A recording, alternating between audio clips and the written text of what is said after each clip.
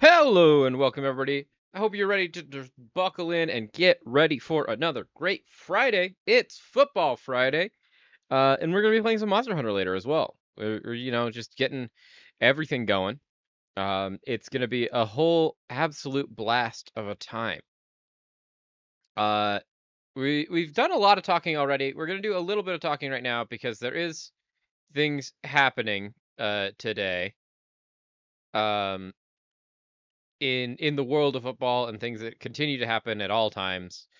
Uh, I don't know necessarily what caused it, but the one thing that I will say is that there was a whole bunch of games that were supposed to happen today, and almost all of them now have been pushed to tomorrow. Fulham versus Villa was supposed to be today. Now it's tomorrow at 5:30 in the morning. Charlton Hull in the Championship, Watford Middlesbrough, Ipswich West Brom, like Armenian League got pushed. A whole bunch of things in the A League. Like, I just don't know why all these things got pushed. Is there something in the news that I need to be aware of for today?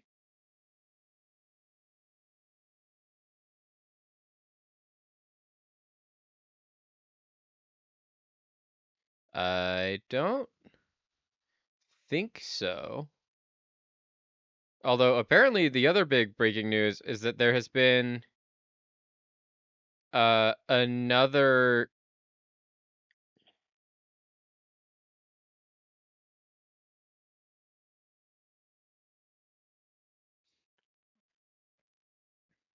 there's been another points deduction in the championship as West Bromwich Albion has now also been struck with a points deduction to join Sheffield Wednesday and Leicester City as the three teams that have been in the championship this season and have gotten points deductions for breaking FFP, which is ridiculous. That like it's just three teams in that year.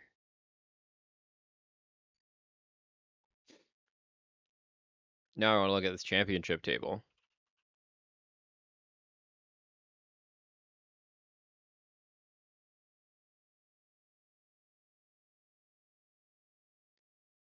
Because Sheffield Wednesday currently have -3 points,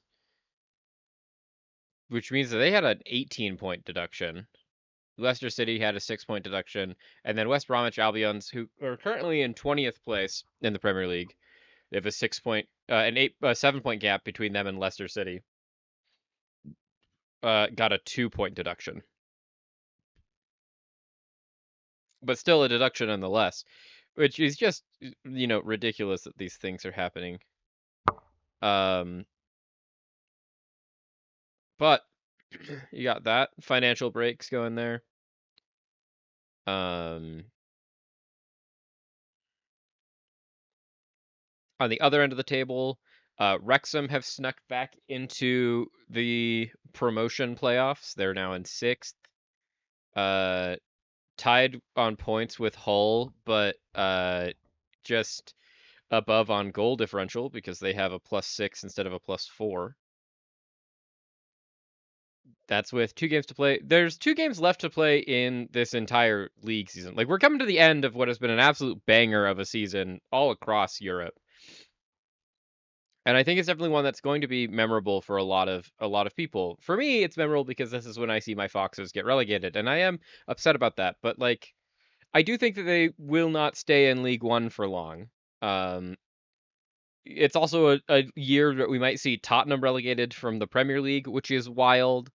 It's a year where Coventry, underneath none other than Frank Lampard, uh, have just absolutely put all together. In Frank Lampard's time that he has been in charge of the Premiership, the Championship club, which is all of this season and like half of last season, he's averaging a 55% last year and a 59% win rate this year. And he's just like absolutely stormed through this season. 26 wins from 44 games, 11 draws, 7 losses, 90 goals scored.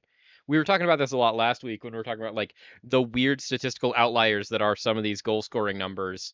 Primarily, like our main conversation around that was like Bayern Munich in the Bundesliga, who have scored over 100 goals this campaign, and how usually those outliers of like these are the people that are going to win or they're going to massively outperform everyone else. Coventry's doing that. They don't have the top goal scorer in the league. That actually is weirdly enough uh Zan Vipotnik, the Slovenian striker for Swansea City, who has currently an average rating of 6.98, which is wild since he's the leading goal scorer in his league. But he's gotten 22 goals from his 42 games, which is like a goal every other game. That's kind of a super impressive number. Um, but the second highest goal scorer in the entire league is Haji Wright, uh, U.S. international. He was, I think, was actually on the team for the last World Cup for the U.S. As a one of our starting strikers. At that point, he was playing at Antalyaspor in Turkey. Um, and then he left Antalyaspor in 2023 to go to Coventry City. And he is now still at Coventry City. He's gotten 17 goals in 38 matches this year, and like he's performing very well. Like I think of American strikers, he might have the highest. To be fair, he's not playing at the highest level of competition of American strikers. You've got Balogun playing in Ligue 1, you've got Pulisic playing in Serie A, but I don't know that either of them have scored anywhere near as many goals. Wrexham have had a very good debut season. They're doing very well. 19 wins, 13 draws, and 12 losses is, I think, better than they would have ever expected to get in their debut season in the championship. And the fact that they are, at this point, 2 games away from being in with a shout for uh, earning their right into the playoffs to then challenge for automatic promotion to the Premier League is ridiculous. Since they're in that same, like, the 4 teams that are in that conversation are Ipswich, Southampton, Middlesbrough, and Wrexham, which is a very impressive place to be in. Ipswich just got relegated. Southampton just got relegated. Middlesbrough, I can't remember the last time Middlesbrough was in the Premier League, but I think they've been in the Premier League before. Um, the last time they were in the Premier League was the 16-17 season. They got promoted and then they finished 19th and got immediately relegated. And then they've floated around the championship for a while since then. Um, Other weird ones for the championship this year is that Millwall is now looking like they're going to get into the automatic promotion. It would be the first time, at least since 2010-11, that they have been in the Premier League. In the same year that Middlesbrough was in the Premier League, was the last year that they were in League One. But now they're currently sitting second. They are actively playing as of right now while we are alive. Leicester City. Uh, Currently it is the 50th minute of that game and is a 0-0 draw. But Leicester City at this point is just like we have one option and one option only. Hi, Rat King. Welcome to the stream. It's great to see you. Um, and that is just play the youngsters and get through that because like clearly doing all of the things that we were doing is not working. Well, you got to get your steps in somehow.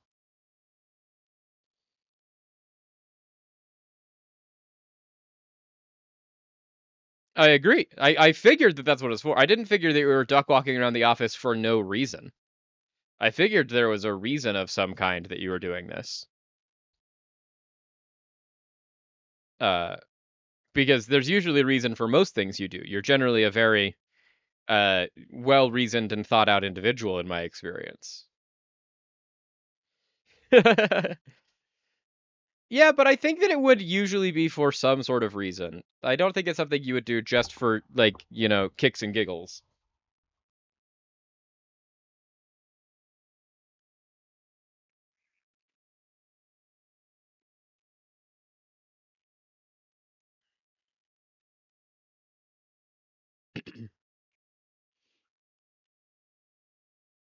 Okay, but yeah, so talking about Leicester, there really is only one thing that I think that we should be doing this time, and like I want to look at this lineup and see if we're even doing it, and it doesn't look like we are. But what I think we should be doing is playing more of our youth players at this point because it's just like we know we're not going to go up, that we're not going to stay up even. We are just going to be able to have to prepare for the fact that we are going to be in League One. And the thing is, like, we have a very good youth system in the Midlands, and we have a really good team that, like, even just playing our youth players like Louis Page or Jeremy Manga, we should be able to get up. Oh yeah, Forest is killing today. We haven't even gotten to talking about Forest today.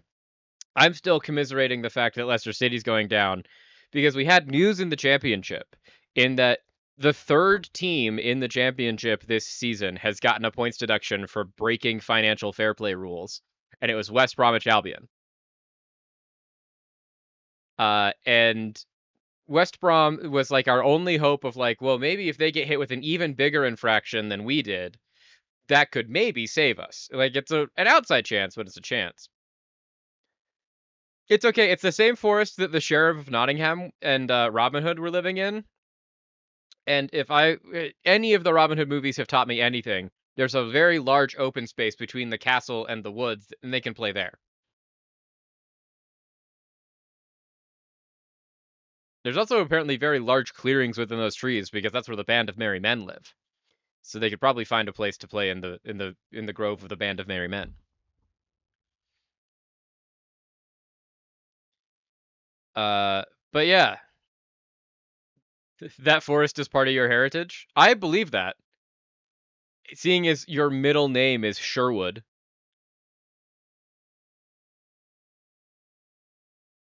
Yeah. It also means that it's part of my heritage, but it's also true.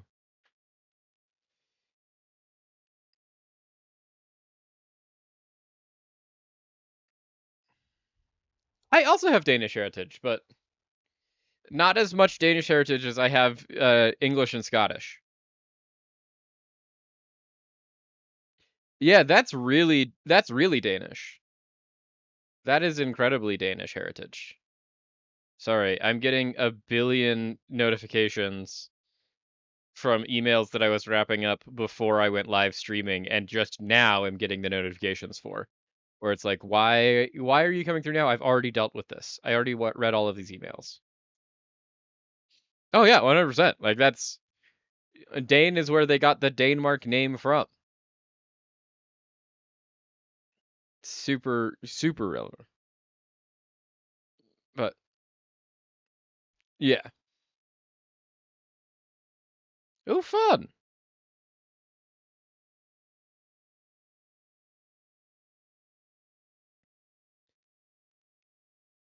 I just come through one of the many lines of Smiths in that there's a billion of us.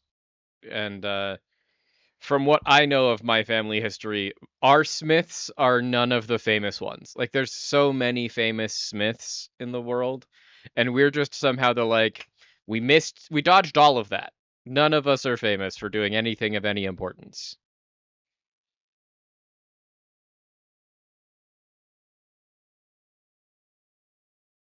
Yeah, no, including Sam Smith. Like the thing is, like, there's a very, very famous Sam Smith, no relation. None of that hullabaloo. Miss us with all of the fame and fortune. We are just average, regular Smiths. We are generic Smiths. We're great. It's great. We miss all of those. We don't need the fame and fortune. We just need the last name.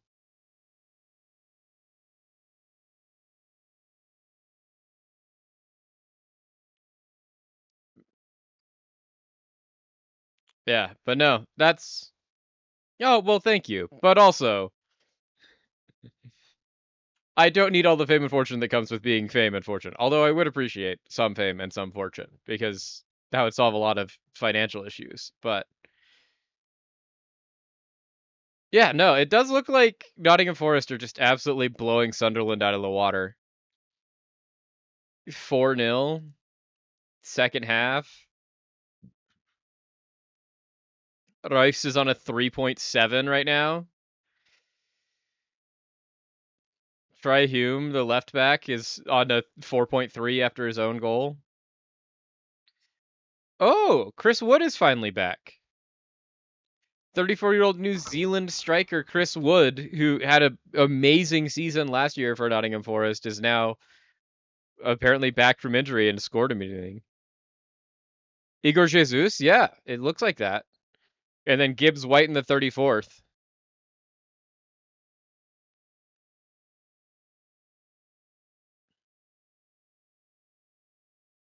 Let's go Igor Jesus. He's finally, getting goals. Of the Brazilian strikers in the Premier League this year, he's the one that I think has been struggling the most.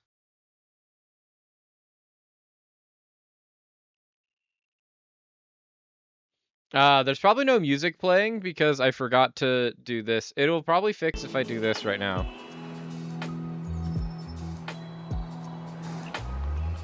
There should be music.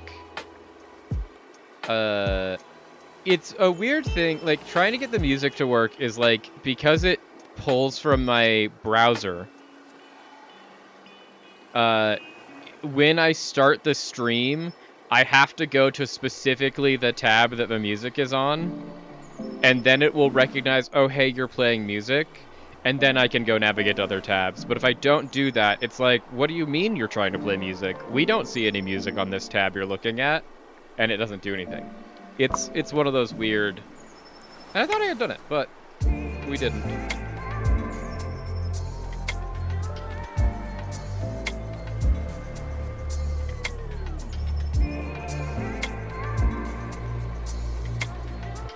Nice dancing.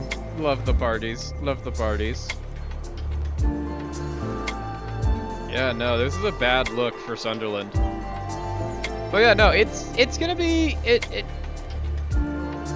an interesting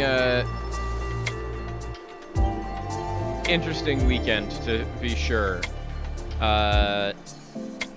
Big storylines going into this weekend that we should cover quickly. Before we get into things, since we've just been sitting here, yapping this entire time. Got 5 weeks left in most leagues. This being like the 5th to last week. At this point, it looks like Serie A is all Inter Milan's to lose. Closest in the hunt is Napoli, but that's because they're currently winning against Cremonese, 4-0. But they are 9 points back, and I don't know that they're going to catch Inter. Inter have Torino next, who are 12th, and that's probably a game that Inter's going to win. Bundesliga, I think, has officially been won by Bayern Munich for like months now.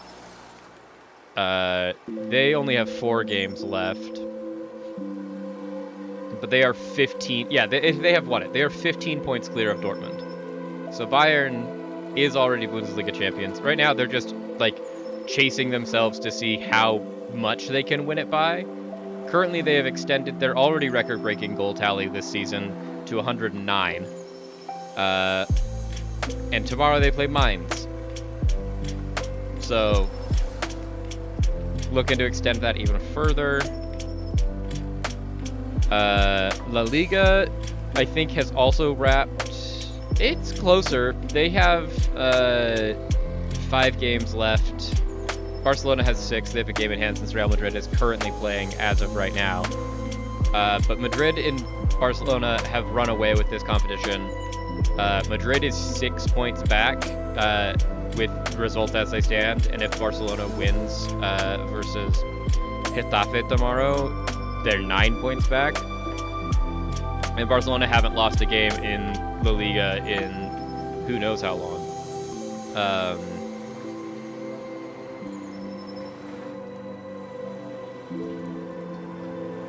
Because I think this loss that they had was, that was in the Champions League quarterfinal. I think in La Liga they have been undefeated for a very, very long time. Premier League obviously is really, really exciting now because Man City and Arsenal now finally even on games played are also even on points. And they're also even on goal difference. That is the other important thing that came out of the 1-0 win at Burnley, is that they are even in every statistic except for goals scored. And that is the third tiebreaker. And that is why Man City is currently top of the table, because they have scored physically 3 more goals than Arsenal. And if they continue to both win out through those time, that will be the determiner. Now, Arsenal plays this weekend. Man City also plays this weekend, but it's in the FA Cup, so they won't play another league match until next weekend when they play Everton. But tomorrow, we have Arsenal versus Newcastle. And if Arsenal can beat Newcastle, they will then jump back into first. But it will be a tenuous grasp on first, as they are exactly even on win, draws, and losses with Man City. But once again, it is going to be a 2-horse race. There are 5 games left in that competition, and third place Man City, who's tied on points with fourth place Aston Villa. Both of those teams are 12 points back. And I doubt that either City or Arsenal are going to drop enough points for either Man United or Villa to overtake them. United, by the way, is playing the midweek game next week. They're playing the Monday game. Yeah, the Monday game next week on the 27th against Brentford. And Villa are playing tomorrow morning against Aston Villa. Villa are playing tomorrow morning against Fulham. So those are going to go in there. And then Ligue 1 is another one of the big leagues. Ligue 1, PSG at this point are going to probably run away with this. They are already 4 points ahead of second place Lens, who held the lead for most of the season, and have really just dropped off of the chase right now, right at the end. And Paris Saint-Germain have a 4-point gap over them, but Lens, as we speak, currently losing to Brest 3-2. That's not a great state to be in if you're trying to overtake top of the table PSG. PSG, by the way, who play Angers tomorrow, but also have a unscheduled, as of right now, makeup game against Strasbourg at some point in the future. Those two both on 29, while everyone else is on 30. But yeah, no. So things at this point, we're getting to the end of the season. There's no real, other than the Premier League City-Arsenal race, there's no real, tight races. The other real tight ones are just, races to get into European competition and races to not get relegated. The relegation race at the bottom of the Premier League table is really hot right now.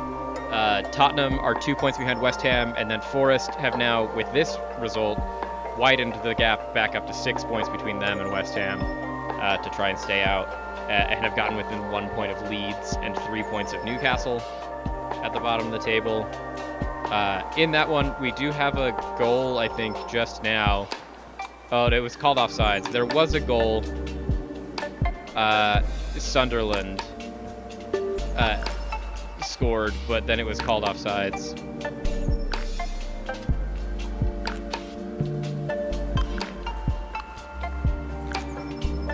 Other than that, any other big teams in bad situations?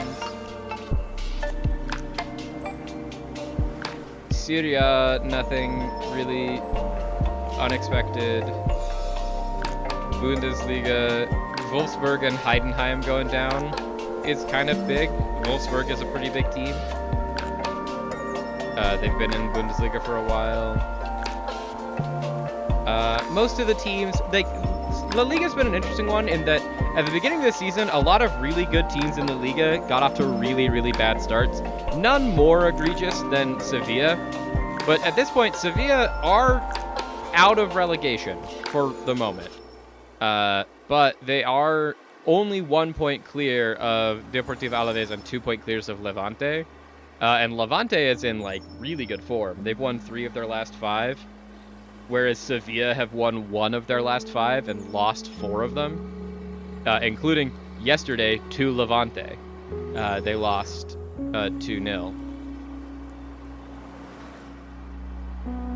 Which is weird, because they lost to Levante yesterday, and then last week they beat Atletico Madrid 2-1.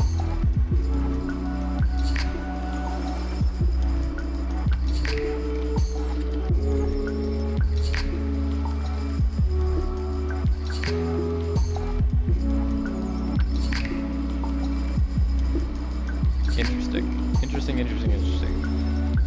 So, like, Villarreal might go... Sevilla might go down. Villarreal also had a bad start to their season, but Villarreal now are in 3rd. So, like, they turned that one around, which is good. And then Liga... Metz, Nantes, and Auxerre are the ones going down. That's fine. That is kind of who you'd expect for that. But yeah, no. That's kind of the state as it is. Like I said, Sunderland, Nottingham Forest today. Tomorrow we have a weird mix of games because we have both Premier League and FA Cup games this weekend. So tomorrow we have Fulham, Villa, Liverpool, Crystal Palace, West Ham, Everton, Wolves, Tottenham, and Arsenal, Newcastle. But we also have Man City, Southampton, which Man City, not a beautiful win against Burnley in the midweek. And Southampton, while being a championship side, definitely a better team than Burnley. And, like, you'd expect Man City to be able to win that one, but who knows? Southampton, Magic of the Cup, anything could happen. And then Sunday, there is no Premier League because it's only FA Cup. And that's Chelsea versus Leeds. The honestly real game to watch is Sunday Coventry versus Wrexham at 5 a.m. Top of the table versus 6th. Coventry, it means nothing to them if they win this because there's no way for them not to win the league at this point. They are guaranteed promoted. They are going to the Premier League next year, and there is mathematically no way for them not to get promoted to the Premier League. But Wrexham, they're in a like 3-way tie to be in 6th to try and get an opportunity to play to get into the Premier League next year. So that's a one that like Wrexham need to win, whereas Frank Lampard and his men at Coventry City, it's kind of meaningless to them. Like, yeah, they would love to win it, but also they've already won. So like, it doesn't mean as much. Other than that, Monday, like I said, is Man United versus Brentford. And that is the week ahead. It'll be a good week. I'm excited for it. But like that's the Red Dragons, I think, is the one to watch on Sunday.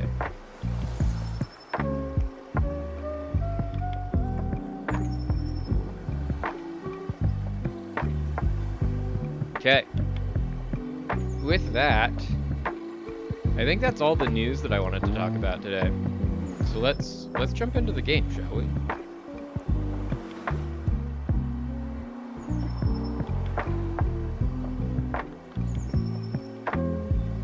Okay, so we did have actually a great stream last week, and well, not that last week, it was this Wednesday, and we find ourselves in a precarious position that we've been in before, of we are in first.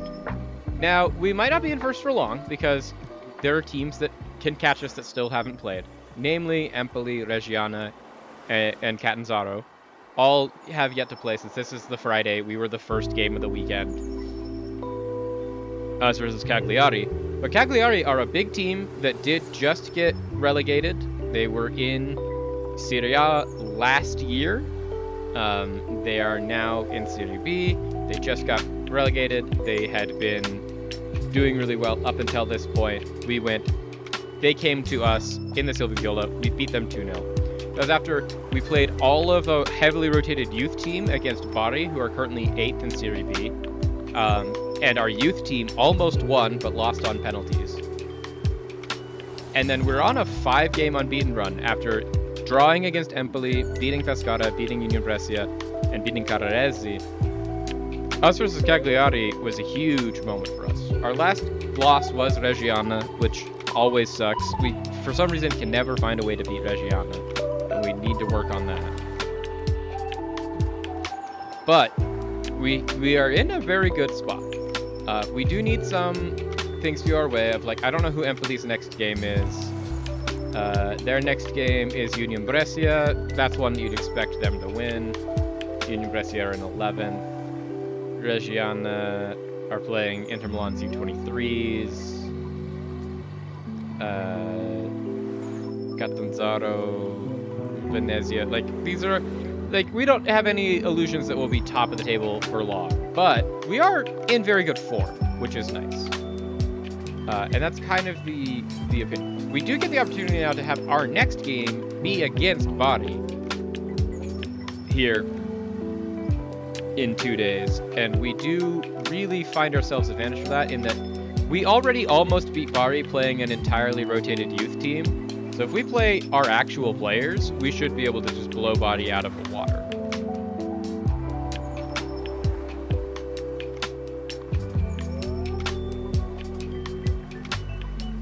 Voti?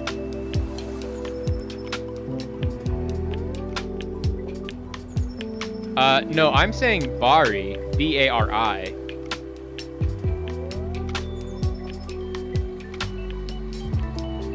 Unfortunately, it's not the Swordmaster Voti. I do apologize for that. We also do have a very unique, positive situation that I am genuinely happy for in our club, and that is that we have 2 strikers that actually are scoring goals. And that's a very nice place to be. Yeah. If we get a Voti, though, I'll let you know.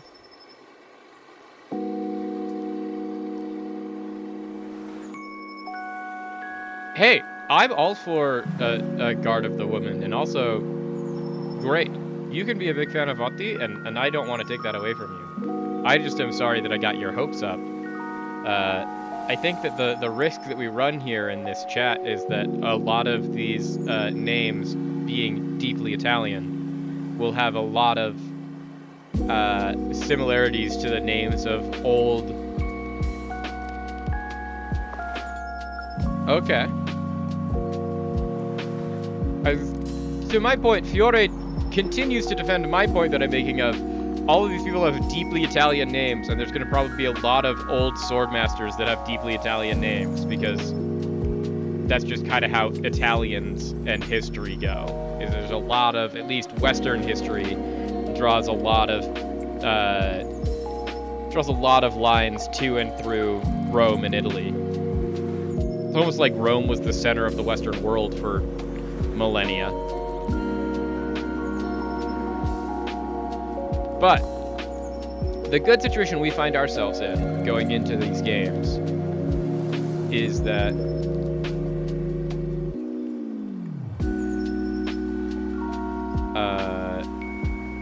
if we look at our goals, we have a lot of people that are scoring. Rasmussen has scored 4 goals. Giuseppe is up to 4 goals. Well, there are also Germans, but like... that would also make sense. Fiore and Voti both could be Spanish names. That's the annoying thing about all of the Latin-based languages. Is like, they could be any of them, really.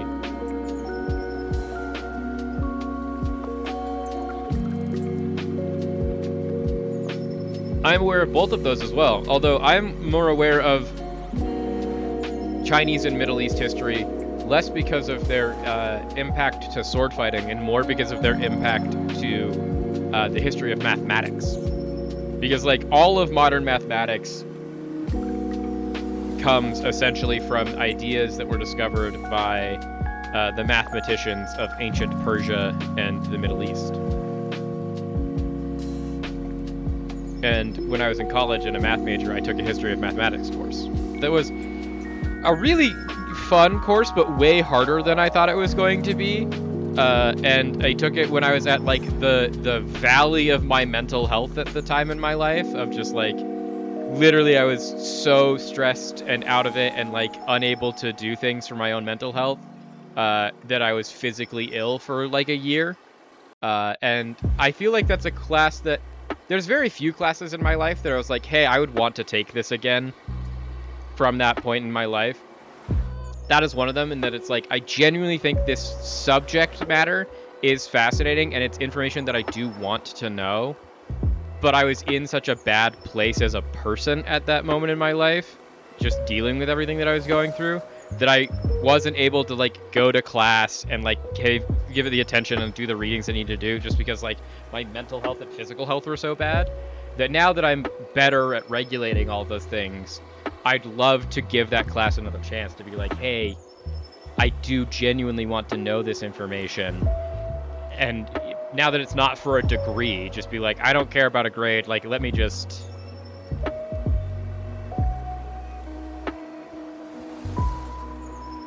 Yeah, there you go. The Chinese one also gets me into, like, the entire breadth of storytelling that exists based off of, like, offshoots of,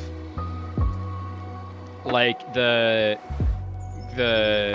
ancient Chinese factions of, like, whether that's telling martial arts stories in, like, the Wing Chun version of, like, movies and the whole kung fu movie genre that comes out of primarily Hong Kong, or like Tales from the West kind of inspired stuff, or it's like the Five Dynasties in whatever area.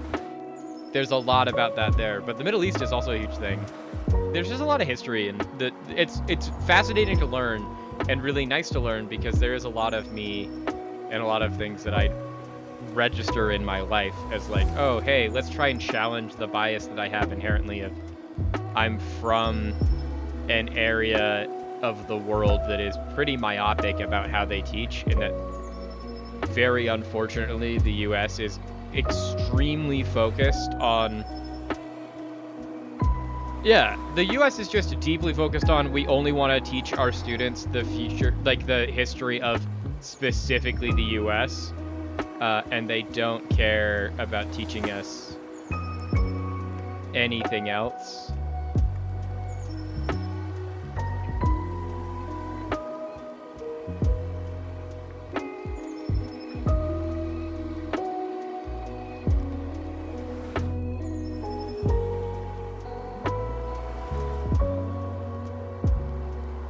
Jeez, the mods have been active the past couple of days. I had a lot of people, a lot of fake people coming in and trying to post links the mods have been having to crack down on. Okay, so we are going up against Bari today, and we are playing, instead of just all of our youth players, which is what happened when we played them in the Cup, we're playing actual players. And because we almost beat them when we played only our youth players, I'm expecting us to absolutely dumpster them playing real players.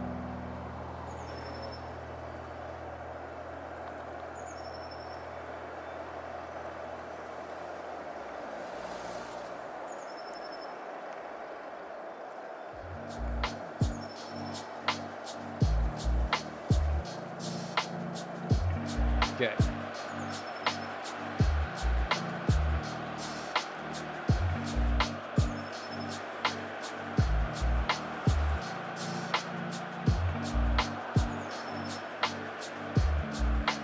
Okay, we are going against Bari. Bari are 6 points behind us and 7 positions behind us. Nightbot is putting in work. The thing is, like, I'm so used to Nightbot not putting in the work that, like, I have to mouse over here and automatically delete and, like, ban these messages on my own. So it's wild to me that in the past 2 days, it's been like, no, even Nightbot has seen this issue. And it's like, hey, we are cracking down on this.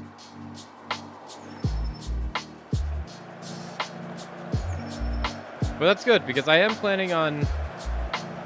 I have so many projects in the work that I'm working on in the background, but one of them that I'm planning on working on this weekend is making some more updates to Nightbot of just, like, some more of the automated functions that it can do, of, like, what are some more chat commands.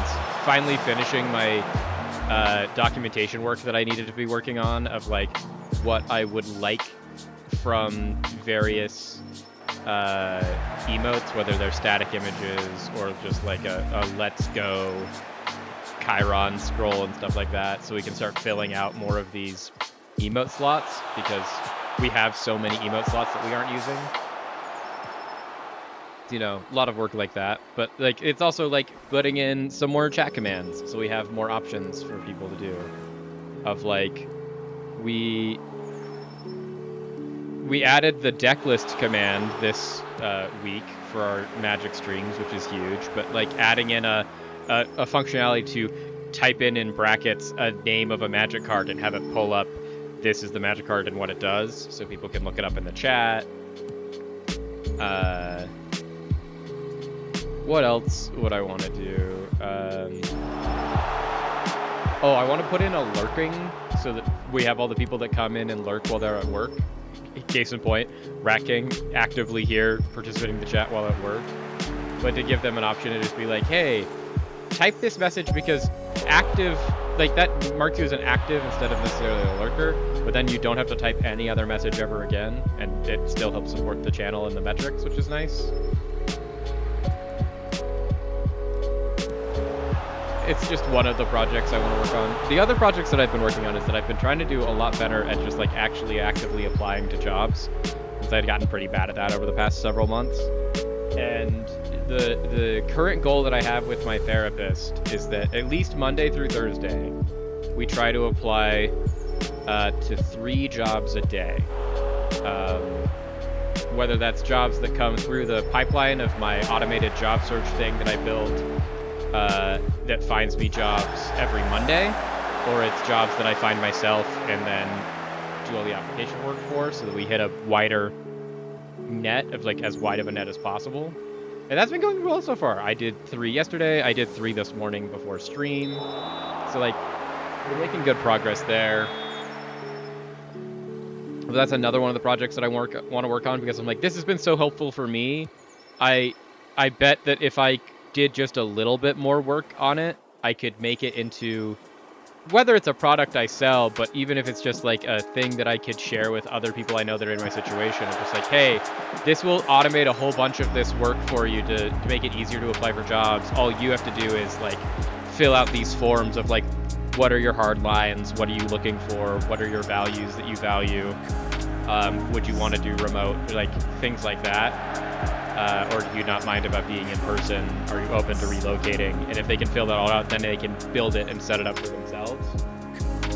And that, I think, is a thing that is offered by a lot of things. It's like, I know it's a sort of a thing that LinkedIn offers. It's a thing that Indeed, but it's also like, if you want that from LinkedIn, you have to pay for LinkedIn Premium, which is like $300 a year. And I'm like, the amount of work it took me to build this, I would have to look at like what web hosting costs would be like, and I know what the costs are for like to run a single run through of it, because it has the function to either look at individual job postings as you post in a URL for them, or scraping Indeed for job postings. A big, it's not actually scraping, because the Indeed has released their API to chat models, so you can do this, so it's not an ethical concern or a legal concern. But doing all that, running that, like the big scan takes like 25 cents, and individual ones are like 3. And so I'm like, if I just charge people a like, hey, you can use this and set it up and like shoot me like $3 to $5, that's passive income that would not be insubstantial. I'm also working on like teaching myself a coding language right now, and I've built like 2/3 of a fantasy football game style thing already that I want to work on. I got so many projects that I'm looking forward to this weekend.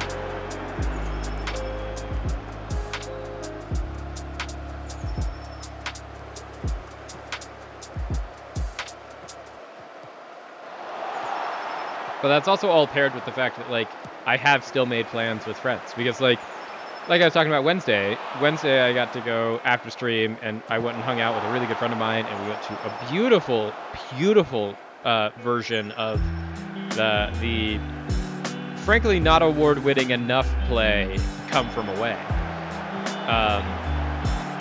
which is just a beautiful play. If you haven't watched it, I would highly recommend it. There's a lot of places that you can watch it as an actual play, but they also did a filmed recording that I think is still on Apple TV, that if you have access to Apple TV, I highly recommend it. The story is that of the like week immediately after the 9/11 terrorist attacks in the U.S., where for the week after that, U.S. airspace was canceled, and all of the people that were flying into the U.S. that day had to get rerouted to different places. Oh, come on.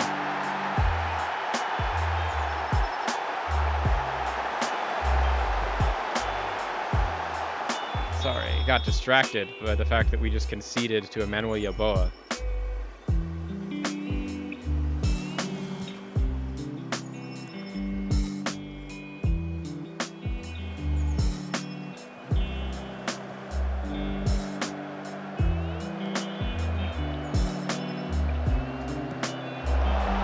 Don't love that. Okay, Altobelli. I'll take that yellow card. But, so it's a beautiful story of all of these people get rerouted. They can't fly into the U.S. anymore, and so they get sent to a whole bunch of places all over the world. But the story specifically talks about them all getting sent to this massive airport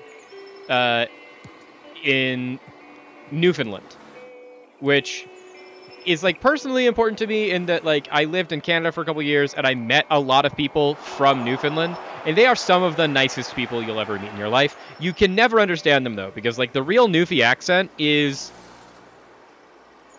completely like incomprehensible unless you have spent a lot of time around people from Newfoundland or are from Newfoundland yourself. Like it is just, there is truly no other sound like it.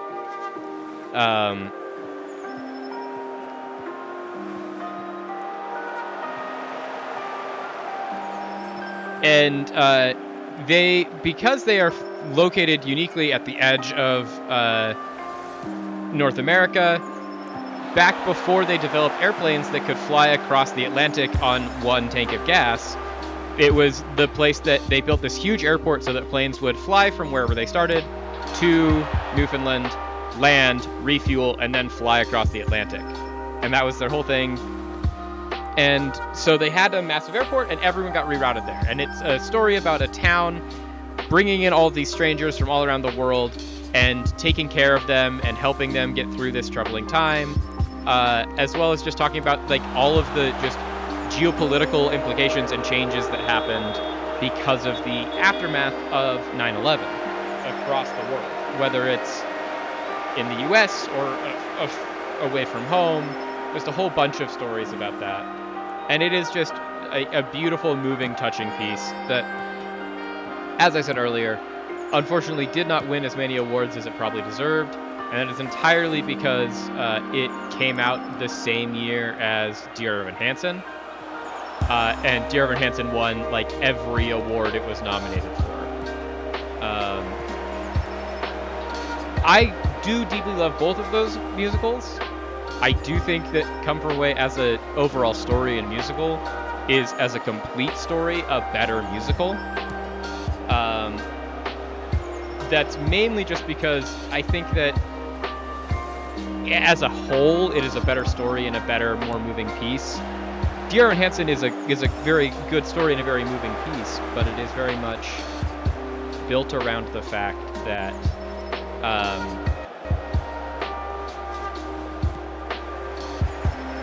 I have somehow lost connection on my headphones to the stream computer, and am now listening to the stream on my phone.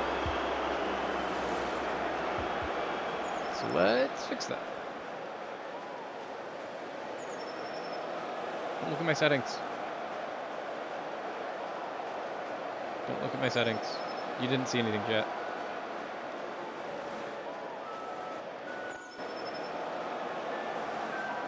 There we go. There we go.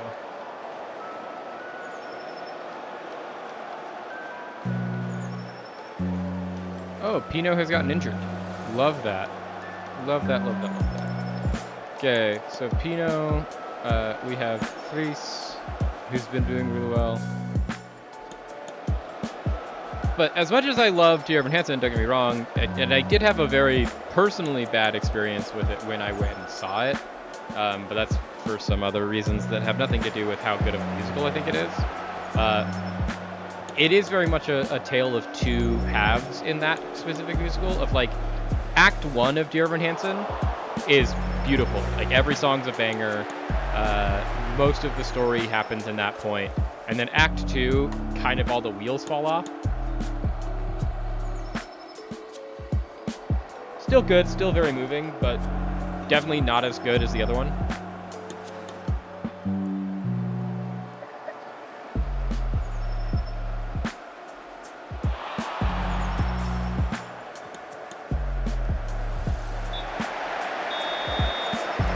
Okay, so I don't like that we are down 1-0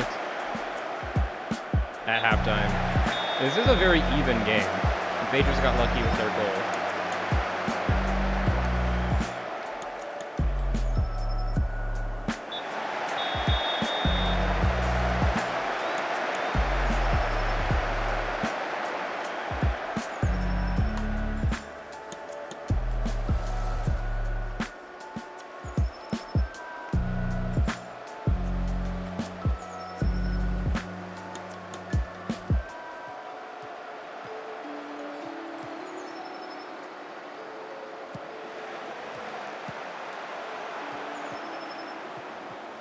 Okay.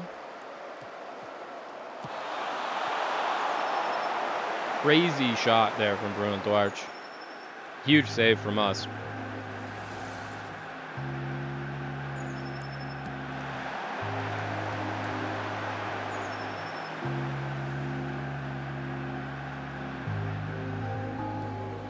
Okay. I think we go attacking.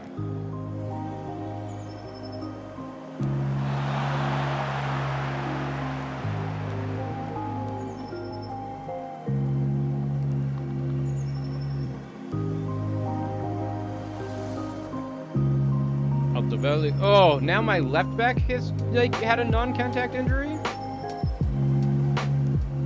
Okay, so we've lost both of our fullbacks in this game.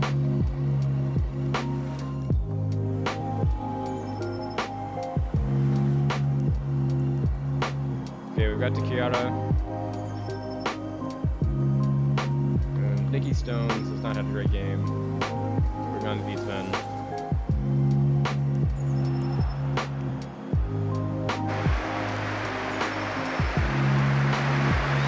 I wasn't planning on making that sub then, but it did work out pretty well. We do need to probably bring up Loretti to get someone better on this left wing and more creative on the left wing.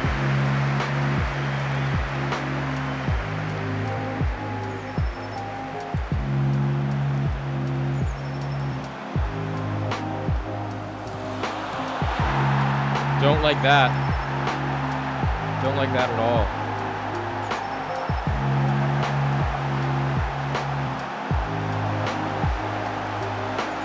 Another one of like, we've been the better team and then we just get super unlucky like that.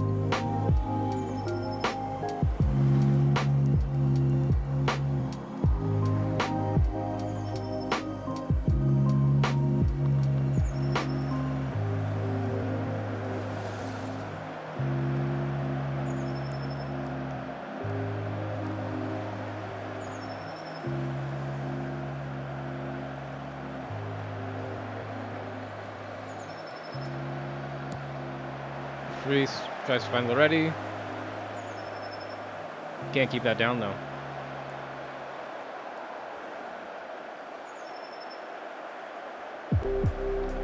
So Arena and Loretti probably need to come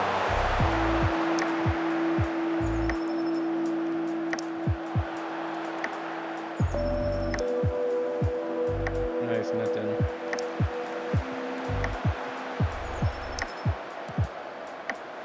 Reese does good there.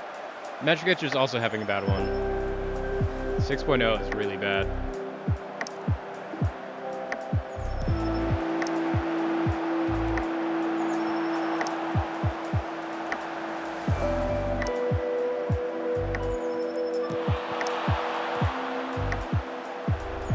Somehow that's a corner. Loretti needs to come off though. Rosito. Arena for Giuseppe.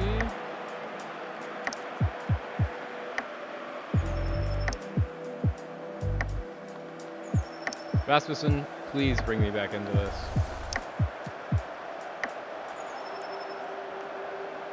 Didn't even get anywhere near to that. Just kicked it straight out of bounds.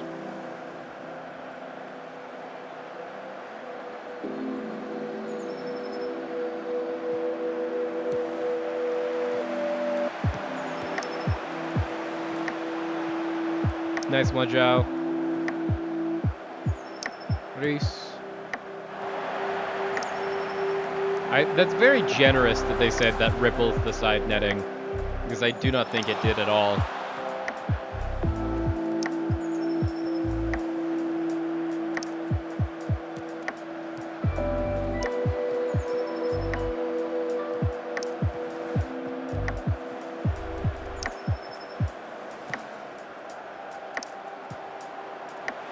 Rosito won that header, which is nice. Love to see that.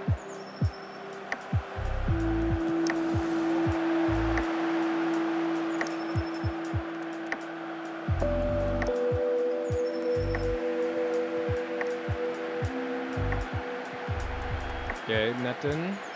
Back to Di Chiara. Jeez, where's the team that we were, like, where's the performance we had against these guys in the Cup? Like a week ago, where we almost beat them with their youth team. Like, I feel like I want to yell at the team again, because they're just doing so badly.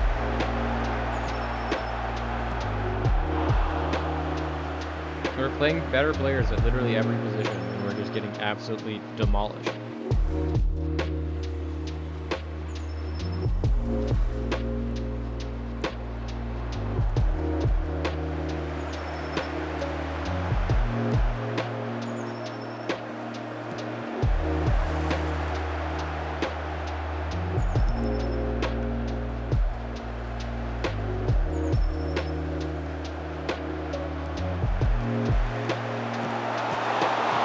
Hey, Magic's had a bad game so far, but he made that save. Reese. Plays in melee. That was a good cross for a melee, just went straight to the keeper.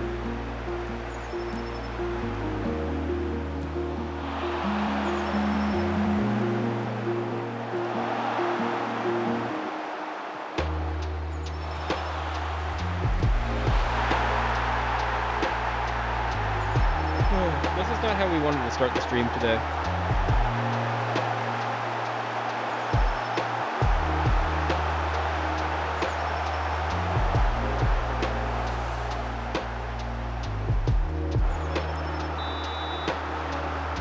An Emmanuel Yeboah hat-trick is not how I wanted to start the stream today, nor how I thought we would start the stream. I thought we would be better at this defensively. We beat Cagliari 2-0.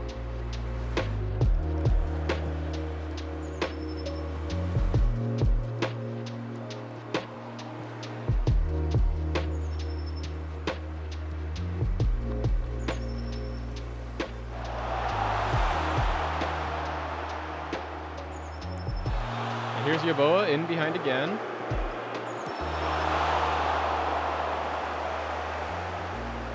Oh, Real Madrid has scored again.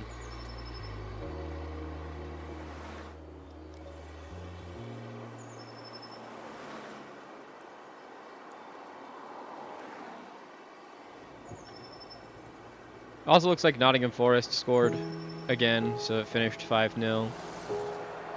Elliot Anderson, in the 95th minute. Lons tied it back up with Brest.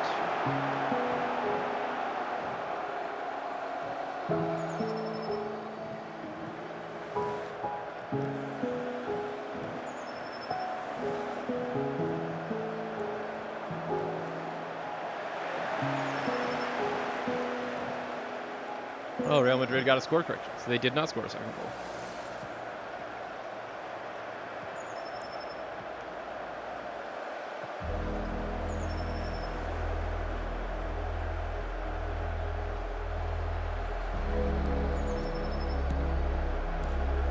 Giuseppe at least taking a shot there. Oh, and Real Betis has scored.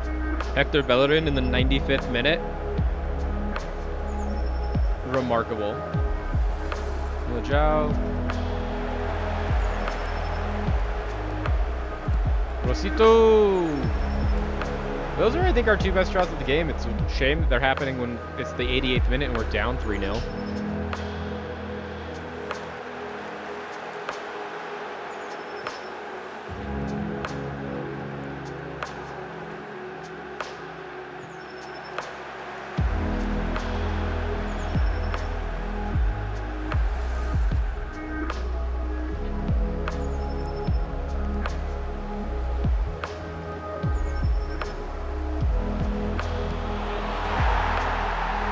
Cool.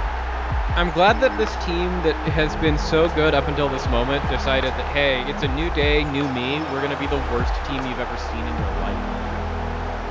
Because Bruno Duarte picks us up. Luke Netton, who's one of our best defensive players, who admittedly is very tired, doesn't track back. Stanic steps up to get Castrovilli. That lets in Bruno Duarte behind him. We just get absolutely picked apart by that.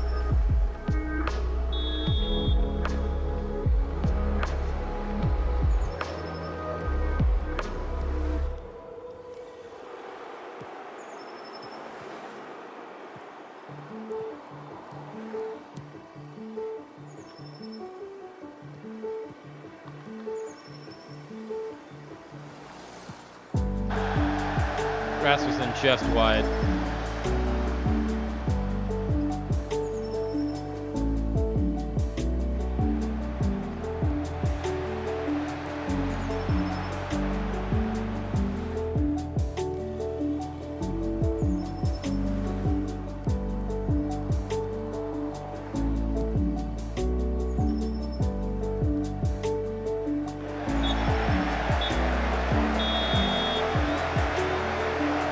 So mad.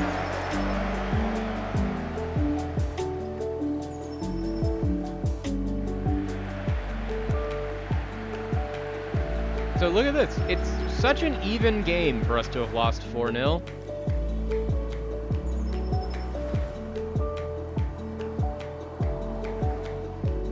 See, this is one of the moments where I'm sad that we lost the functionality to throw a water bottle at our players.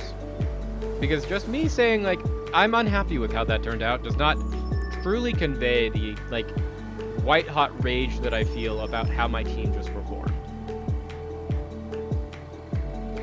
Because my true feelings about how my team performed is, how in the world do you get a team that we literally just played a week ago in the Coppa d'Italia, and we lost on penalties, and then we go right back there and we lose 4-0,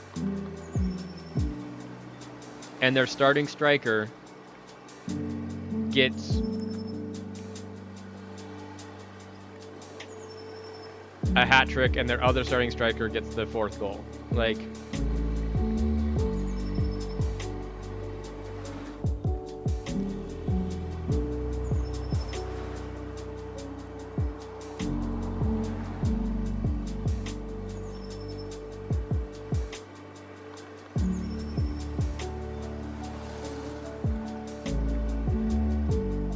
but yeah, so, you know, horrible start to the stream. For some unbelievable reason, we are still in first. And it's mainly probably because just no one else has played 8 games other than Cagliari.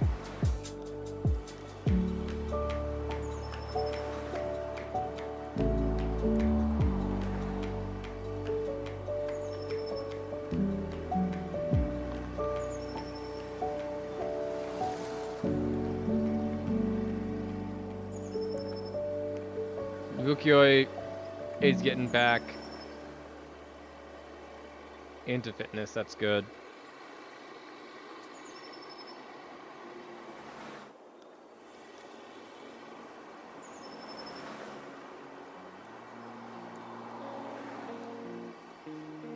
Okay, now we have to play Monza in 3 days. We're at least playing them at home.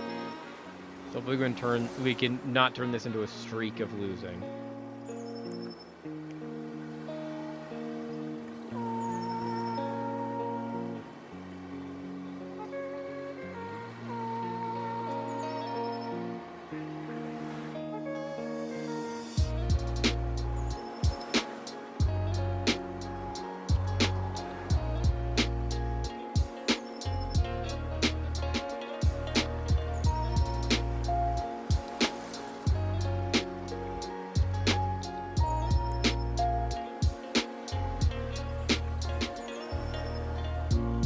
Monza are in 8th.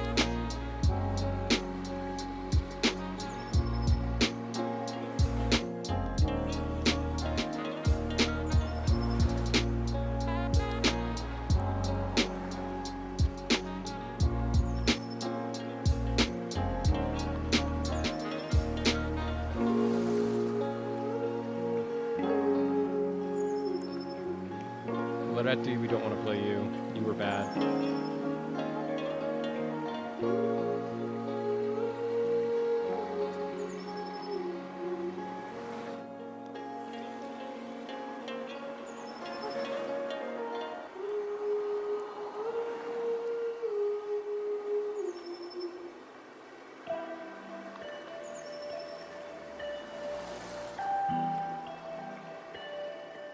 Grillo is our backup left back for today.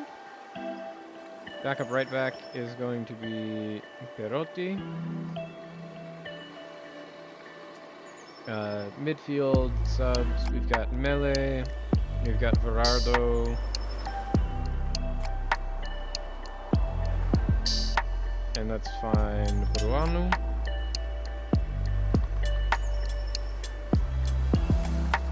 And then Loretti and Semedo, Arena.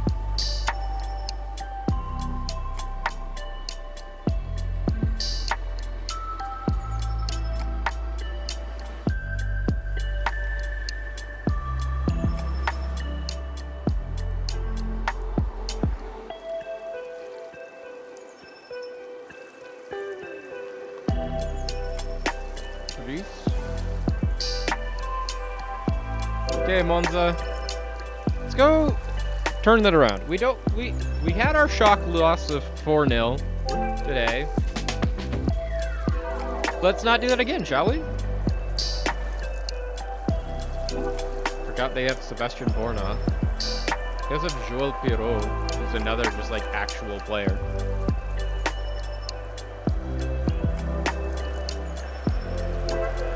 We are at home though, Silvio Piola. We got a full house. The fans are here for us.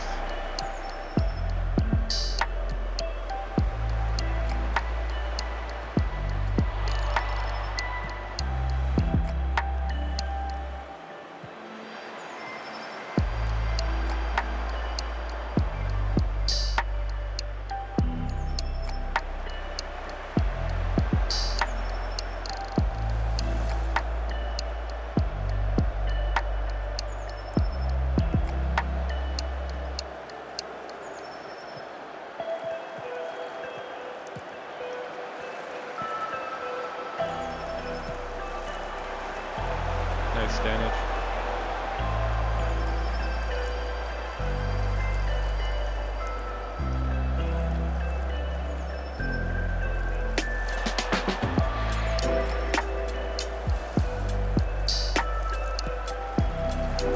Don't like that they keep finding Sambo out in space, but I do like that Gianluca keeps actually getting back for it, which is nice. I do like having him a little bit better than Altobelli.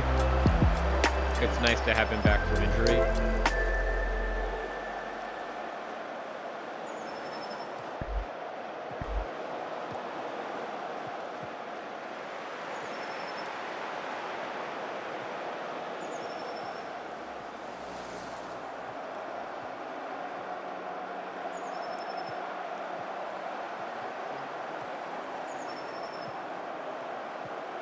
Okay, Renzi has been lackluster on the right wing today.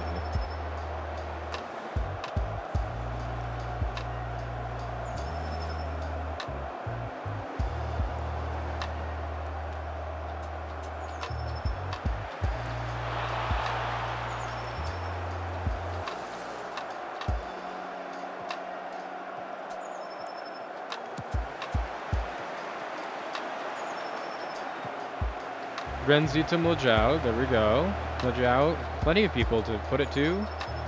Mickey Stones, Rasmussen. Monza in the way. Can't fault them on that one. They worked the ball well. The only thing I would have liked more is if Mojao hadn't passed it back, but instead squared it the first time he got into the box. Also, why is Mojao somehow defending at left back?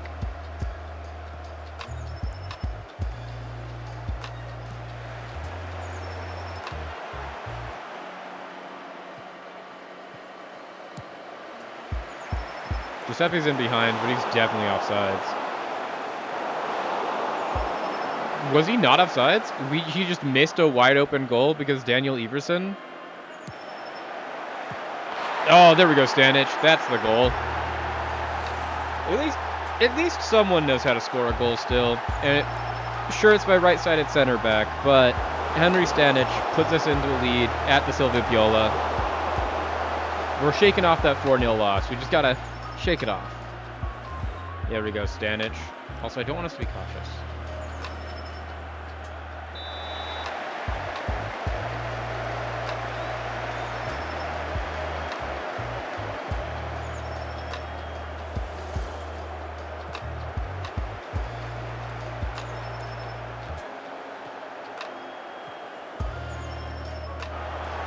Nice. Way to go, Chiara.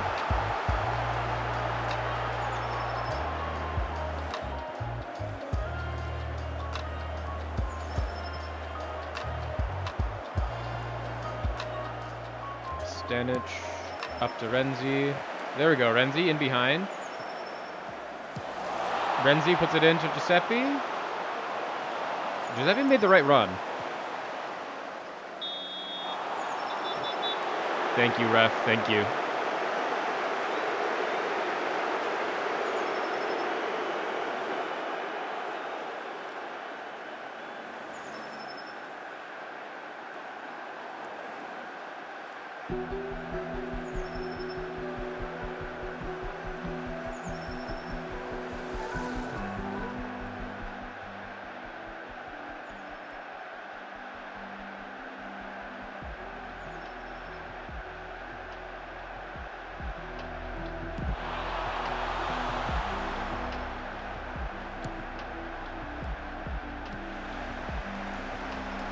Renzi.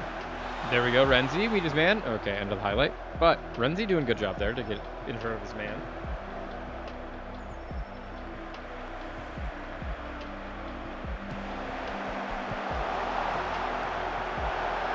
Rasmussen finds Chiara. Back to Rasmussen. Back to Chiara. Oh, that was a real tricky one. Chiara, back post. Oof.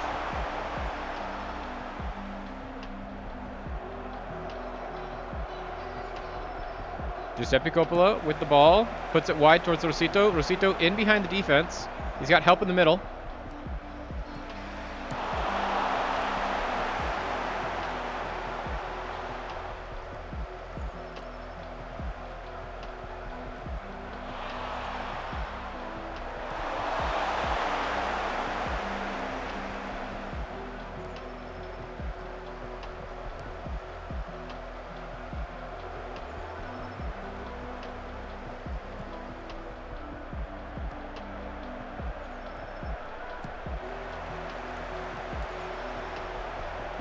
Maruzzi. Okay. Netin is in front of this.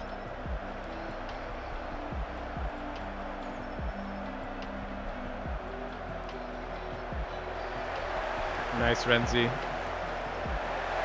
Renzi, don't be actually hurt, please. I've already lost so many right backs. I can't lose another right back. Oh, that's not good. Straight to red fitness is real bad.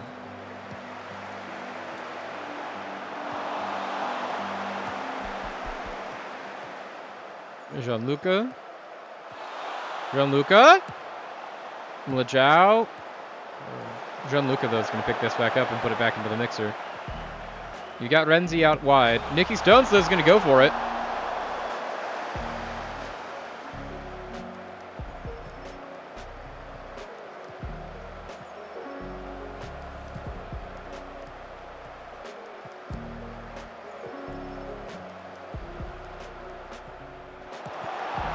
Nice, Renzi. Renzi, even with the injury, getting back, putting his body on the line, took that cross directly to the head.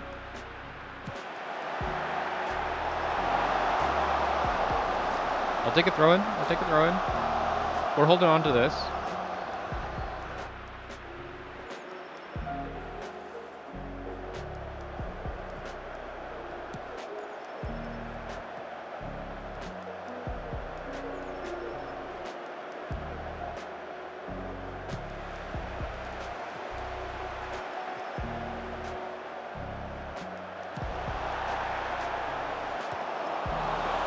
There we go. Match kick.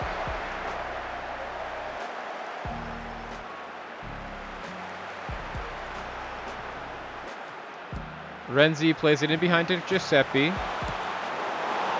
Giuseppe was offsides this time, so that's good. But it's 2-for-2 where he's been in behind the defense, one-on-one with the keeper, and has been beaten by Daniel Iversen.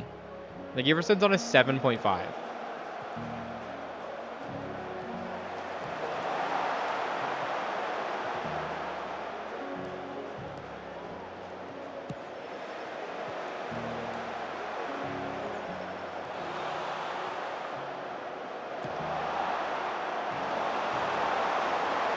Okay, there we go.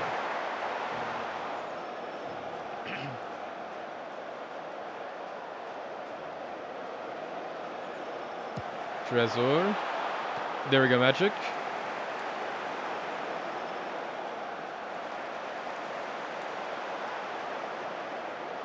He is magic, I will say that much. Okay, Netin, try that again. Thank you, Delicati.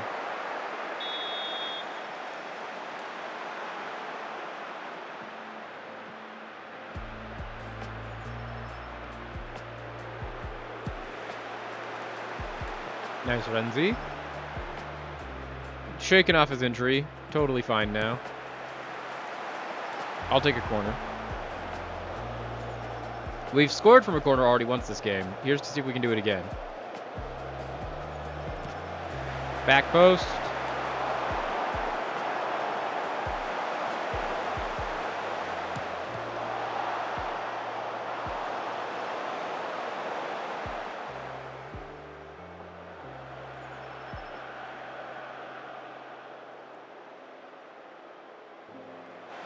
Matthias Rasmussen. He's scored from here before. Iversen, once again, having an insane...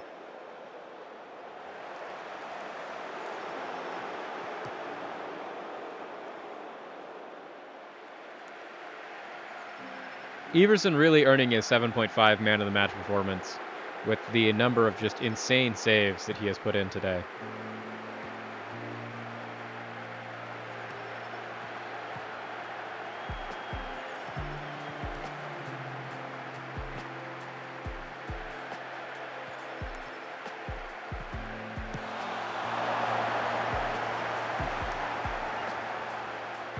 Lajao and Renzi both probably need to come off at halftime. We might be able to get them to 60 minutes, but they are definitely need that. We can take a different... We can find a different gear for this match.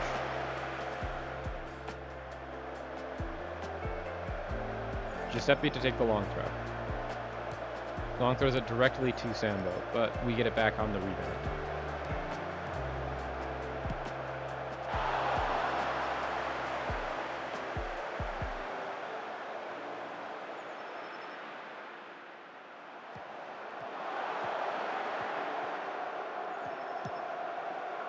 Gianluca Di Chiara.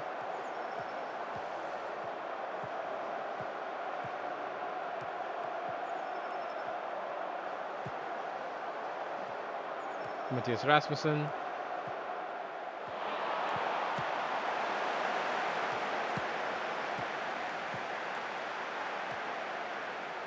Okay, Boriev.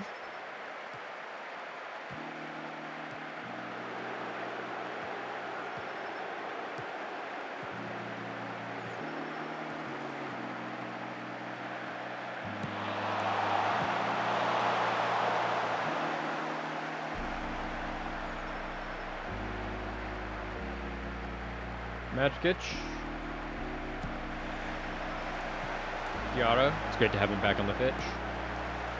Renzi doing well after suffering a potential back strain in the first half. And then immediately running into the first defender.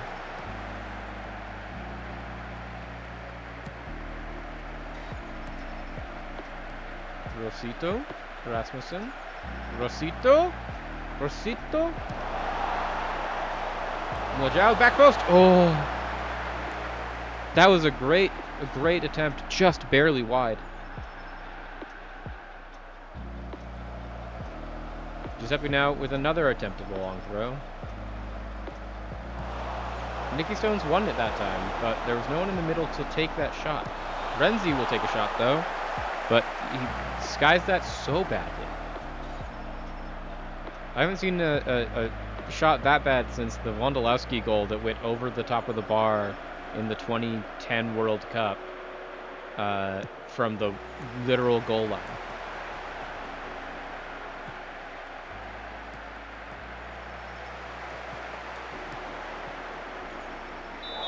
And now Renzi's making poor choices. But if we can hold him for another 4 minutes, we can take him off. Revamp our right-hand side of the whole equation.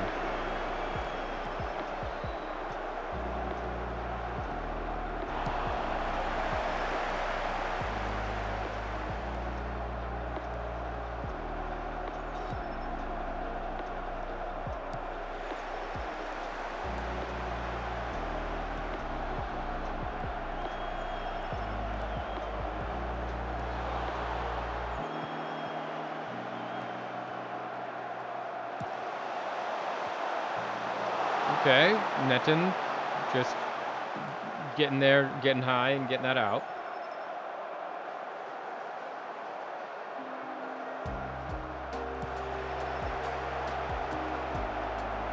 Nice close here.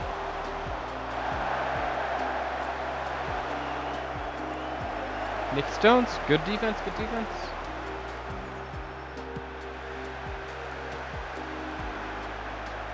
Oh, Rosito's in behind. He's got support. That was not the support though. That was like a pass directly into their player.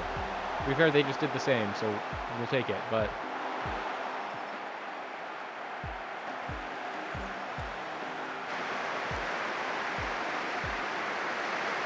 we'll make some changes. Renzi can come off for Perotti.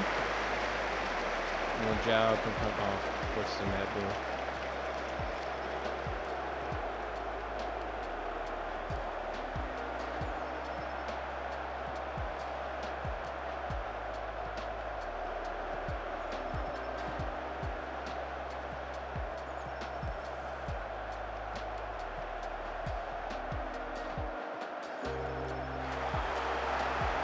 Renzi, with his last action of the game, puts it out for a corner.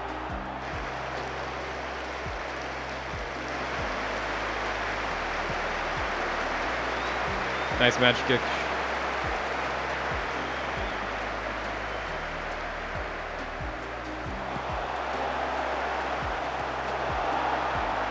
Nice goes here.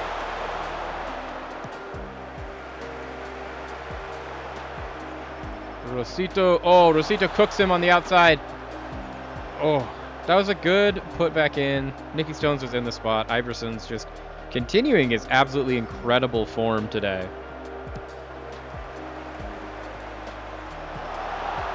Nice Rasmussen. Oh, Giuseppe's in behind. Giuseppe finally. No. No, Giuseppe. That's Giuseppe's third one-on-one with Daniel Iverson that he's lost.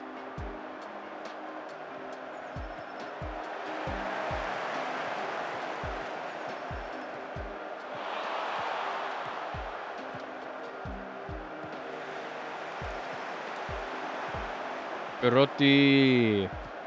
Okay, he's playing in Semedo. Netin. Oh, honestly, that's what we want. We want more opportunities like that. We just would have like preferred Nicky Stones being the one running onto that than Luke Netin.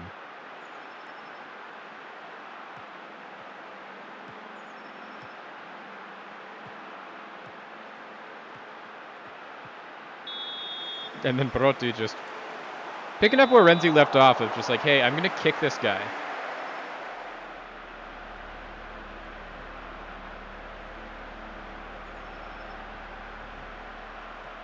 Nicky Stones for Vitvin.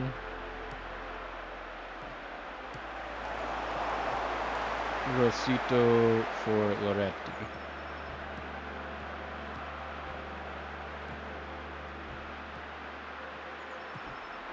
Rasmussen. There we go. Nice Perotti. Nice. Oh, now Perotti.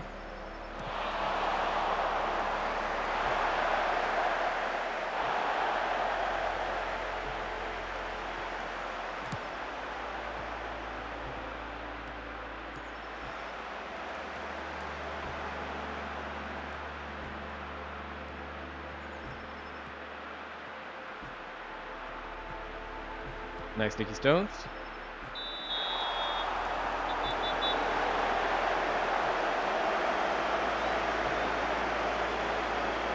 I'll take a yellow card for you absolutely destroying. Hey, they put Sebastian Borna up top.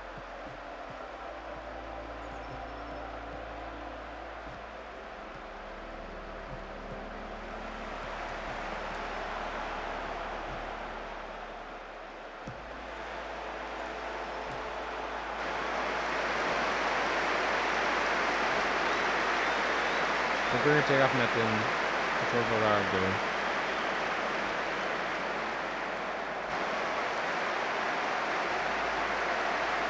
Perotti going short with the throw in here.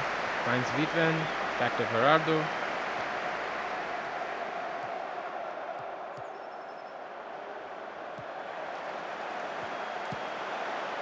Chiara tries to find Coppola.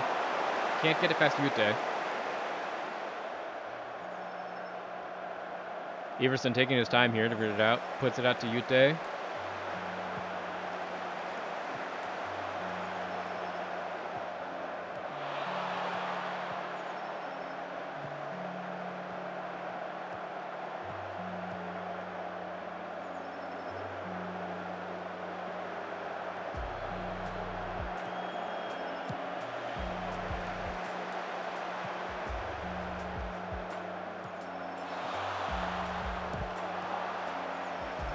Okay, so we'll take a corner. We can defend a corner pretty well. Piero to put it in. There we go. Semedo chase that down.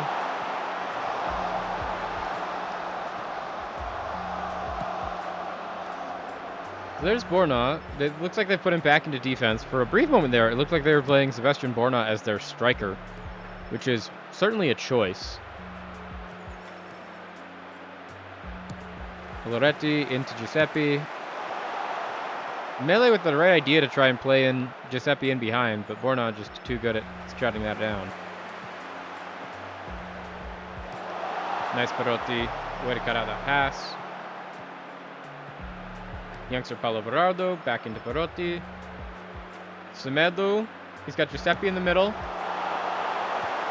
Plays it too far behind him though. Loretti now from range. Everson's got that every day of the week.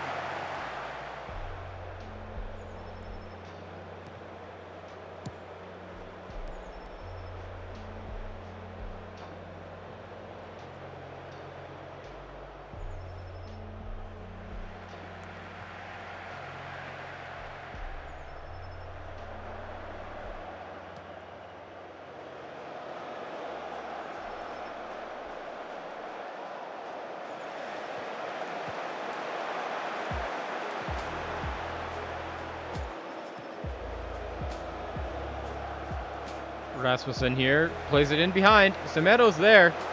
Semedo went for the far corner, didn't get it, but I like the idea. We looked like we were going to score a second goal in this game.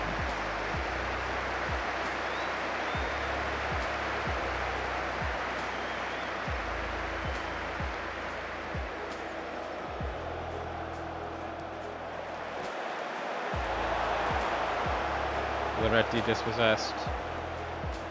At this point, let's just try and kill out this game, I think.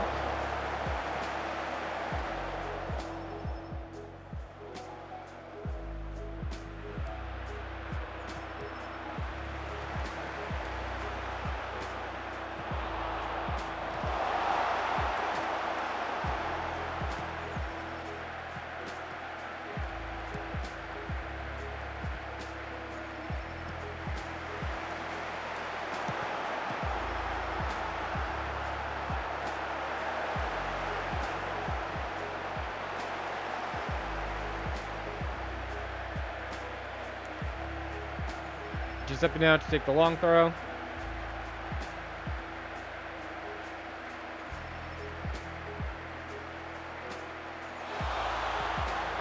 Kosier wins the header, but no one there to get it at the back post.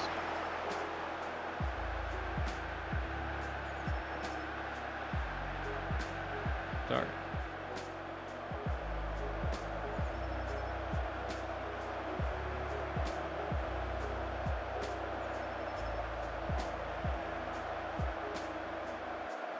Gianluca Di Chiara.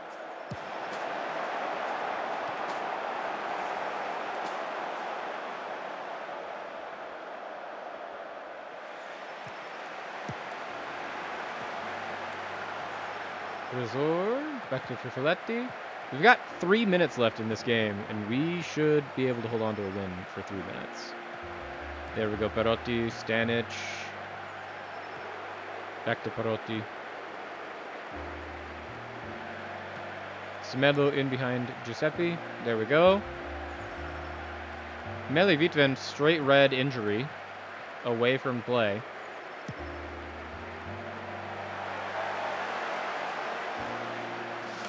Completely twisted his ankle. Hate to see it, because we don't have anyone that we can bring on for that. So we're just going to play without Meli Vitven.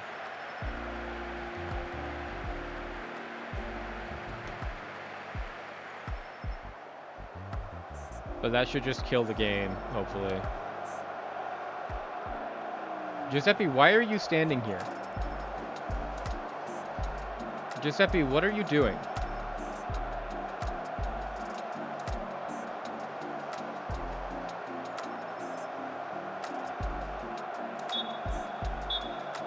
Okay, we'll take the win, but also I don't know what was going on there at the end. Giuseppe was just standing out of bounds.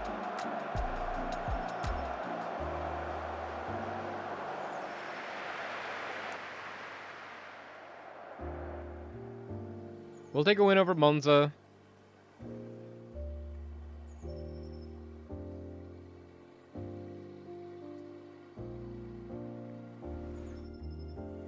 Out for 2 weeks.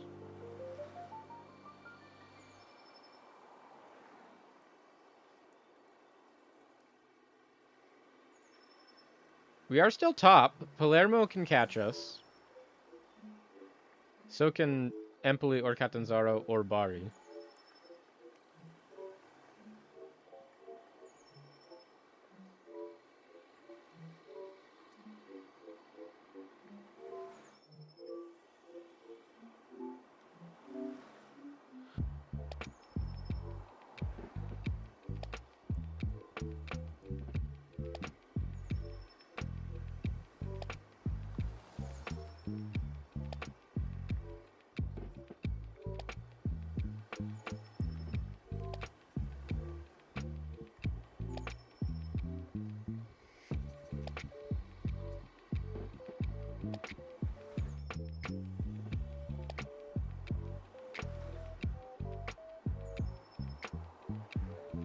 Jeremy Ledurant at Palermo is player of the week. Not a great thing to hear when we have to play Palermo today.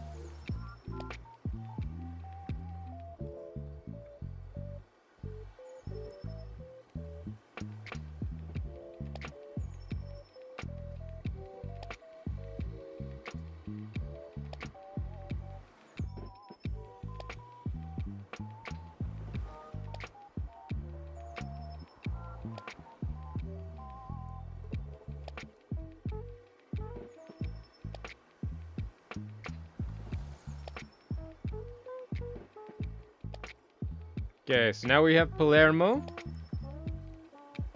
Then it'll be the Juventus U23s.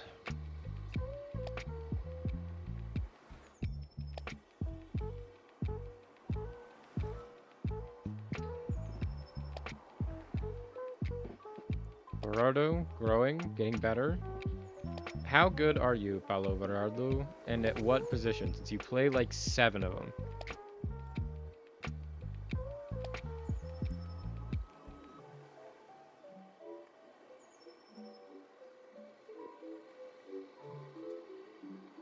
So as a striker, Paulo Berardo, -5. -8, -10, -15, -20, -24, -28, -30, -28. So he's a -28 striker, so that's the reason why we're not playing him striker.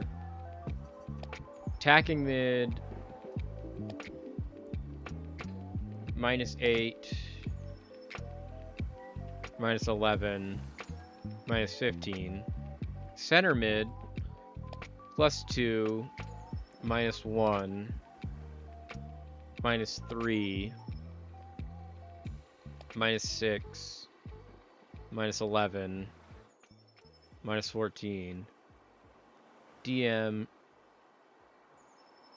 -13, no, -3, -1, -2, -5, -7, -6. So the best thing you are is a DM.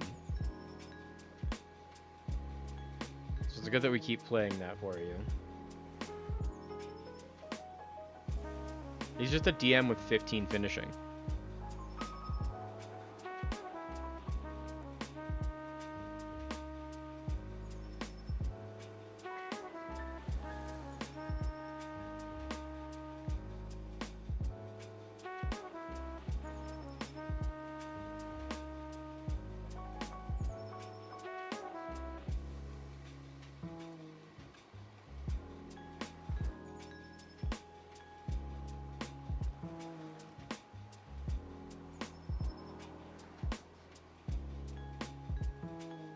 Perotti.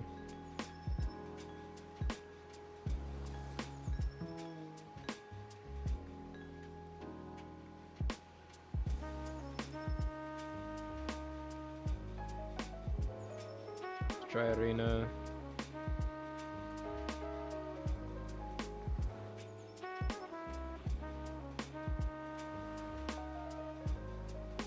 Let's try Bustin and Dela Russo.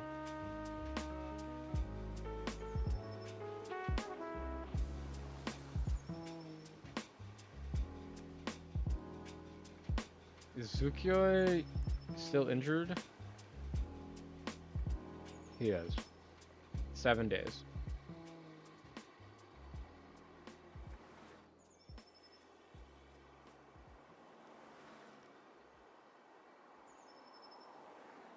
Grillo, Dino, Verardo, Bruano.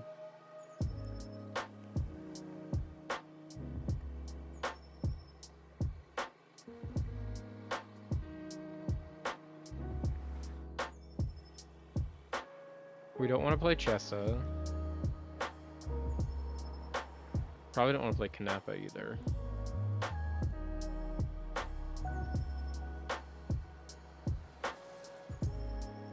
Oh, yeah, Bruno Verardo. Where's Renzi? There's Renzi. Renzi's at... I forget since we played Renzi at right back so much. Renzi's actually a midfielder. Perfect. And then we've got Rosito and Loretti. And then Giuseppe.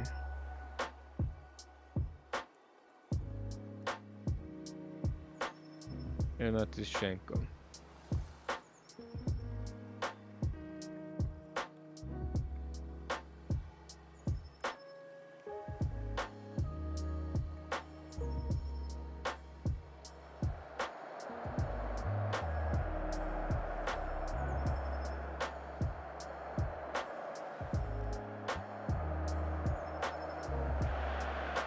Palermo. Okay, so Palermo is it's supposed to be a good team in this league. We have historically had a very good run of form against Palermo.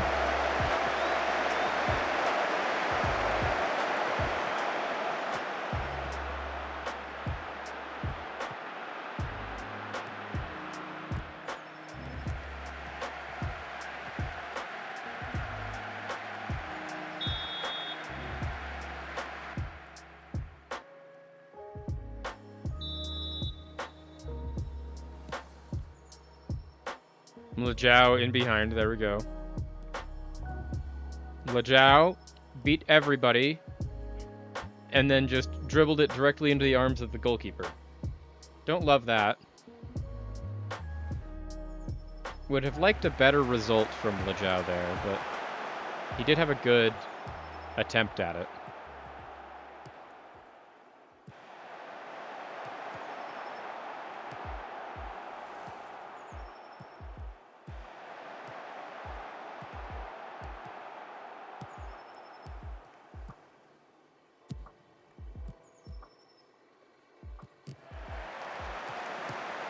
Nice, there we go. Arena finds Lejiao. Out to Perotti. Perotti! That was a dangerous ball in that I'm surprised none of our players got onto.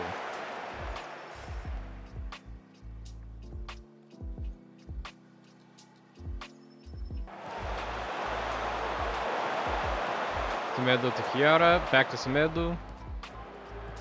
Oh, we just keep cutting through them. Oh, the other thing I forgot we need to do is we need to make this change every time we play.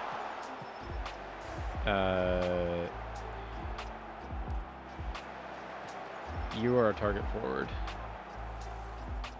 Arena's a target forward. Everyone else is not a target forward.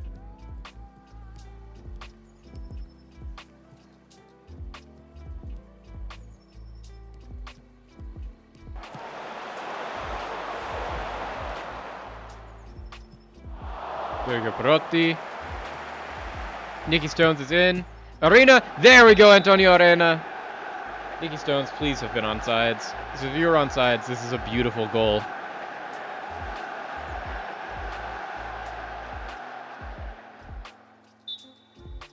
There we go.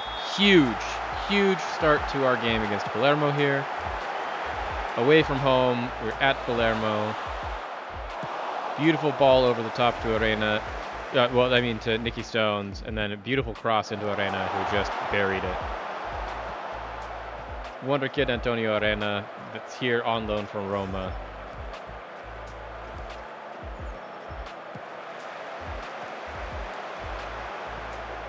Like the one of the long-term goals of this save would be to be able to get a player like Antonio Arena, who is 100% native to our club, and that he came through our own youth system.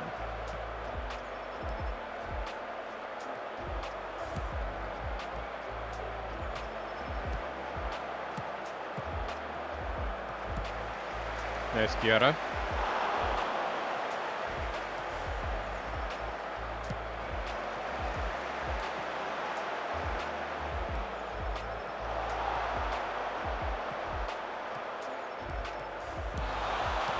Nice, Maciej.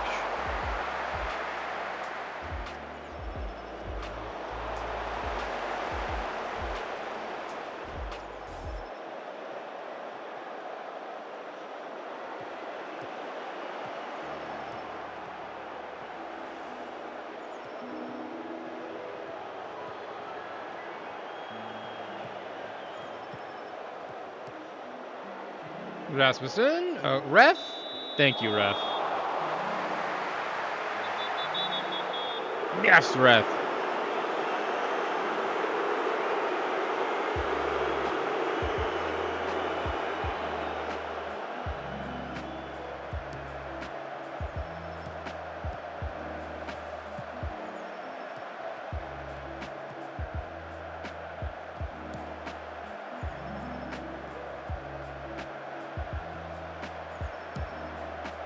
Rasmussen in behind. Oh!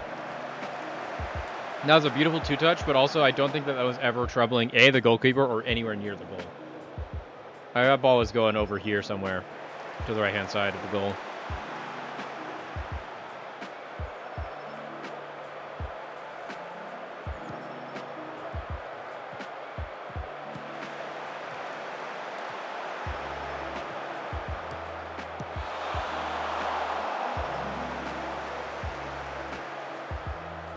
Nice pro Vercelli. Let's do this. We can take the pressure.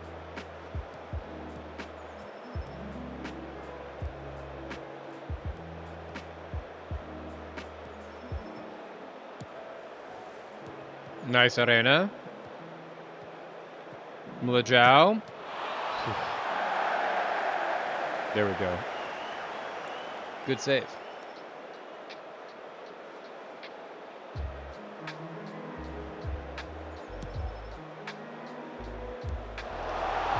Militao.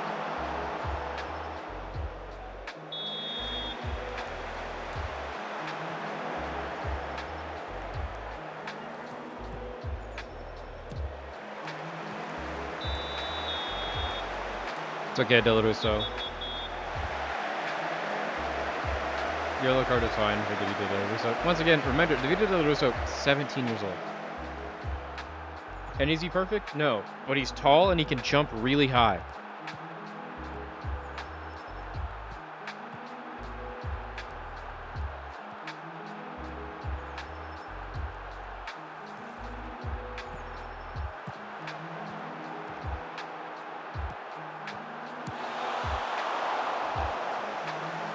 Take that.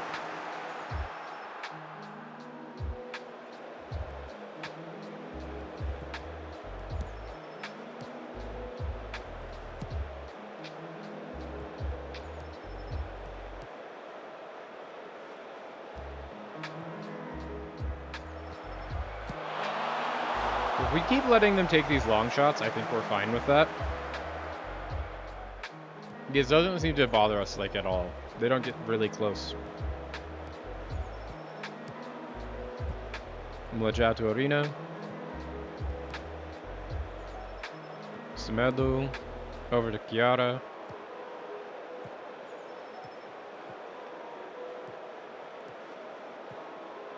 Oh, Gianluca getting tricky with it.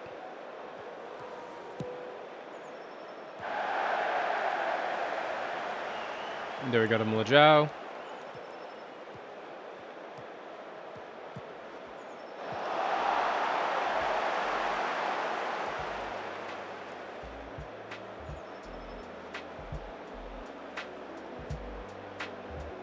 Franchi puts it long. There you go, Jordan Bustin.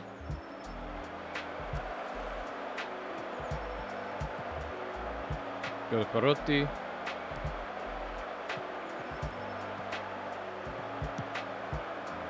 Semedo, nice.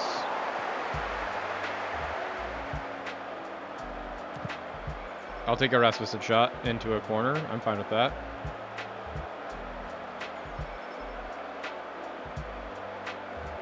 Nicky Stones puts it in. And a throw in.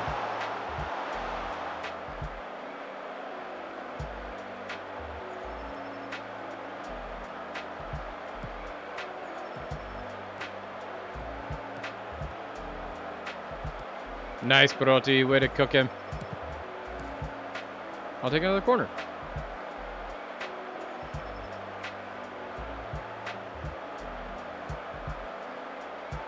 Chiara puts it into the box. I don't think there was a single Pro Vercelli person anywhere near that ball at any point in time.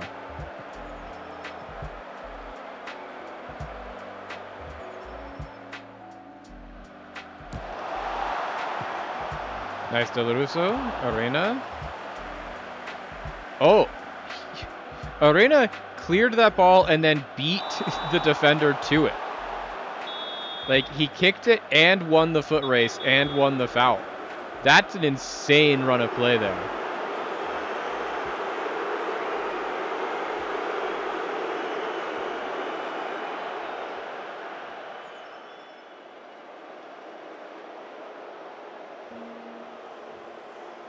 We'll press Zerari.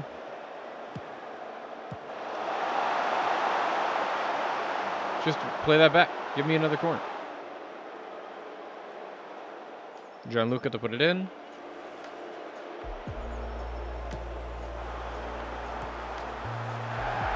Militao, top of the box. Rasmussen. Ooh, that was very close.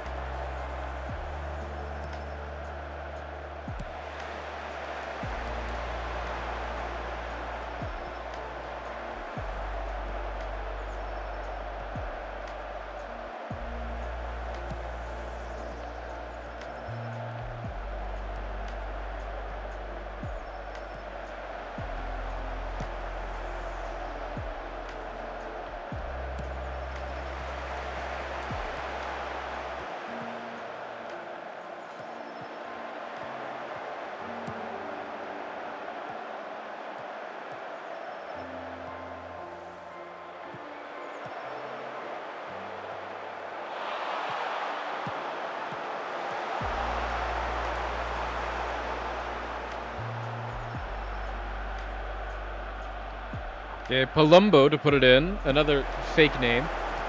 Let's go, Matchkic.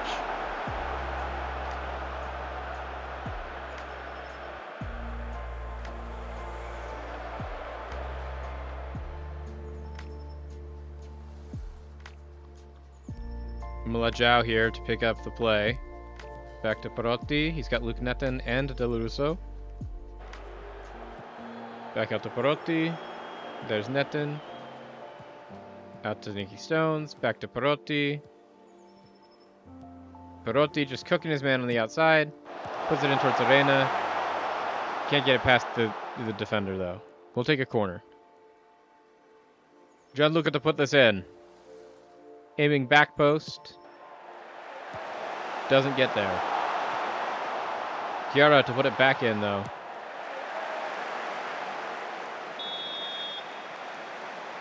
He was offside, so they give him a free kick. That should be a first half, though. Oh, one more highlight before the end of the half. Arena. Semedo. Back to Gianluca. Netton. Perotti. Del Russo. And there we go.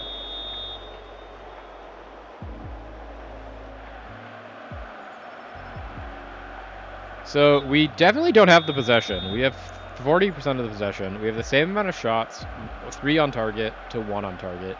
Their 1 on target gave them 0.64 XG though.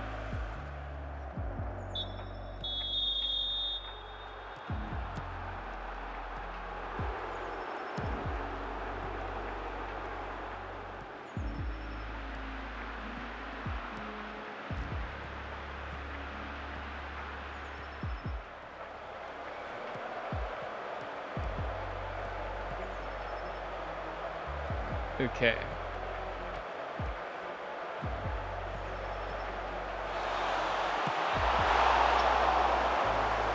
Good save from Matchkic there on that shot from Palumbo, because that was a really good shot. We are lucky to get a corner and not a goal out of that shot.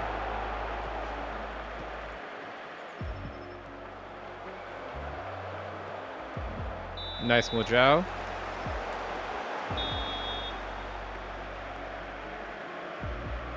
Palumbo from the dead ball. Another just insane save from Matchkic there.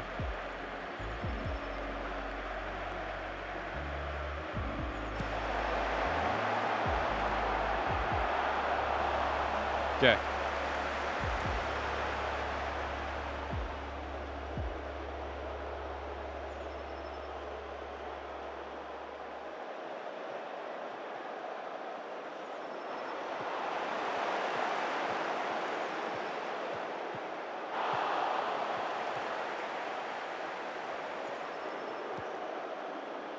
There you go, Matchkic. Honestly, I like that because Matchkic, I think, is better with his feet and the ball than Del Russo is. That's a good counter. Rasmussen with a not bad shot. Just got deflected out for the corner. Nicky Stones put this in. Del Russo was there. Just was there second.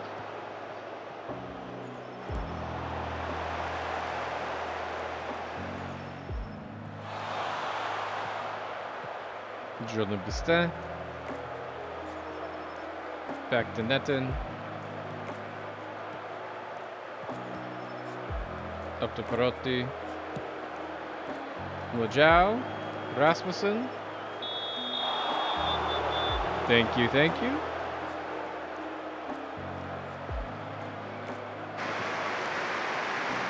Semedo. Semedo. Semedo doesn't get all the way there, but still a great opportunity.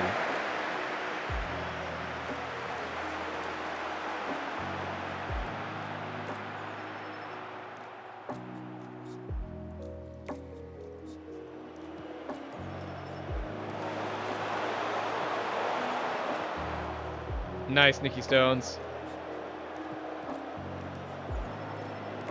Okay, we should be looking at our first subs here sometime soon. Chiara. Into Arena. Ooh, that was actually not a bad ball from Chiara.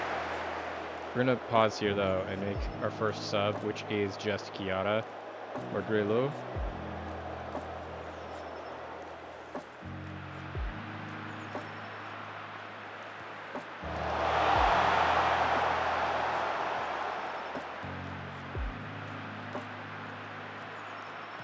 Perotti.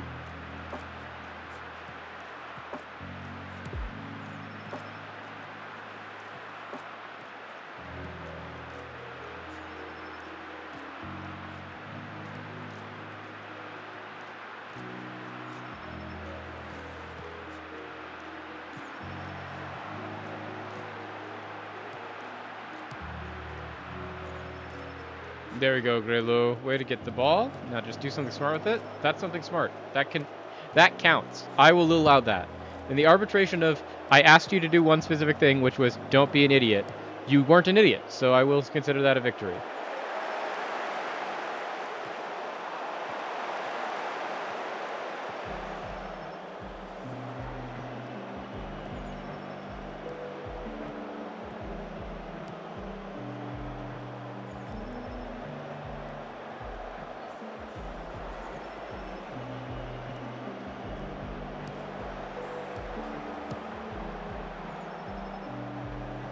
Luke Netton, honestly, tracking back like a champ. Immediately losing the ball, though. But then he wins it back again. Okay. Yari Vasharin is coming on. Don't love that. Yari Vasharin's like a real player.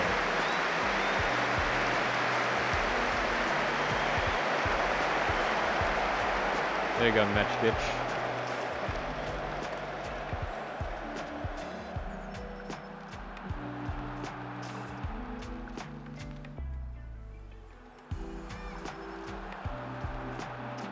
Jose Grillo, there we go.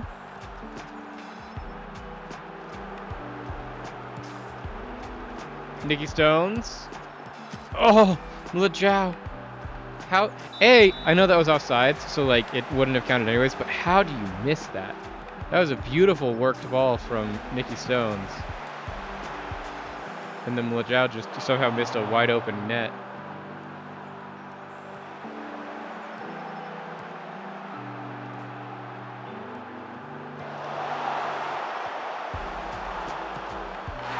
Whoa! That's an equalizer for sure, but like...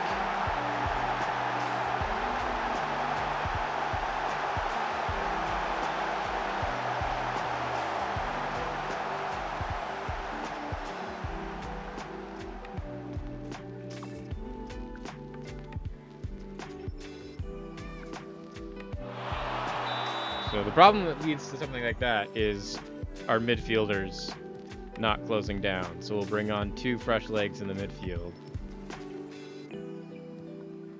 Semedo does well to get there. Lejao was in the right spot at the right time. That just was going straight through the goalkeeper to get to Lejao.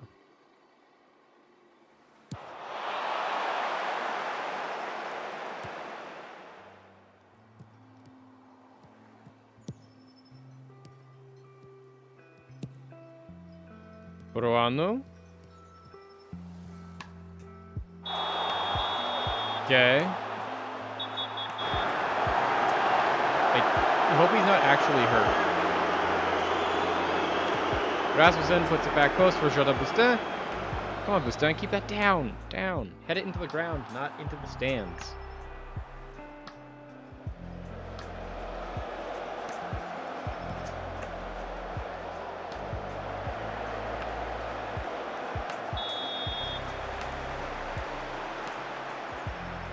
More speed on the wings.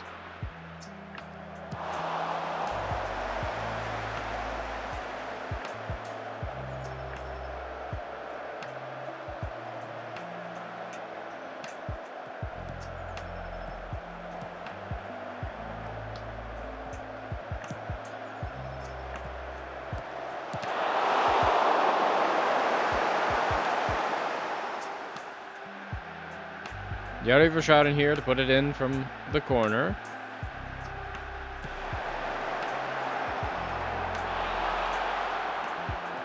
Rosito first to the ball.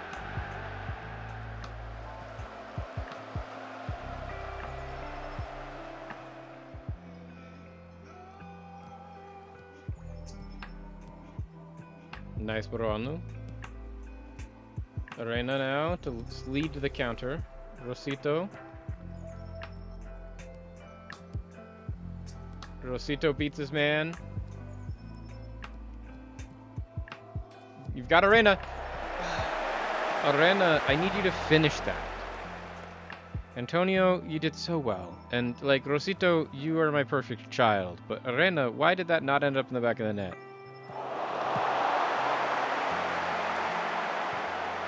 Nice Grilou. Honestly, nice Bustin for causing the turnover. There we go, Bustin.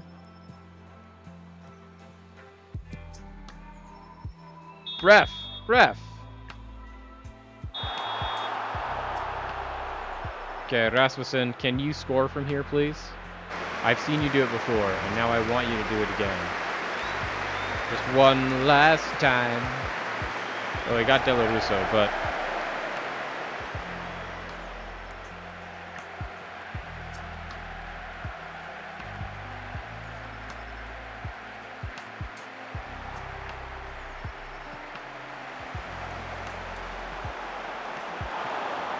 Bustin, way to cut out the pass.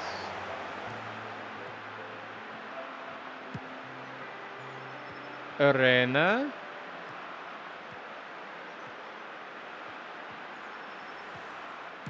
Rasmussen. Okay, we'll take a corner.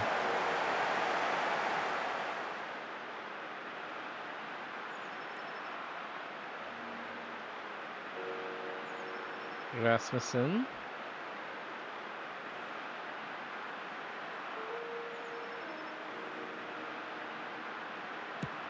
Rasmussen puts this in. De La Russo. Oh, come on. That's like two great headers De La Russo has gotten in the like dying minutes of this game that he just can't put below the bar.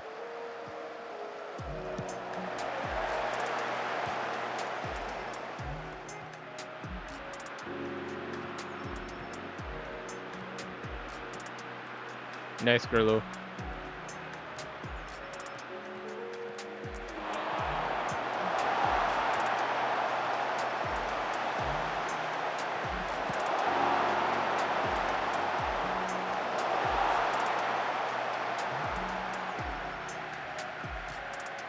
To Grilou.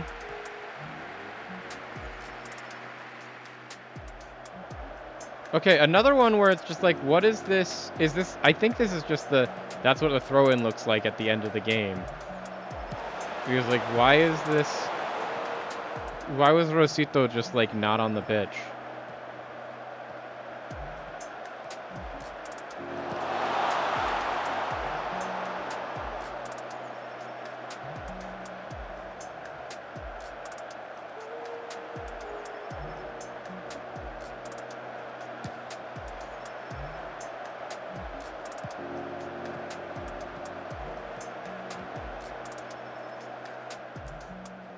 Maggio is offsides.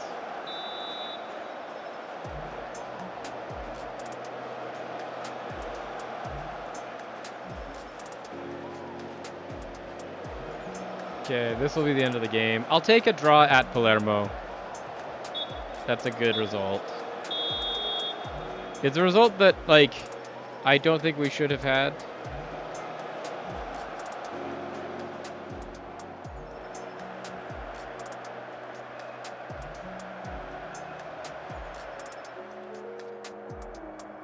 We didn't lose, which is good.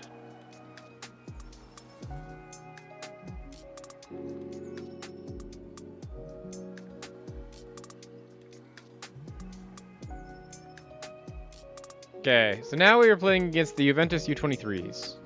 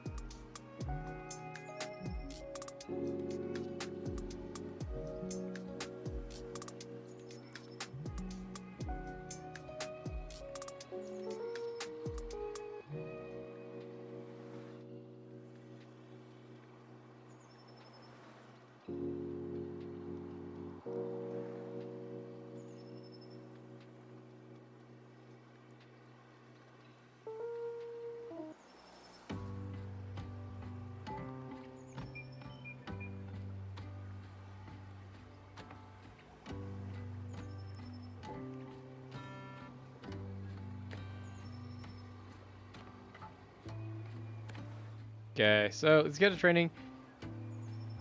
We are 1-1-1 today on the stream, which is, I think we could have gotten a better result than a 4-0 loss to Bari. The Palermo one I'm making my peace with. Of like, I think we could have also done better than that with Palermo, but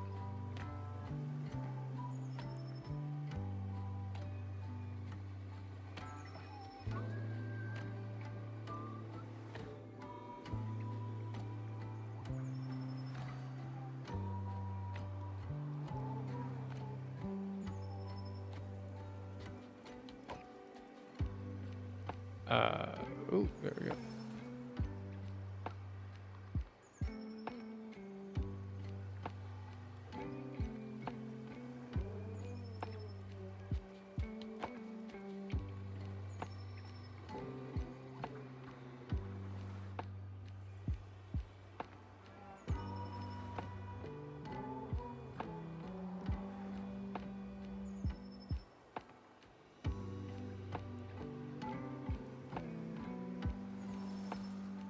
Okay.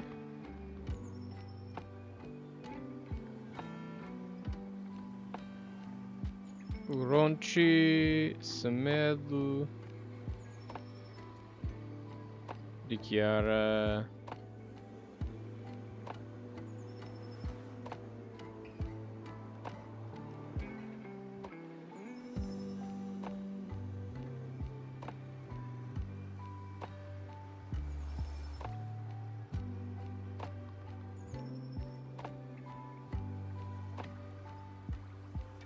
Castelneta.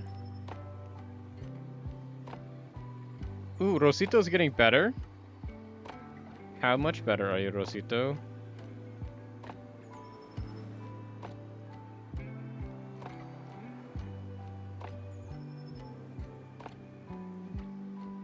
+4.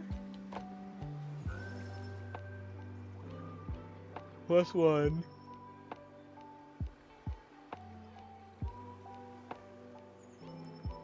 -1.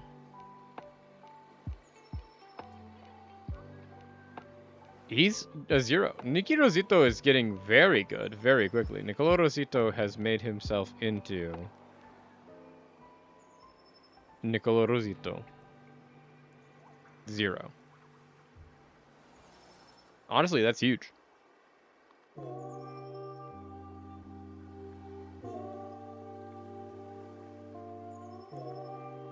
Giuseppe Coppola gets injured again.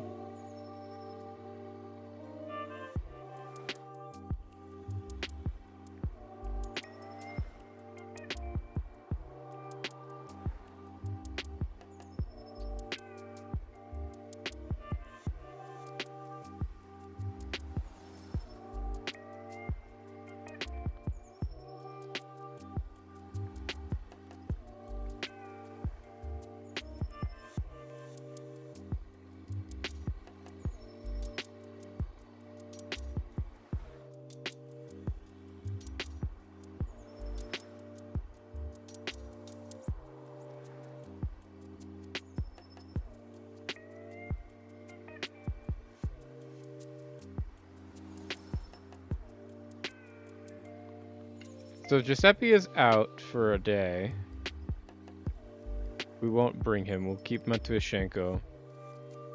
Bustin. And Delarusso.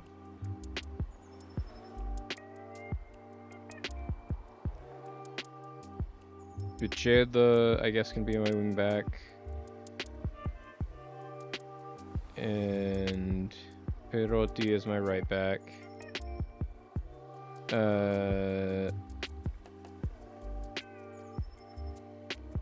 Spring Semedo, just because we've literally played that other guy every single game. Verardo is my DM sub. Rasmussen on the bench. And Nicky Stone's on the bench.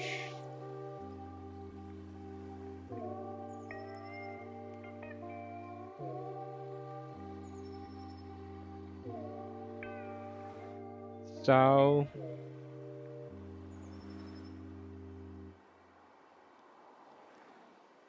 Lajao.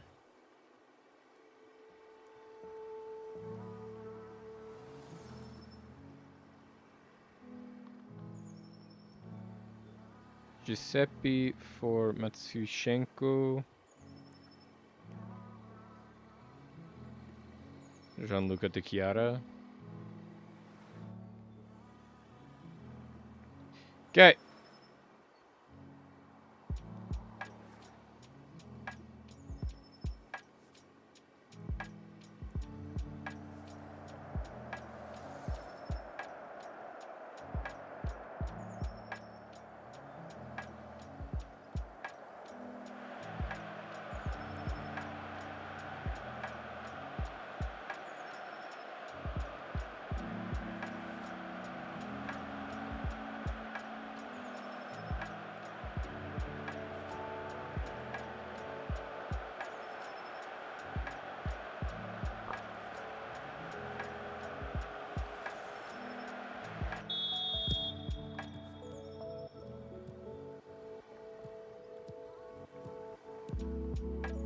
Wiganowski is a sick name. This is a team that we like actively want to be scouting every single season.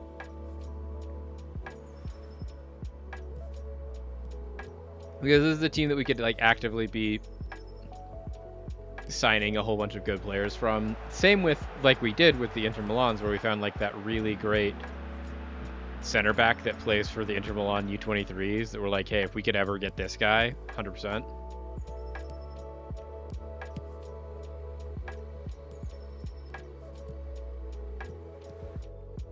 To Arena.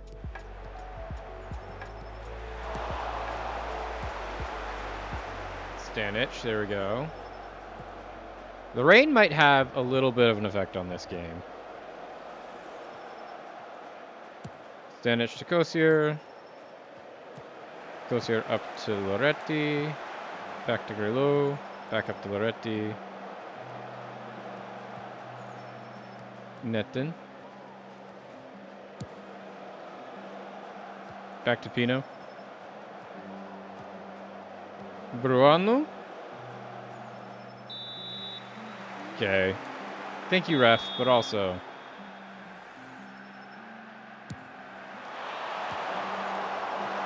Arena!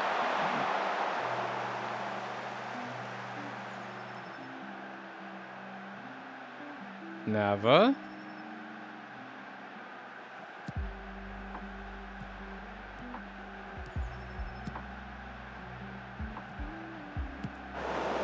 Whoa. Huge save from Matchkitch there.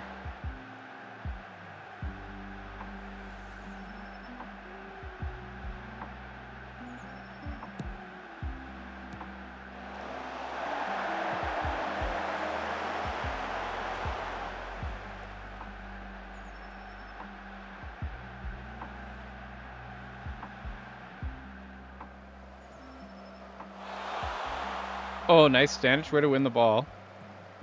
Pino. Kosier. Back to Renzi.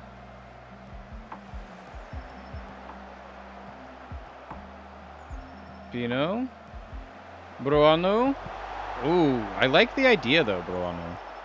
It was a great run in and then a good attempt to cross it back across. Semendel now to put this in. Our captain. Oh, captain, my captain.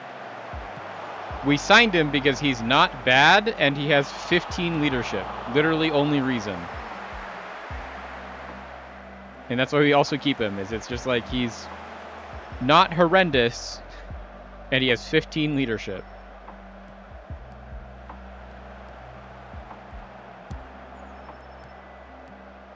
Gosier up to Loretti. Terenzi. Grillo on the outside. Grillo puts it in. Semedo, you... Okay, I was saying, like, you were winning that foot race, but also you don't need to. Okay, Pino to put the long throw in. Kosier finds Stanic, finds Arena. Oh! Denied by the post. That would have been a beautiful goal from Arena. Truly a beautiful. It was going upper right-hand corner, and the keeper was nowhere near it.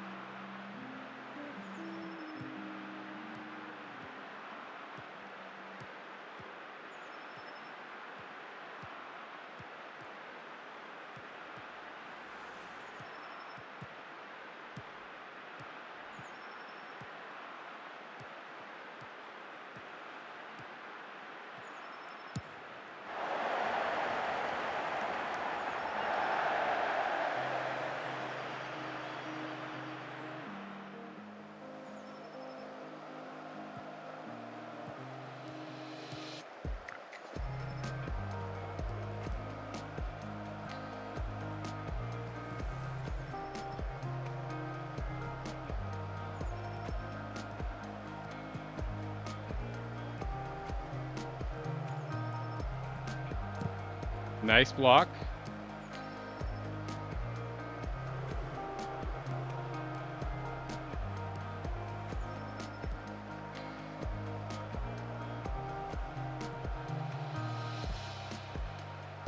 Pino.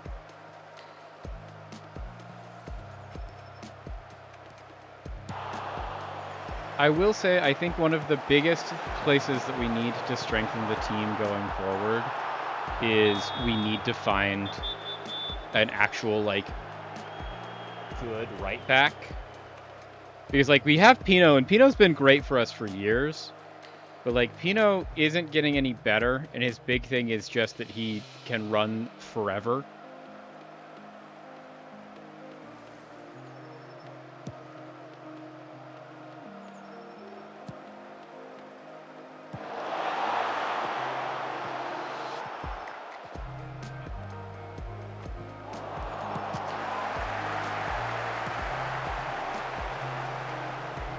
There we go, Arena. Oh, Arena just running through people until Waganowski. Way to go, Grillo.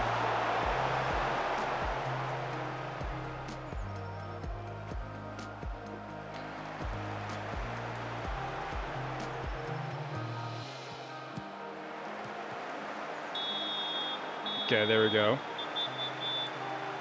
I'll take a free kick. We can build from a free kick.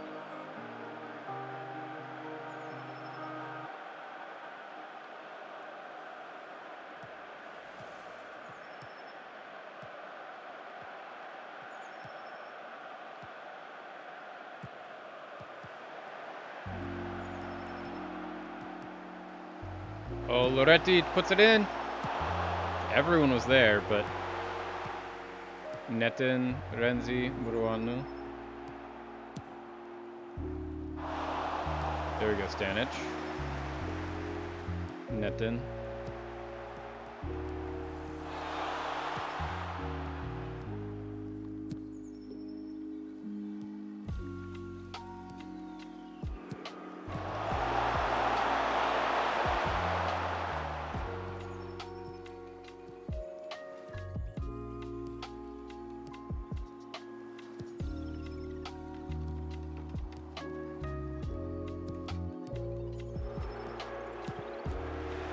There we go, Macikic.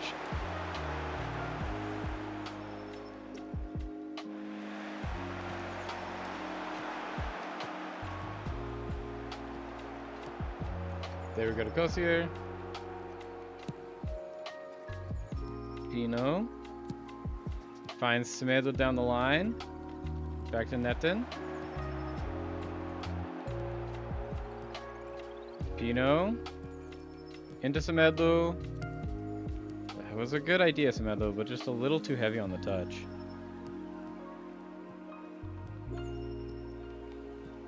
Nice Semedo. Arena over to Loretti. Netin. Into Arena. Up to Loretti. Renzi. Semedo! Oh! I never expect Semedo to ever win a header, and so I was genuinely surprised when Semedo won that header. Oh! Kosier! Kosier from the corner! Simone Kosier just comes flying in. Can we zoom in, please, on that? What's a zoom? Do we have a zoom? Our zoom is already as far right as it goes. Incredible. Simone Kosier rises above the rest, buries that. That's how you break into a game, everybody. Simone Kosier with just a beautiful header.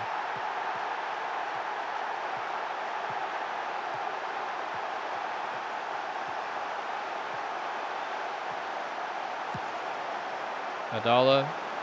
Okay, Luke Netton will win that. Semedo ushers that out. It's better safe than sorry.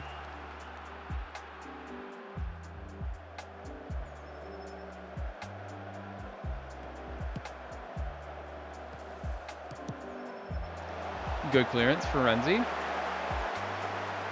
Let's go Macikic. Kosier to Stanic. Ruano back to Stanic. Up to Pino. Semedo back to Pino.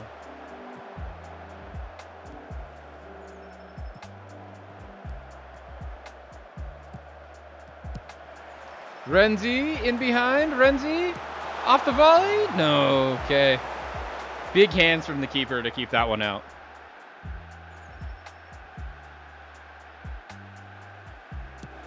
Renzi back post. Oh, Kosier almost doubling his tally there.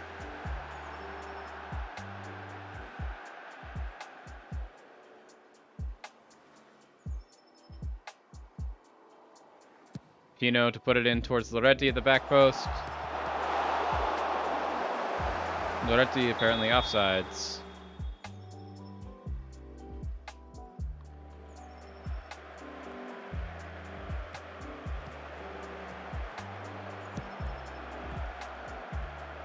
Orena. Renzi. Give it back to him. Give it back to him. Right now, it's all Pro Vercelli going forward. Ever since we got the Kosier goal, we've looked very dangerous going forward. Renzi now to try and find Kosier and Stanic again. Semedo. Grillo.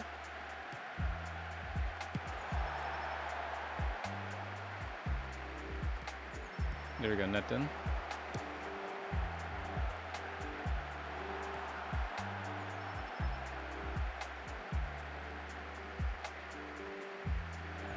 Okay, can we get back the ball and get back forward soon? Yes, we can because they kicked it directly to Luke Netton.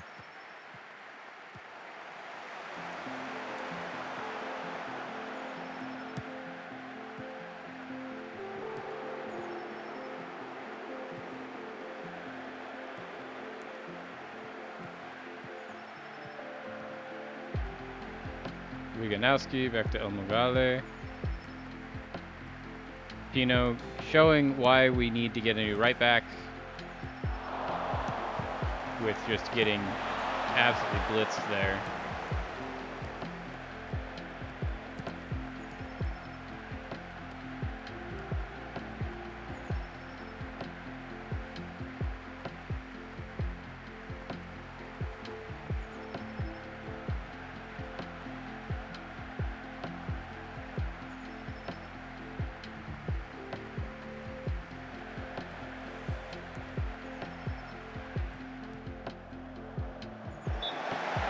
I'll take a halftime. I'll take a halftime lead at the Silvio Piola over the Juventus U23s. Currently, with this result standing as it is, we are still in first place.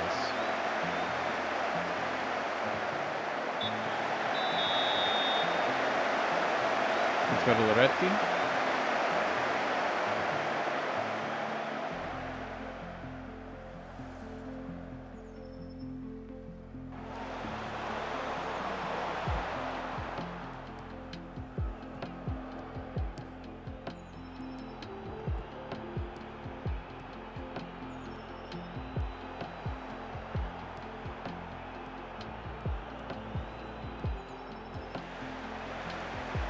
That was a nice attempt into Orena. We keep the offensive motion though. Loretti now.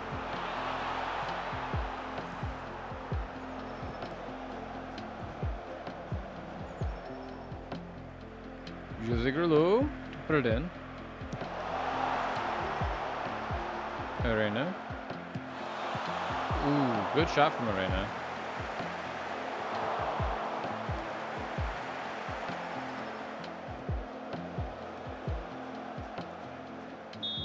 Okay, Renzi's just like, hey, I'm gonna stop this.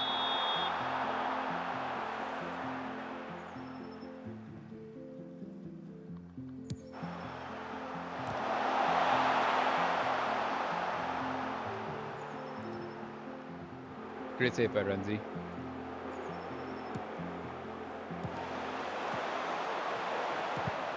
There we go, Waganowski.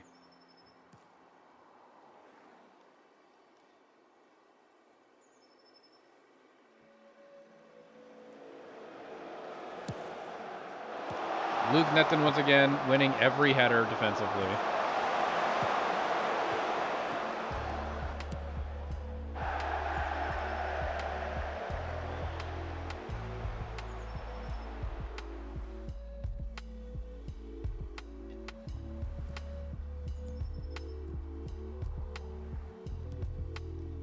Stanic Shakosir.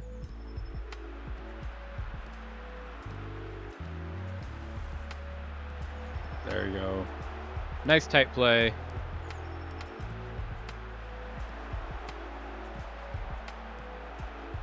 Oh, there we go. That was actually beautiful.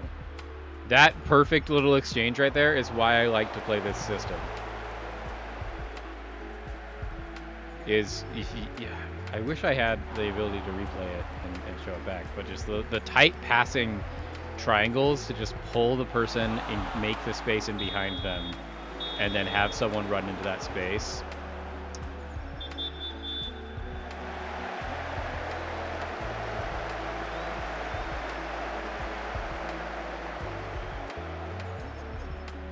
Okay, Stanic to put the ball into play here from the dead ball.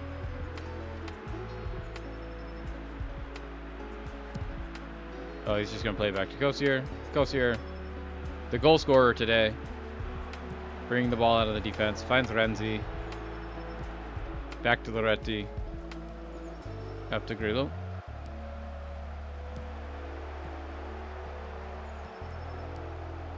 Buruano. Out to Smedu. Arena. Just going to shake.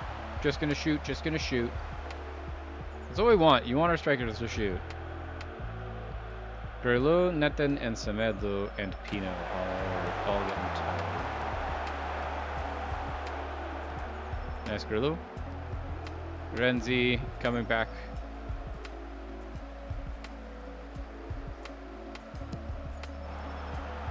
Nice Mechkic.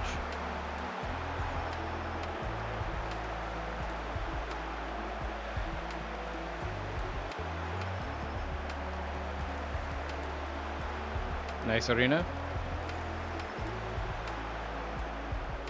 Nice Semedo. Okay. Joseph Grillo. Not a great shot. Not a great... I don't know if that was a shot or a cross. Either way, wasn't good.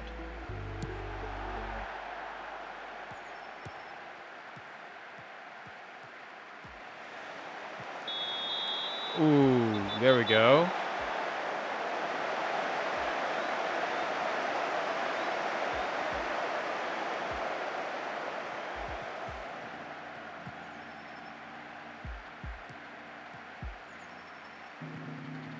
Loretti for Sao. And Renzi for Verardo.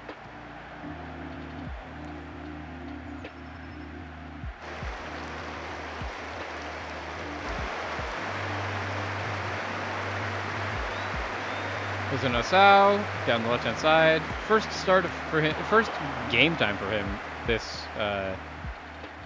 campaign.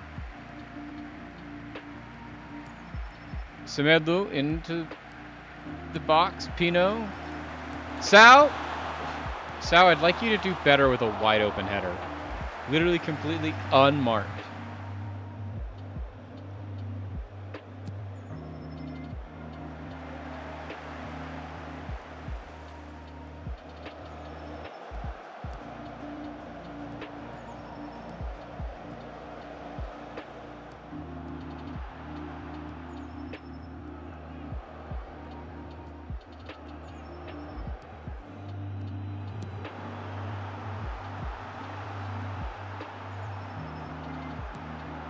Thanks, Mechkic.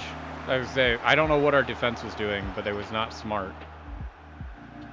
Net in for Gerardo, and then net in for not Rasmussen. We'll just bring on Nicky Stones. Number one.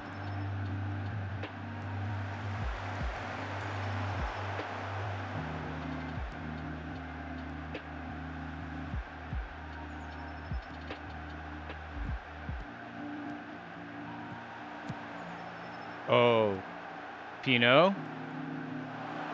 Semedo. Come on, Semedo. A little bit better than that.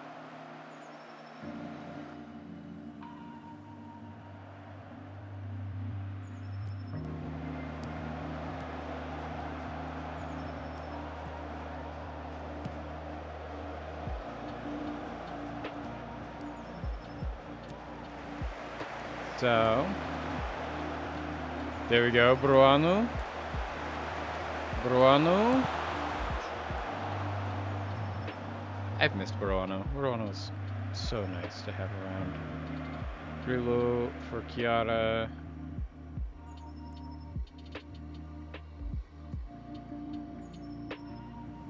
Pino for Fries.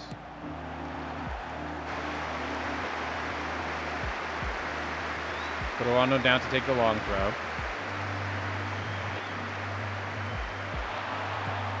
Fries wins it. Bruano back into Fries. Gerardo, Nicky Stones. Sal. Ooh. Sal has been getting into good positions and then doing horrible things when there. That is the send tweet. End complaint.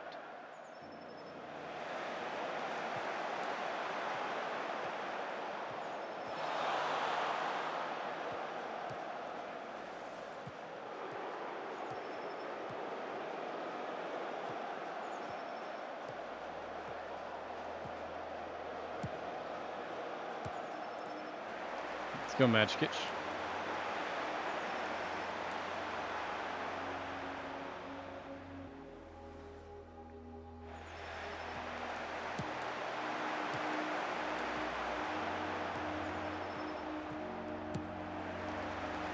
Sao, okay.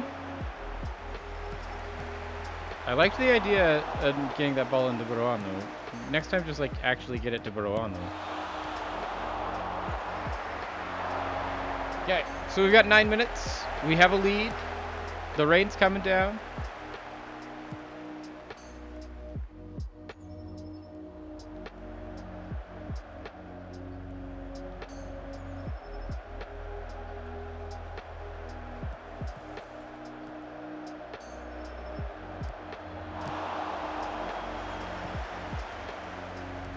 Nice, Kosier. I like it when he steps out from the defense and takes charge.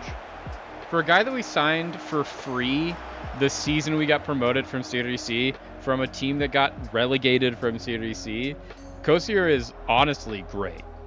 He's so good.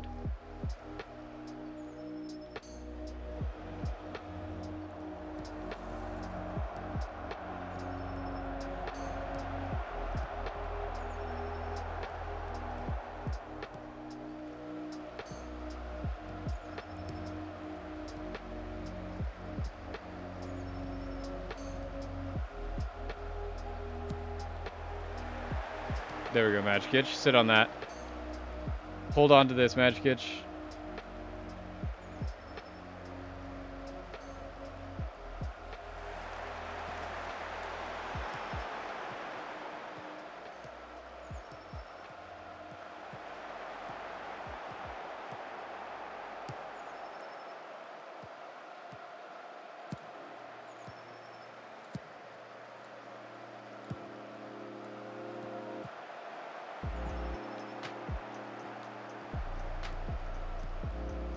Nicky Stones. Nicky Stones. Semedo.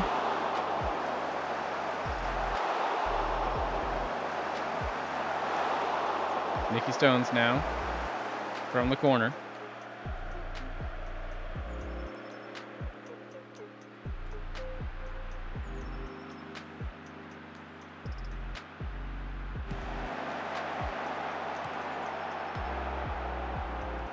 Osuna Sao.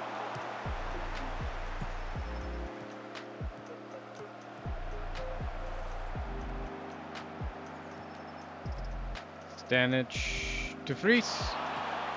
Into Semedo. Semedo on such tired legs. Back to Fries. Nicky Stones. Fries. Fries to put it in. Oh. That was a great attempt to get it to Antonio Arena, but not quite good enough.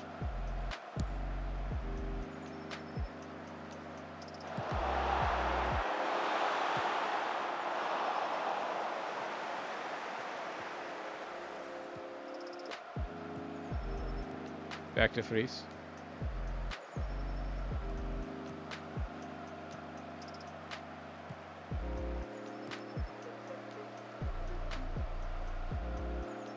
Kosier's just gonna sit on this. I love that.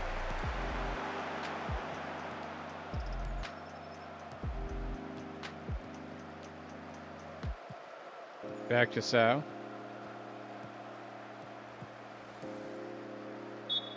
There we go. I'll take another 1-0 win.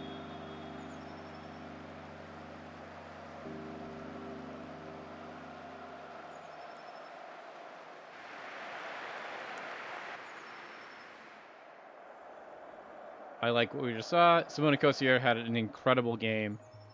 He's really, like, come out of the woodwork to be like, hey, I am going to be your starting center back, and you should feel bad if you play anyone other than me. And you know what? I'm here for it. And he's been a great backup option for a very long time, and now he's just like, nah, man. I'm him. Stepping up.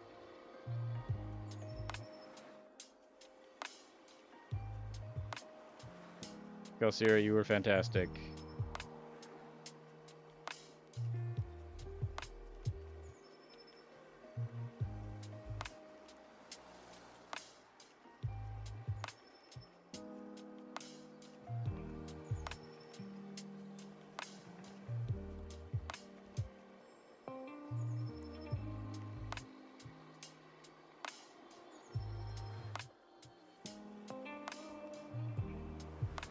Broanu got a knee knock in that last game.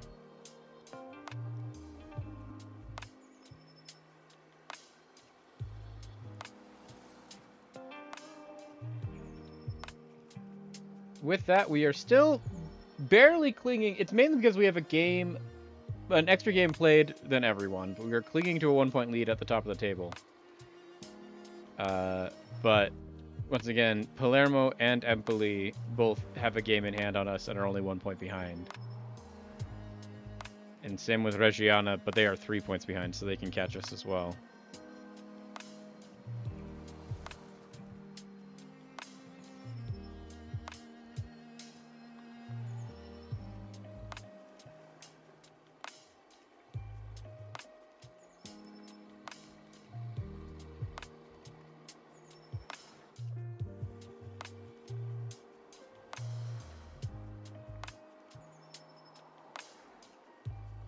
Okay, Vukioi finally back from being out of training.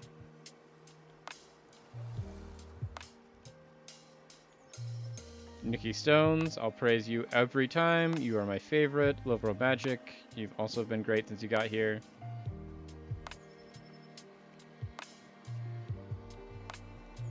We tied the Como U20s. Love to hear that.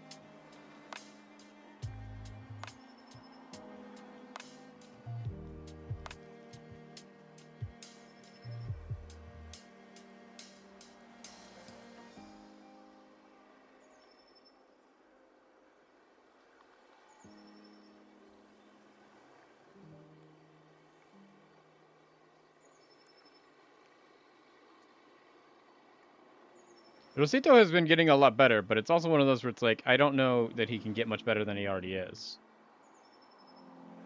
Arena also doing really great. Love to see it. Loretti, not as great.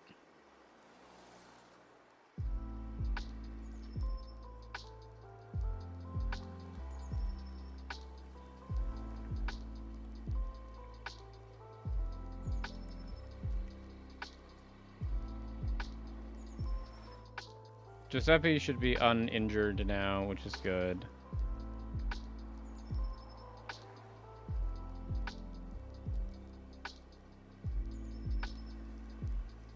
Dino. Tahoe. Sal. Vitven.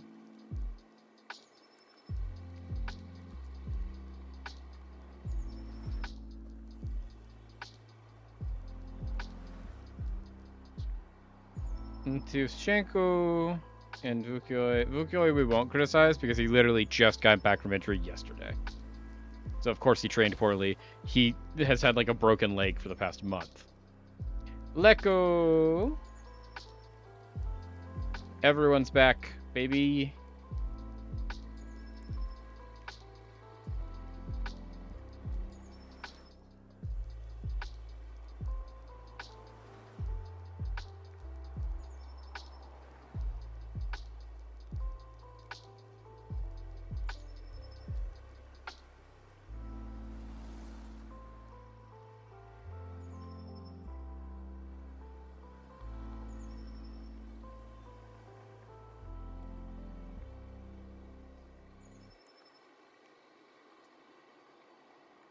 I don't know what's going on with our November into December, or just our November in general, but we'll take it.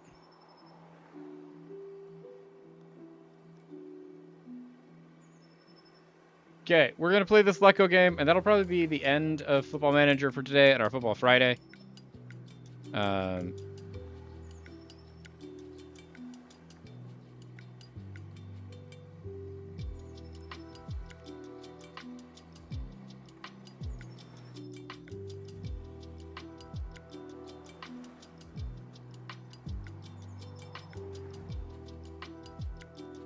Okay, there we go. So Del Russo is ineligible because he already played in the U23. Magikic, Stanic, Kosier, Pino, Chiara.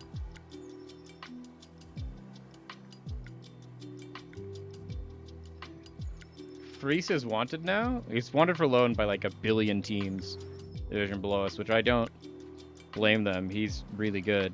Div Del Russo also wanted by 1 billion teams.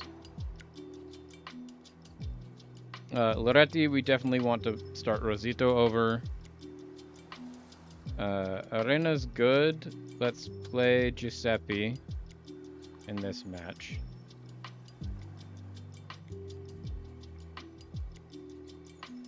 So Busta and Fries can be our center back pairing. Perotti and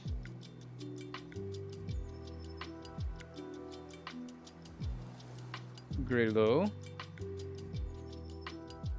And then we want Verardo. Mele is just back from injury, so that's nice. And then Vukioi can also come to get back from injury.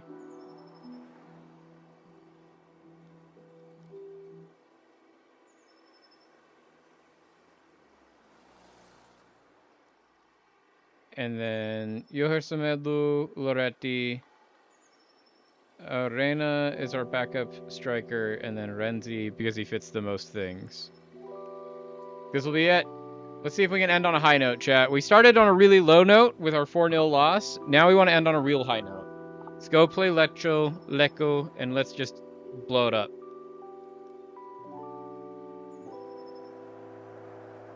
It is at home at the Silva Viola, Sunday, October 29th, 2028. It's a beautiful, gusty 46 degrees Fahrenheit. We are playing against Lecco. Let's go win this. Match we should be winning. Let's make sure we do.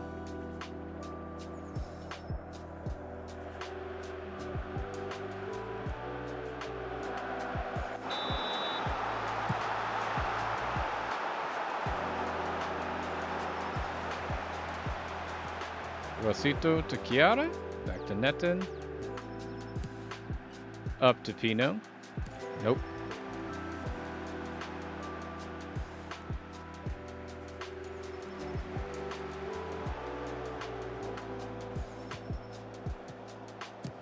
Nice, Dicky Stones. Nice press. And there you go, ref. Thank you.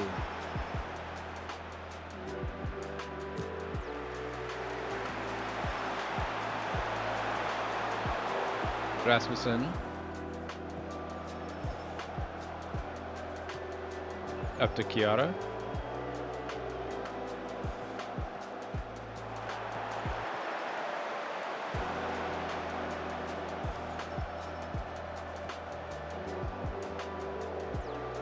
Back to Diezu.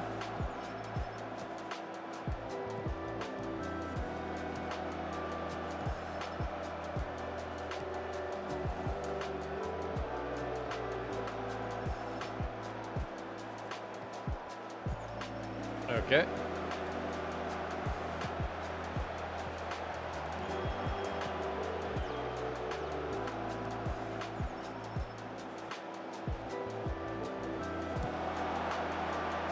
Okay, Matchkitch, there we go. Goes here. Up to Chiara. Rosito, up to Coppola. Mlajao. We're moving the ball well, which I like. Giuseppe. Oh! Giuseppe denied by the post. That's 2 games in a row that our striker has gotten some incredible, like, cinematic level shot off that has then been destroyed, just denied by the post. Netten into Nikki Stones. Nikki Stones puts it back in. Di Chiara finds Netten. Back to Nikki Stones. Rosito! Keep it down. Knee over the ball, Rosito. Knee over the ball.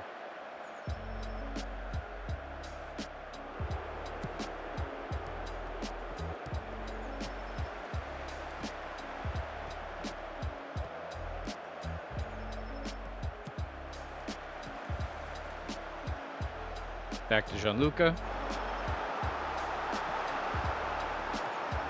Then Simone Kosier. Up to Stanic. Pino. Mlajao. Mlajao finds Coppola. Coppola doesn't do anything with it, though. Giuseppe, I need you to do a little bit more than that. Nice, Netten.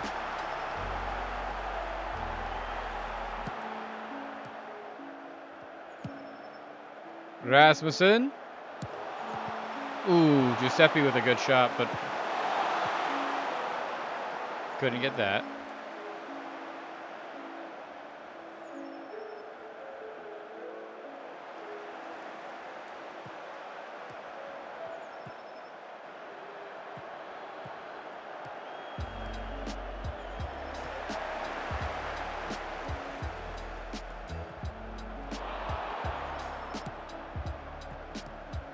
Up to Rosito. Mlajao. Pino. Luke Netten. Luke Netten. Oh, Pino? Nope. Boar.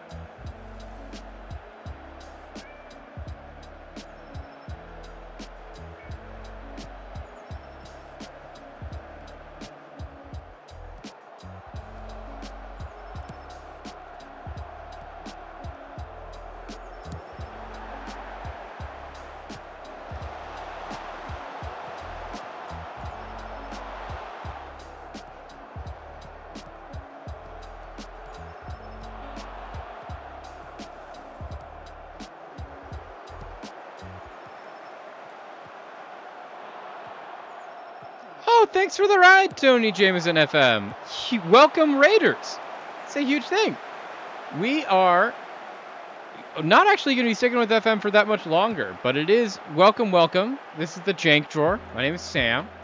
You have joined us as we are very adamantly... We're doing very well. Doing very well. The save is going all right. We are in our 3rd season in Serie B with Pro Vercelli.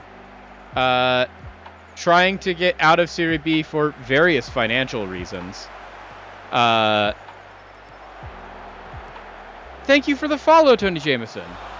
Currently, we find ourselves top of the table, but it is a tenuous grasp that we have. Exactly. Thank you so much, Tony Jameson. This means a lot.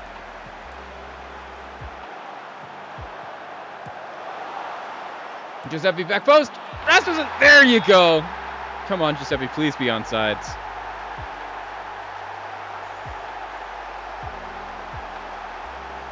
Come on, come on, come on. Yes. There you go. There you go. But yeah, so like I said, things are very tense. It is a very, very, like, tenuous grasp we have at the top of the table. We're being chased by Empoli. We're being chased by the team we can never seem to beat, Reggiana. We were in the playoffs to go up to Serie A last year and got knocked out from the playoffs by Reggiana, who then didn't have the decency to go and actually get promoted. They also lost the promotion playoffs. So we're getting chased by a lot of places, but we're trying to get out of there. We have no money. We have honestly a ton of fans. We just have no room for them. Nicky Stones. Oh. Yeah, so we're doing pretty well. We're trying to be focused on our own youth, but mainly the whole point of the save, and you can get a read up from it from here, is that we're trying to bring Pro Vercelli back to their greatness. This is the team that has won, I think, the 5th most Scudettos in the history of Italian football, but they have been in Serie C since like the 1920s, and we're trying to get back to winning ways. It's going to be a lot of fun. Okay. In from the corner, Leão finds Pino. Chiara, Leão. Come on. We can do better than that. Stanic back into Pino. Nice. Netten. Oh, Rasmussen. Rasmussen. Come on, Matthias Rasmussen. Come on. How do you miss that? What were you guys playing, Tony Jameson? Where's your save? Tell me about your save.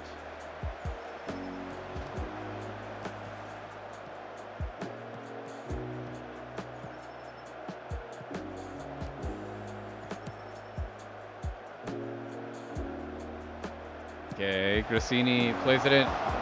Okay, I don't like that we're fighting ourselves for that clearance, but I like that we're showing the drive to get it out of there. Nicky Stones. Oh, Rosito, Rosito. Rosito to put it in. Oh, another goal. Beautiful. I don't know. There you go. Talk about a grind. But it does mean that if you spent that long to get up, that you were ready to go up, which is always good. That's kind of the issue that we ran into here at Pro Vercelli, is that we started in Serie C and then ended up winning Serie C in our debut season and getting promoted ahead of schedule. And then we've just been kind of floating around Serie B since then because we weren't actually ready to go up to the next division. And like, we've been overperforming every year, but we are hurting financially because of that, in that we don't really have the money to be here. So like, we finished last season like $14 million in debt and had to take out a large loan at the beginning of the season to have operating costs, which we'd rather not do. But we're off to a really hot start.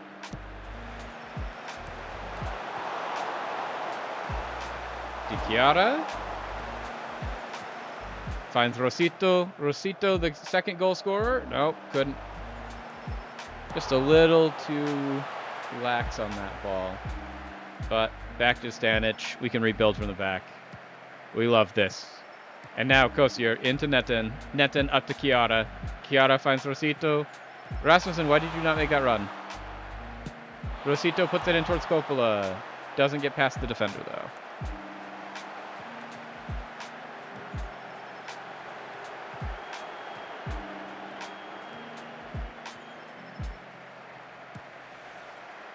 There we go, Magic. Okay. Simone Kosier. Into Netten. Giuseppe Coppola. Matthias Rasmussen up to Gianluca De Chiara. Rosito. Okay, I don't like the lack of movement off the ball that we're seeing here. Rosito gets out of there. Giuseppe? No, come on. Giuseppe, I like the idea. I like the positioning. I would like a different direction on the header, Giuseppe. Can you do that for me? Can we do that?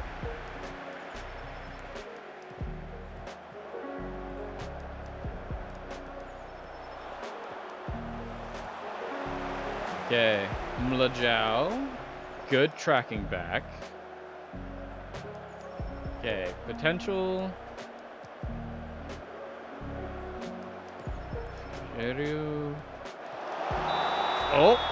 Oh, Digesu. Giuseppe with a great press there. I'll take that. We take turnovers in whatever forms we can get them. Milajao, back to Netten. Okay, Kosier.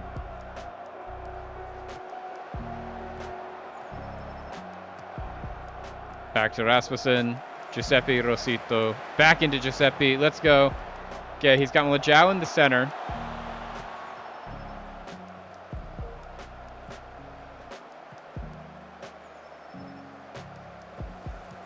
Okay, Leicolt.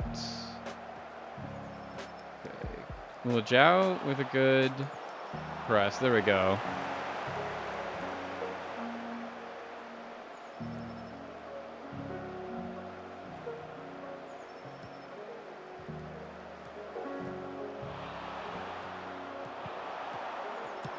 Okay, Stanic with a good clearance. Oh, that would have been great if Milajao had actually gotten that ball.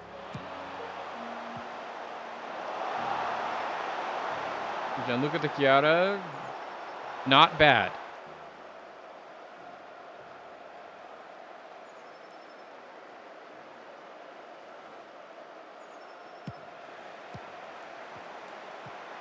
Rogerio to Digesu. Okay. We'll take giving up a corner. It's better than giving up a goal. We do have a good 2-0 lead going here on 30 minutes. Okay, Stanic with a good clearing header. Okay, Magic. Would have liked if you could hold on to that one. Okay. Got set. Nicky Stones, there we go. Rosito. He's got Nicky Stones coming through the middle. He's got help on the cutback. But also, Rosito needs no help. This 20-year-old that we just signed for free this season is incredible. Okay. I'll take that. We countered. We put a ball into the box. Pino's here to give us a throw-in.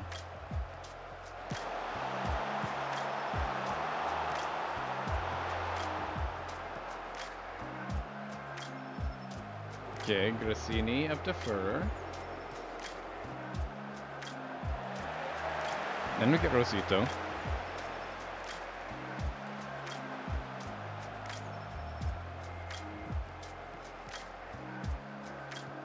Up to Bayuku, Lopez.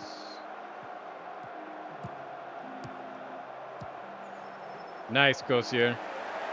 Huge.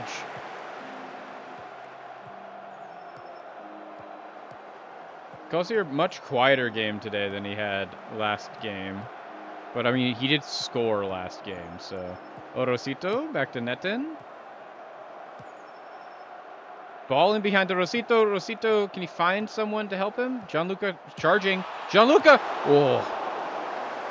Gianluca sometimes still got it. That was a better shot than I thought it would be. Okay. Can we just rebuild this? I don't know what that press was, Mlajao, but okay. Oh, well, we won it anyways. There we go, Mlajao. Nice on the counter. Okay, Giuseppe. That was a beautiful cross in from Mlajao, and it would have been a goal if you hadn't been offsides. So what do we learn from this, Giuseppe? We learn stay on sides. Nicky Stones. Nicky Stones.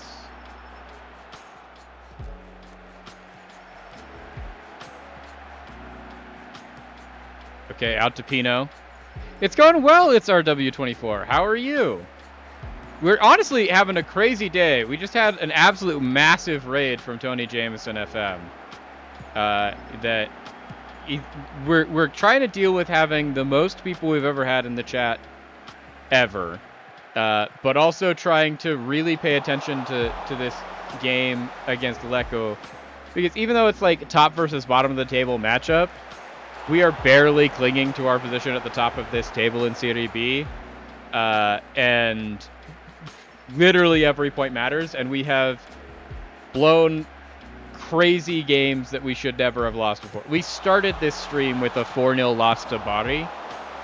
A team that we played our youth team against in the cup and almost beat. So thank you. It means a lot. It is honestly huge. I'm loving it. Massive success, and I'm just hoping that it comes across that, like, I am grateful, but also we really need to win this game.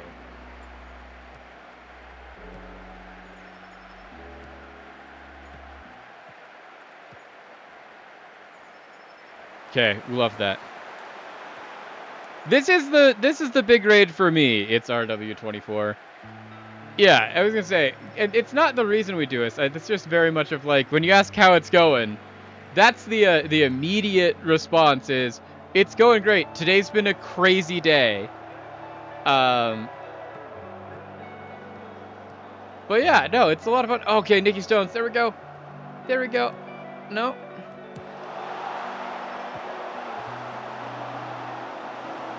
I have had Tony on my radar, but it's not necessarily that I've ever been watching it, because either he's streaming when I'm streaming, as happened today, or our schedules just don't match up, because I am not European time zone friendly necessarily with my streams anymore. So this is a big pickup, and it's a lot of fun, and it means a lot. Nice, Pino. Good press. Stanic out to Kosier. FM, if we were to have a main game, I would argue that it is probably our main game, in that it's the only game that I play that we stream twice a week. But we are more of a variety channel.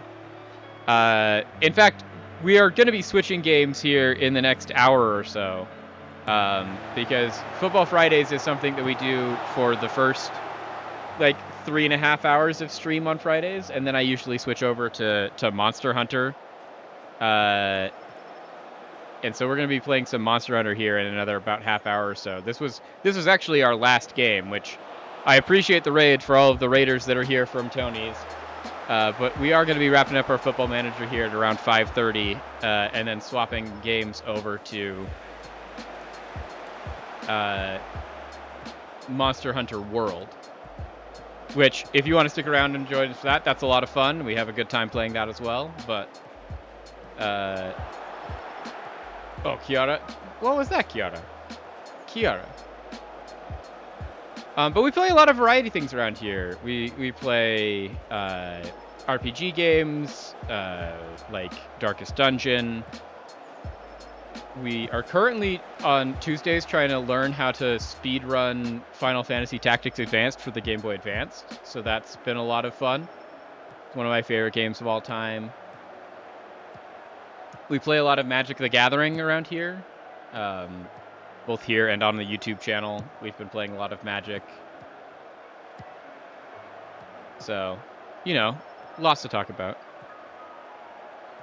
You are not alone in that, RW24. I never played RuneScape growing up, and I feel like I'm one of the odd ones out from that. But 2 of the 3 roommates I live with have both, in the past year and a half, started just absolutely grinding the heck out of old school RuneScape. Kosier, back to Magicic. Pino. Up to Mlajao. Okay, Nikki Stones. Are you playing it regular, or are you doing Iron Man? What are you doing?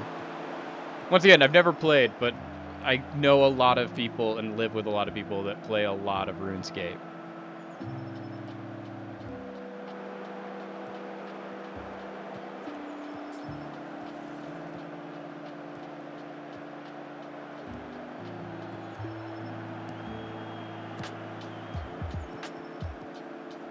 There you go, there you go.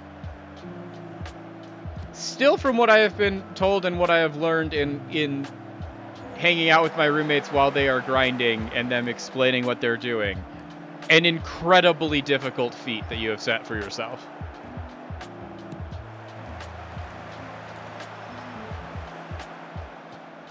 The more I learn about that game, the more I am in awe by the general scope. Thanks for the follow, StarW24. I'm more impressed by the scope, but also angered by some of the decisions they made. Like, you came in at a weird point in that we just had an insane raid, and then Ross here is talking to me about old school RuneScape.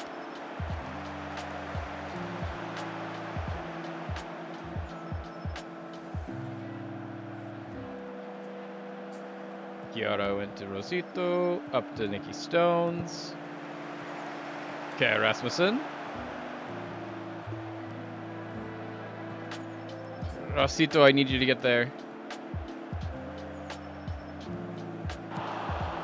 Okay. Kosier, there we go.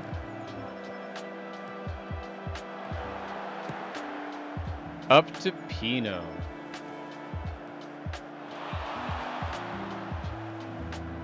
Okay. I'll take a free kick. But yeah, no. Old school RuneScape. You know, I might. 8 p.m. UK time, I think is, if I remember doing my math correctly, like 5 a.m. my time. No, you guys are like 6 hours ahead of me. So 8 p.m. UK time is actually like 2 p.m. my time. So it's like midday. So I actually might be available for that.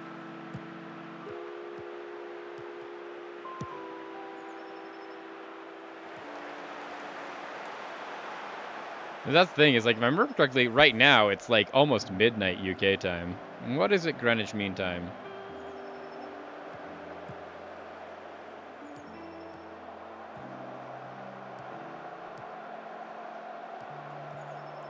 Oh, it's like 11, 12.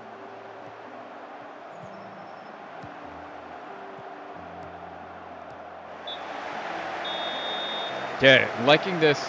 I was gonna say, Rat King, you have no like leg to stand on based off of what I know about you and your personality around Monster Hunter. We could find another gear and take charge of this match. 2-0 at halftime at home is huge,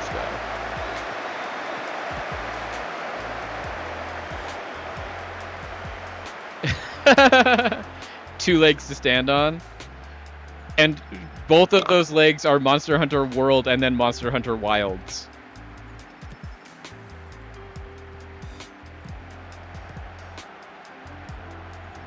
Rosito, come on, Rosito. We just need you to get the...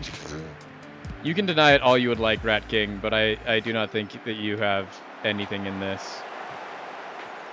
But, like, we all have our games that we lose hours to. The amount of hours that I've lost to this game is unparalleled. The amount of time that I lost to Skyrim in high school, also incredibly a large amount. Lachao. Oh, Giuseppe, there you go. That's Giuseppe.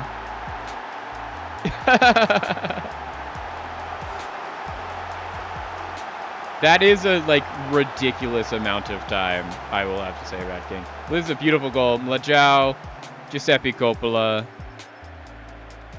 Just gets the separation, buries it. See, Age of Empires never got me growing up, and that's only because I instead played Age of Mythology.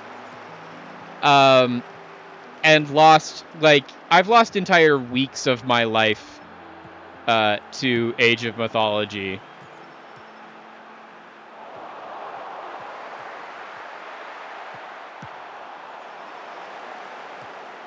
So you are amongst fellow peoples here, Ross.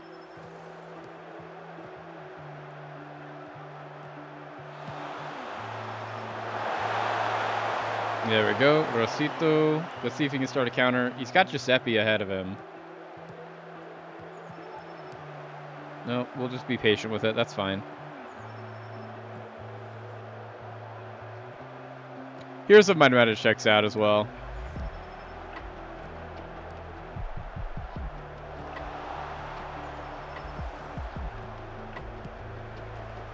For me, it was that growing up,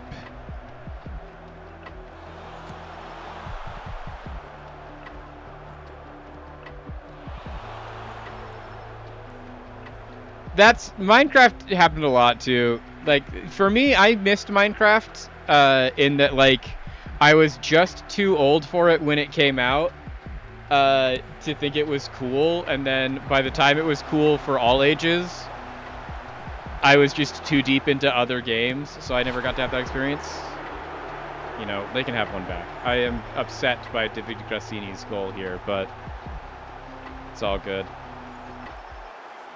No, by the time COVID ran around, what was I even doing during COVID? I think I was playing a lot of Overwatch, mainly just because during COVID-19, I was quarantining across the country from my family, because my family lived on the East Coast.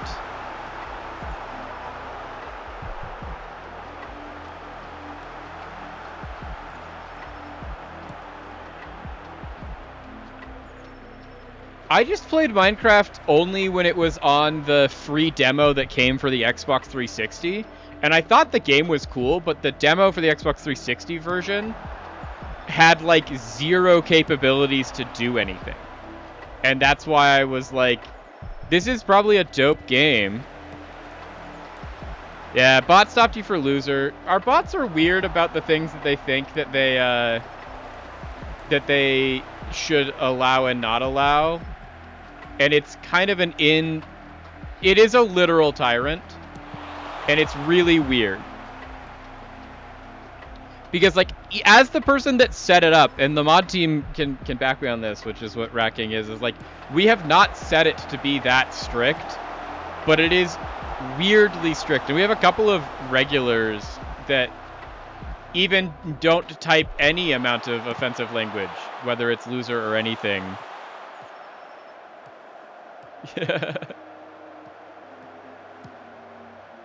Loser is now permitted to. It's very much, you have found us in the process of this where we are trying to figure out what the permitted terms that we need to allow are as a mod team, because it's just like, we don't have it set that strict. No, you're Scottish, which is just infinitely better. You're not the first Scotsman we had here, Ross, but we've enjoyed having all of them.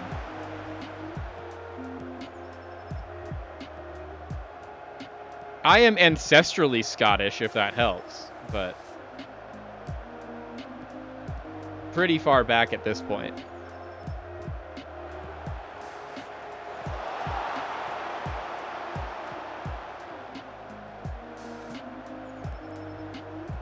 This is also a chat that, at least in my coverage that I've done of things football related, yeah, a lot of people are.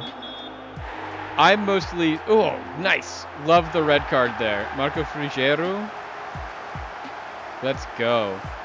Let's rack up the score.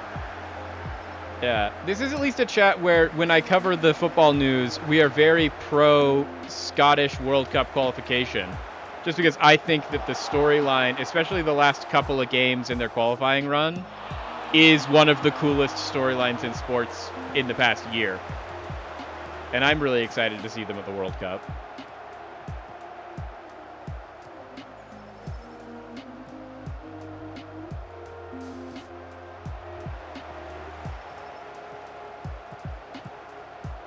There we go, Netin.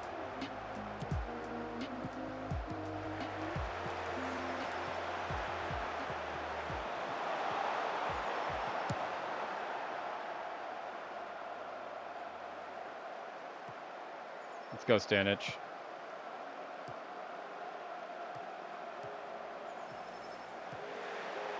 To be fair, that's most of our that's most of the leaning of a lot of our viewers here on the channel, is that I am the guy that really likes soccer, and that's why we play this. But also most of the people that are in here as our regulars do not understand soccer at all.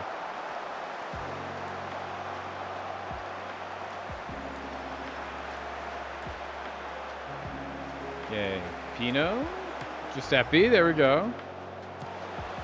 We have a lot of footballers here right now, and that all of the people here are from an FM raid, which is going to be super fun. And I hope you guys stick around for Monster Hunter. Okay, Kosier, there we go. Recycle this. Nice, Netin.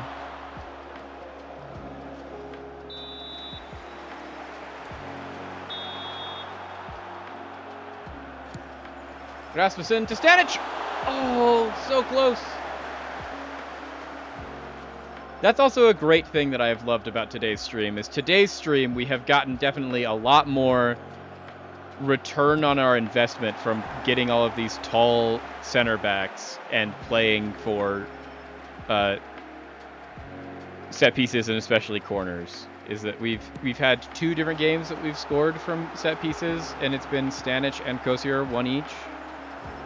That was also another one there. Stanic with another free header in the box, just denied by the post.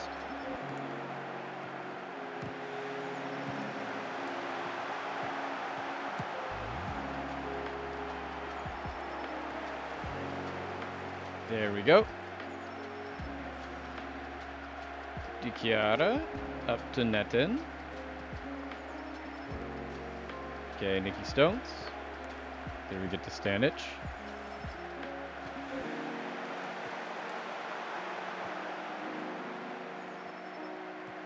Nice, Pino. Stones in. Oh, okay. Almost there. Netin now out to Gianluca Di Chiara. Gianluca gets it in.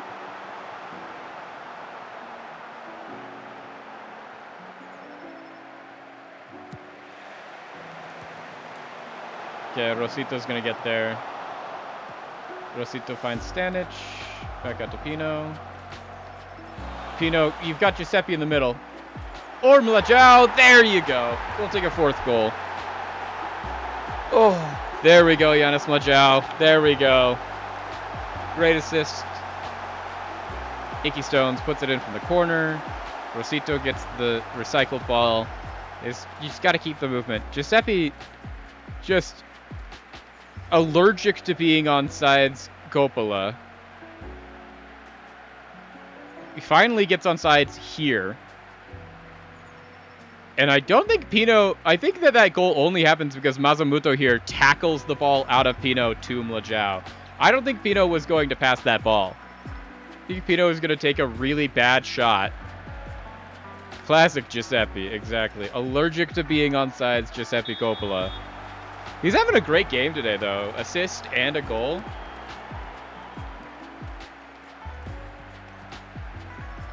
He's on pace to break his record for goals in a season for a striker. The unfortunate trade-off is that he's scored 5 goals so far this season, and Nicky Stones, who scored 22 goals last year, I think has scored like 2.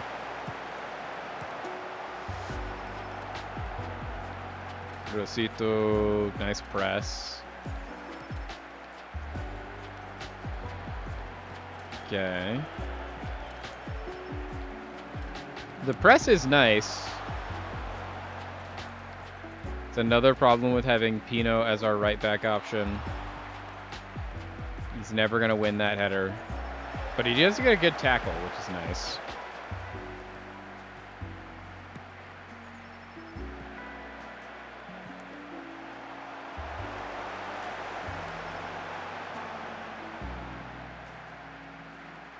Okay, Pino into Mlajao.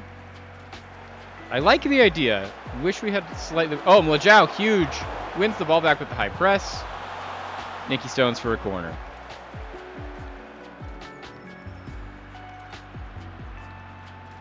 Chiara to put this in. That's not challenging anybody. Okay, so... Pino, Gianluca, and Netten. Looking like they are the first 3 options for replacement.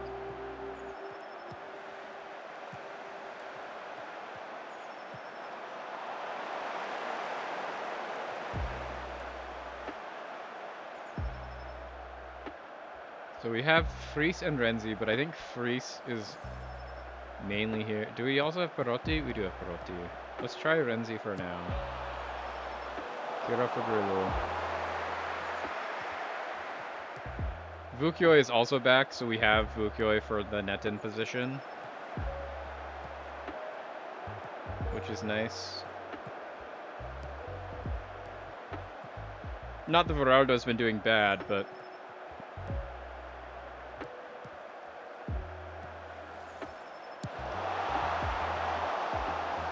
There we go, Rosito.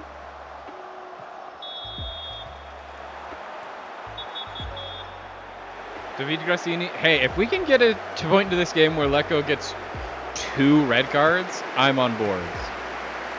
Also, Netten, why didn't you even jump for that? Like, I think if Netten had jumped, that might have been a goal.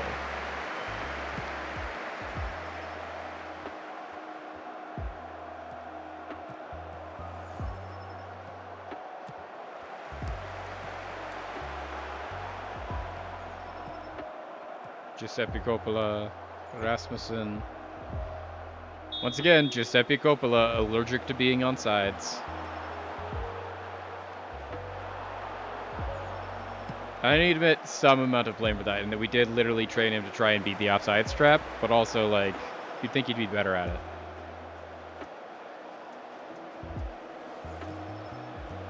Netten Vukioi can come on now. He's back from his injury. Mlajao for Semedo. Bring our captain on. So we're taking our vice captain off. Mlajao. Okay. Yeah, get to bed. There you go. midnight's great. I would love to, for sure. I will try to do so.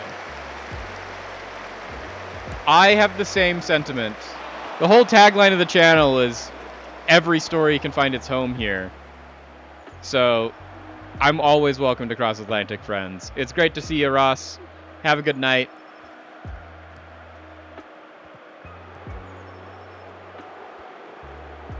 Mazmuto. Tordini. There we go.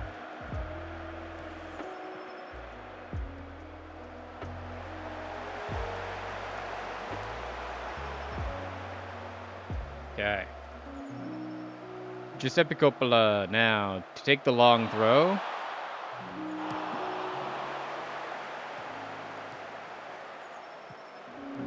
Grassini.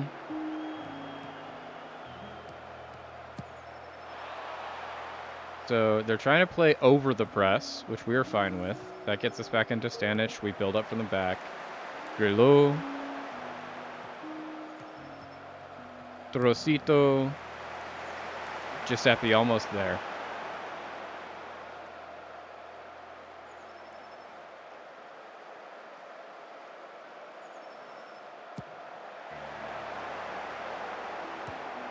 Nice Stanic. Stone's good with the press there.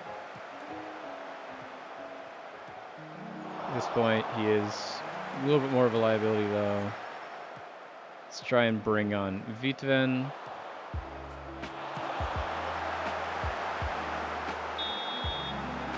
Thank you, ref. Thank you. Excellent refereeing today. Michel Masala with another yellow card.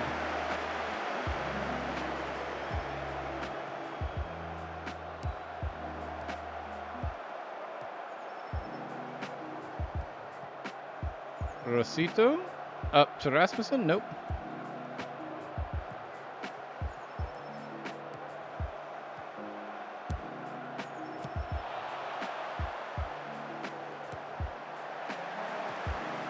Semedo, nice press. I would have liked it better if you had won the ball, but we like the press.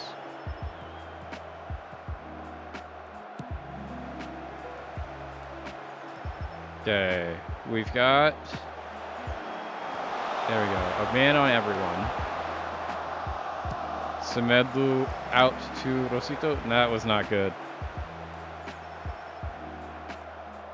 Great idea, poor execution. The Provercelli story.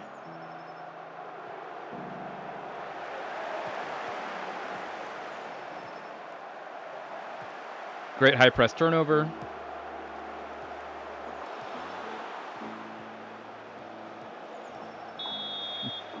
Kosier, unnecessary there, but I do appreciate it.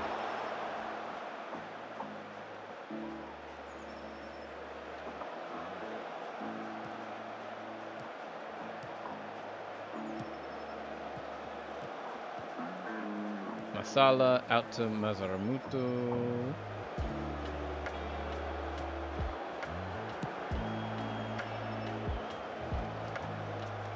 Let's go Majkic.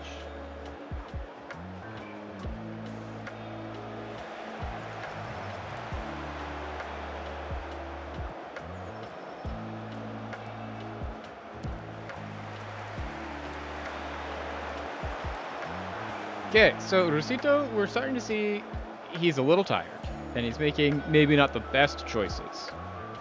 But he was so good through the first half. Ne Lopez.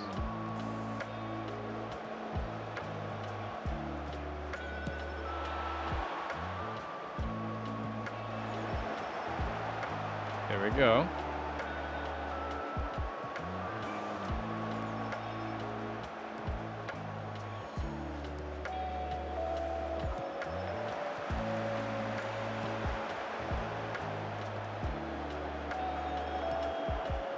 There we go. We got back. Stanic.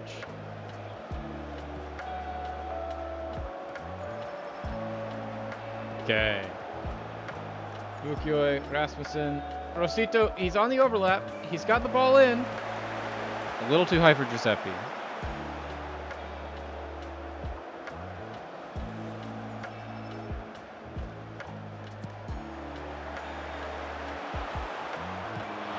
Okay, there we go, the Vitven.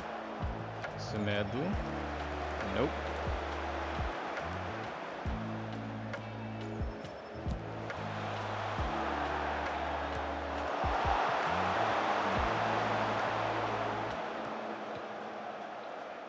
Metlika. Okay.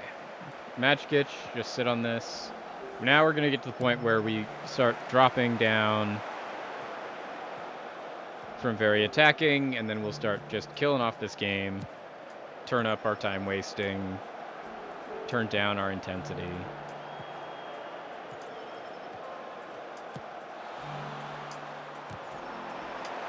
There we go, match good.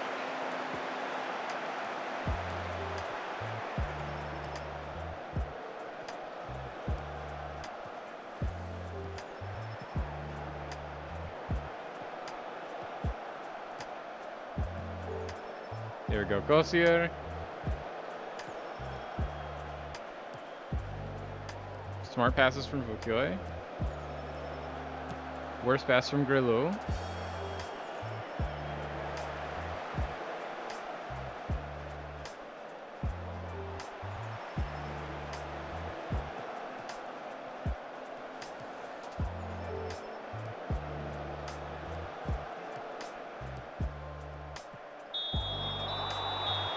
Okay, there we go, Semedo. We'll take another foul. They're doing our job for us of killing off this game.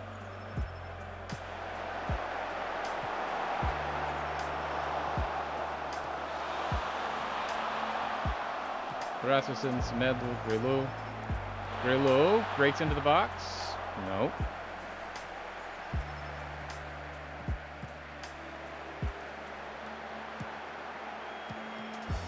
There we go, Matsumoto. There we go, Bukioi. You know, disrupting the play, getting things going. We love that.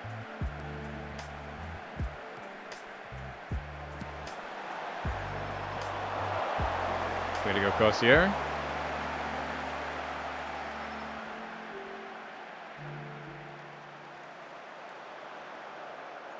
Okay. Semedo to Bukioi to Renzi. Okay, we just need to hold on, and I think we got this.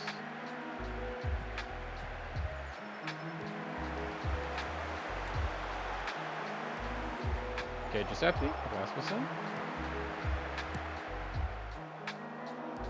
Take Grillo. Not a great pass. Oh, sure. I keep forgetting to reach out every week. I can ask if she wants to play. I'm also fine just playing Monster Hunter on her own.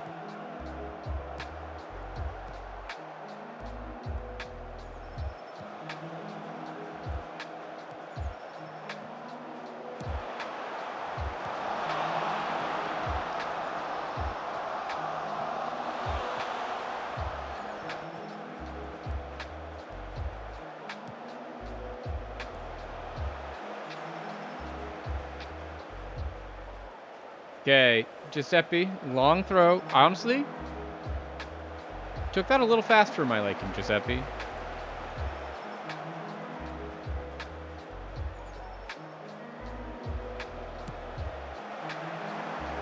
I reached out to her. If she says yes, great. If not, we're also fine.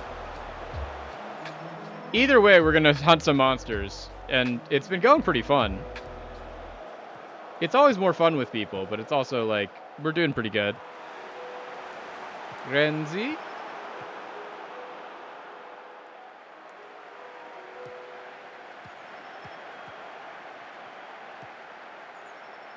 Back to Stanic.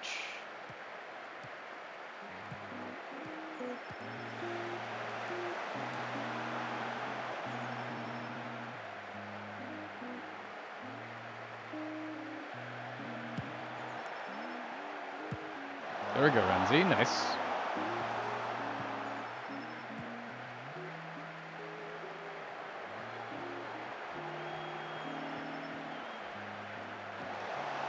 Perfect. Bukioi. Bukioi. Such potential. Not really growing into it yet. We'd like him to. It's one of those where it's like, Bukioi was another one of those that we signed just because he was a youth academy for a Serie A team that they were letting go for free. But that's been really a mixed bag of like, Bukioi hasn't necessarily been great. Rosito is one of the best wingers we've ever had. Grillo also hasn't really come to anything.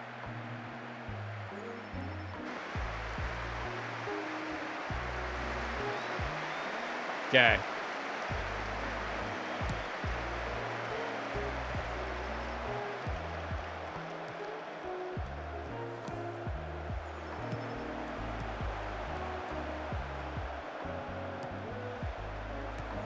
Nice coast here.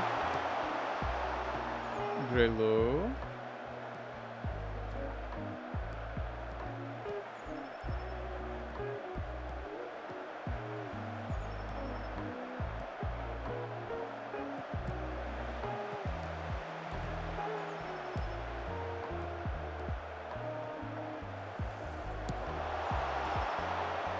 Jose Grillo got there.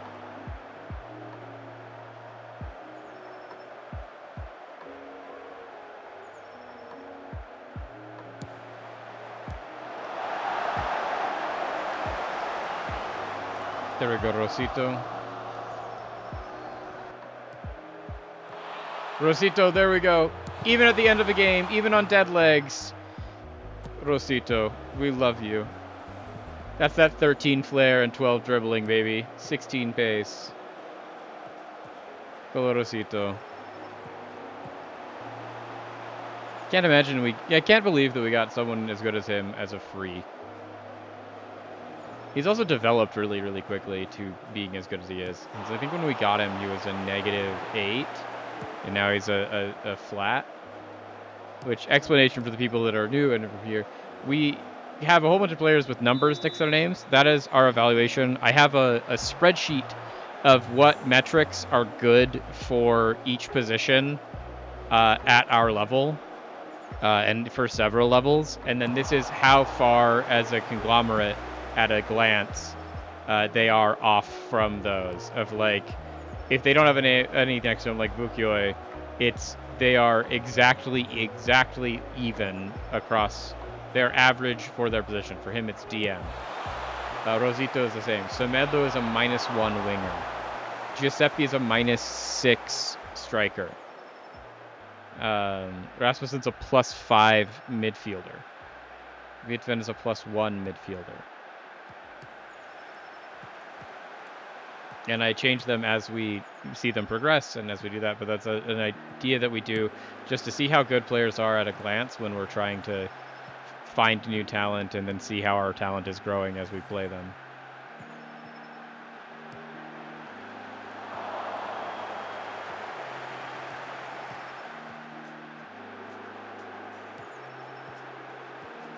Nice. Grillo now gets up to Coppola. We've got a minute and a half left. Nice, Grillo. Rasmussen.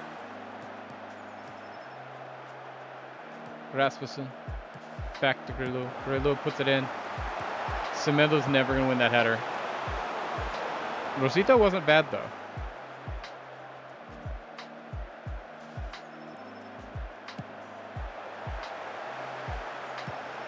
Let's go Kosio.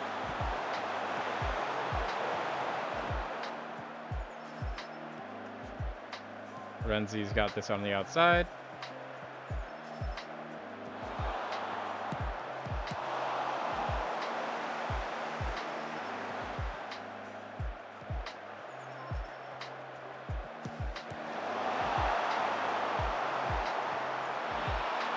Semedo. Well, it's nice to have the moments of brilliance here at the end, but the second they got the red card and we got our 4th goal, this game was very much over. And there we go. Clear and deserved winners here at the Silvio Piola, us versus Lecco. That's what we hoped we were going to be.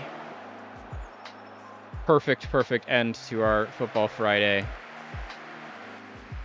We lost by conceding 4 goals. We win by scoring 4 goals. We bookmark it. It's a good narrative arc. Cool.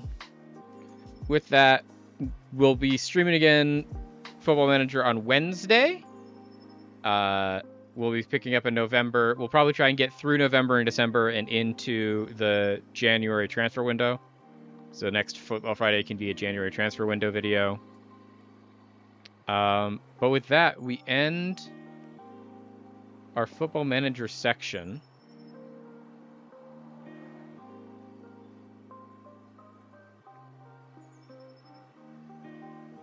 In a good position. We are top.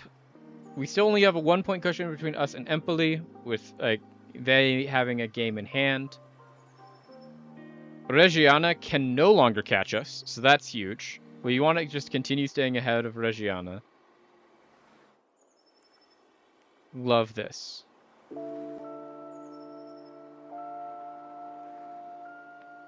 Cool.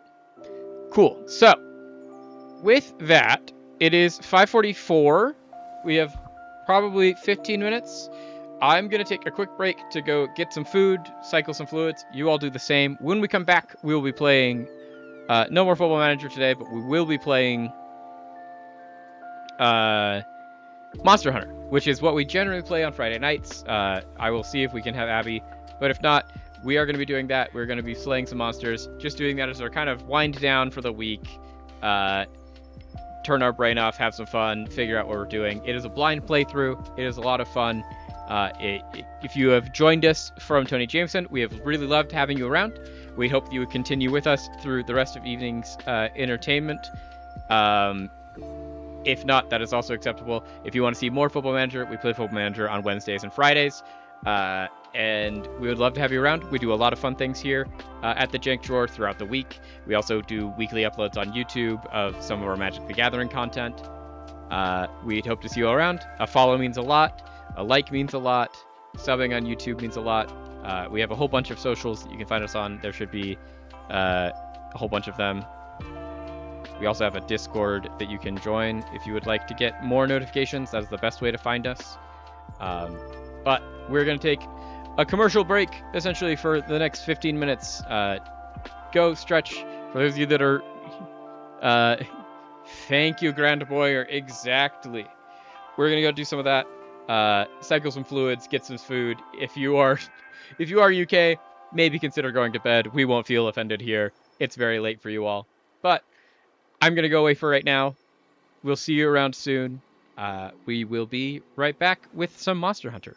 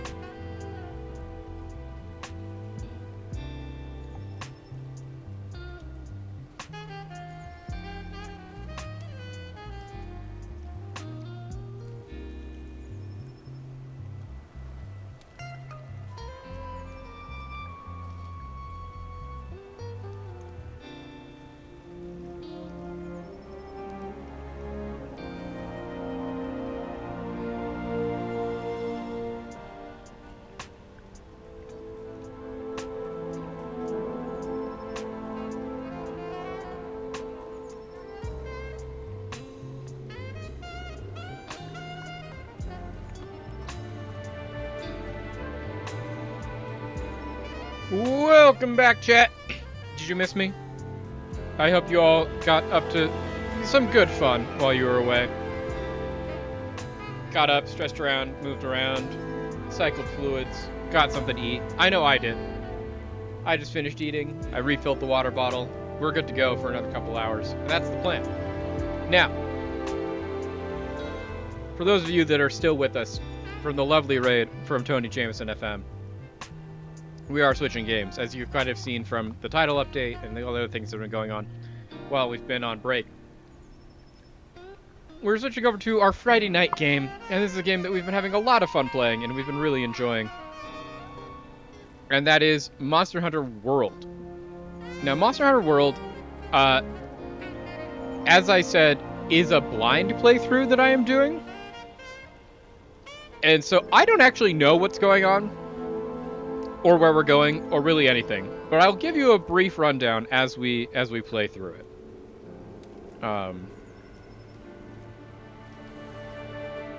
The main thing that I have learned about Monster Hunter World is that it is entirely about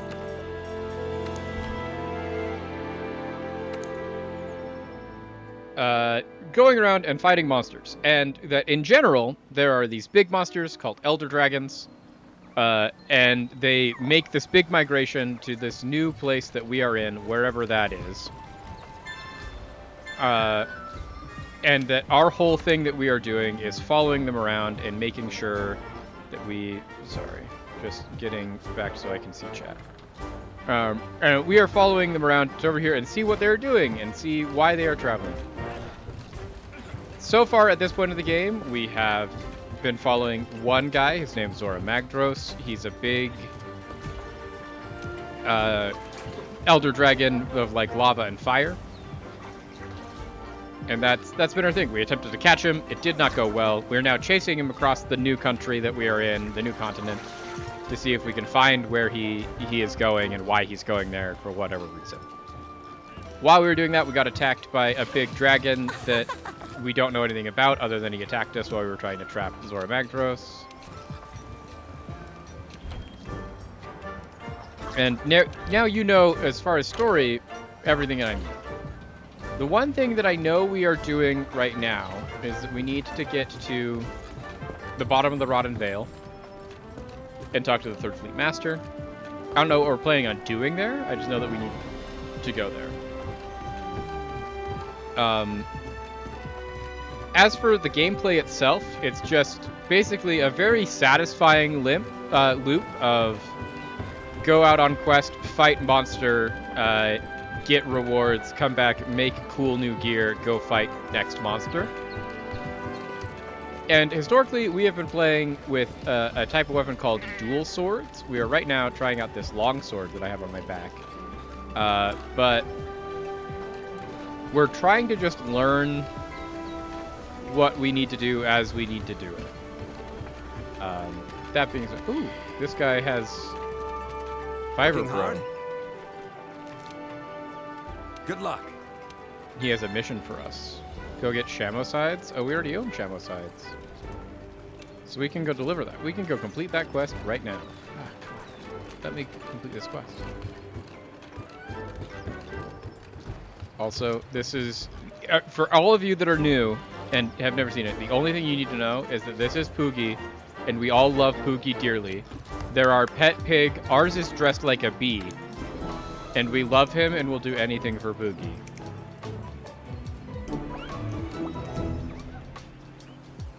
So now you know everything you need to know about Monster Hunter as far as I am concerned. And that is that Poogie is love and Poogie is life. And we'll do anything for Poogie. But it's just something that we like to do on Fridays as a community to wind down. A lot of the mod team was really into this game. And so it was one of those where, like, as a person that's never played it, they bought me this game, and they're like, hey, we would love to have you play this game. And I was like, cool, I'll do it. And it's been a lot of fun. We've really enjoyed it. It is very much just us doing, like,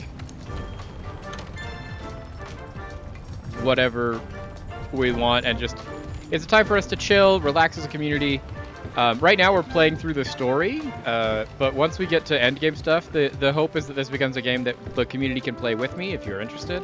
If like we can jump into missions together, we can jump into hunts, and it'll be a lot of fun. But until then, we want to get the experience of trying to play through this campaign blind and see what we can do and see what we can learn. Now, what that reminds me of is that I do want to... I think we unlocked... Yeah, this is the new room we unlocked. I do want to relearn how my weapon works, because we switched to a new weapon at the end of last stream, and I don't know the new combos for it, and I don't remember how the combos work, so I want to refresh on that.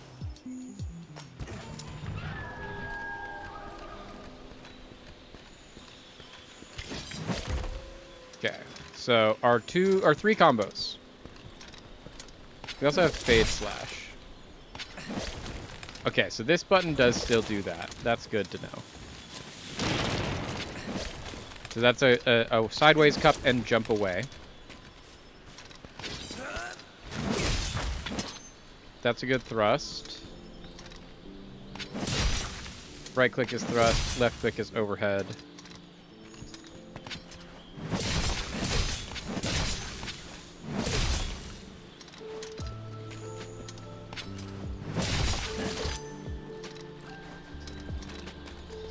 Okay. The one thing I have been taught recently in conversation is that there is apparently combos that they don't tell you about as well, and I will learn those eventually. But we have our basic combo, and then we have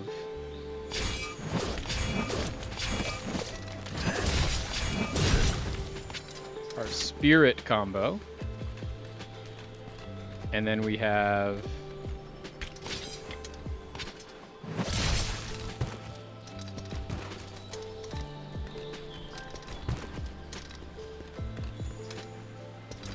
so it didn't work there. There we go, and then we get the sheath, and then it's EI slash and Spirit Blade. Okay.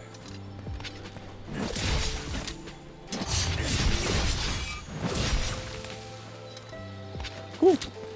Okay, so we have remembered our combos, which is good.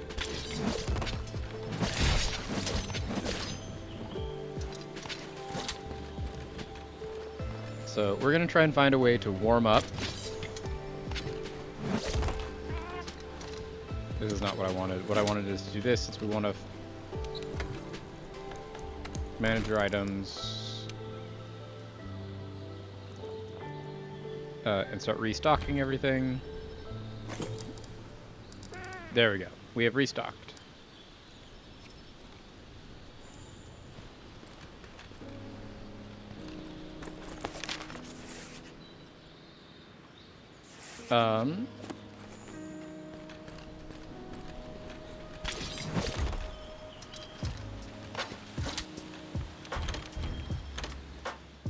We can go back to our room. We're going to try and figure out what we want to do from here as our warm-up.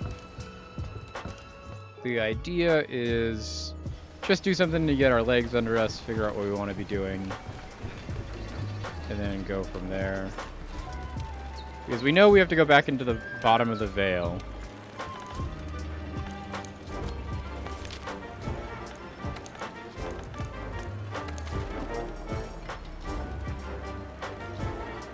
Do we have a Palumu fight we could go do? This is kill 5 Raffinos. Integrate Gyros. 14 Horntar. And then the egg one. And I don't think we want to do the egg one. I think we can do the Palumu one first.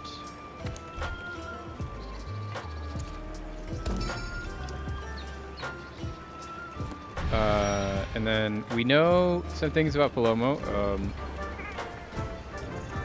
we can do that here. Hunter notes. What we know about Palumo is they are most weak to fire, so let's go get our fire weapon. They're also weak to the ailments of blast and stun, which we don't have. So let's go get a fire weapon.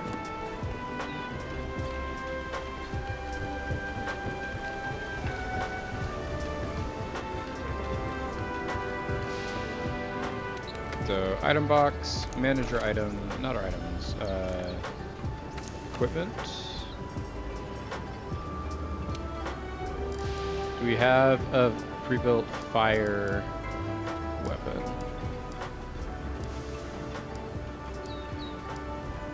So here's our blazing hatchets.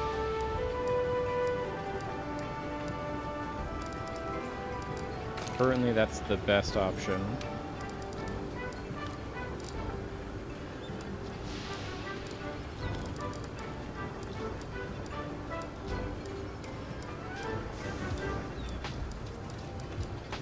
Yep, okay. So, if we're gonna do that then, let's swap out our Jiraiya Van Braces.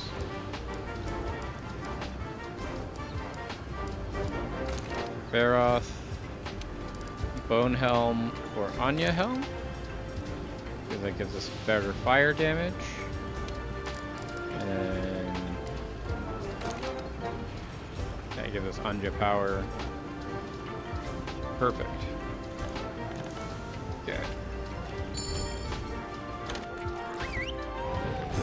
Let's do our warm-up. Let's go kill this Palumu.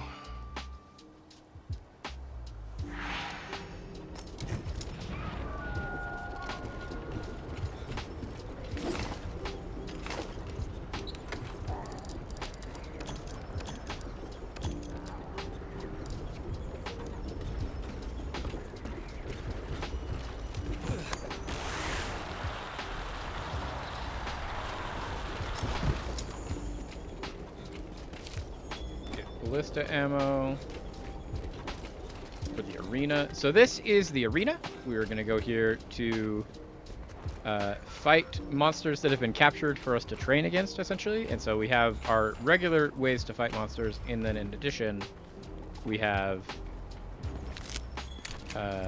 access to things like this cannon that we can use to shoot the monster. We have access to ballista that we can use to shoot the monster.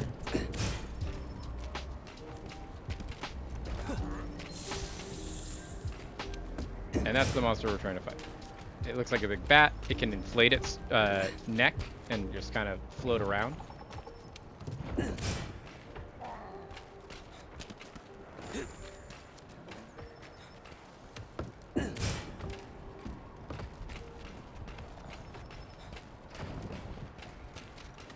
And we're going to try and maximize our ability to do damage by loading up these cannons and ballistae to just try and burst this. Because we've already fought this thing naturally with literally the exact thing here. So, like, we know we can do it that way. It's, can we... How fast can we do it if we add in cannons and ballistae? Is the plan.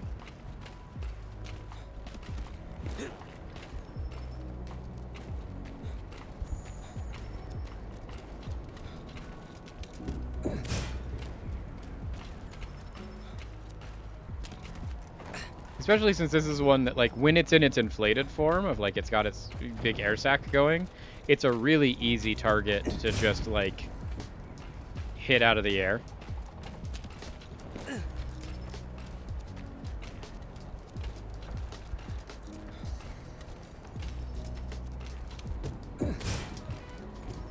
Okay, so there's cannons. That's also, like, these things over here on the wall you can pull out.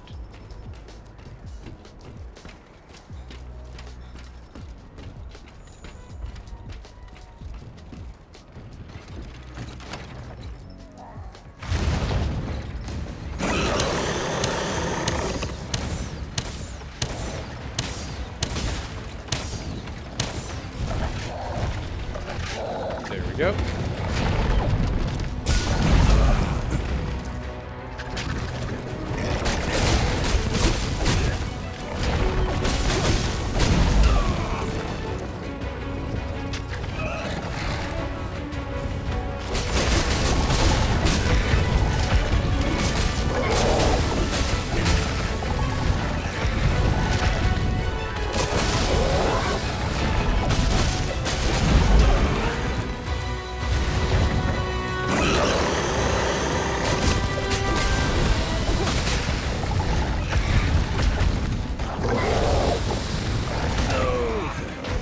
Let me go.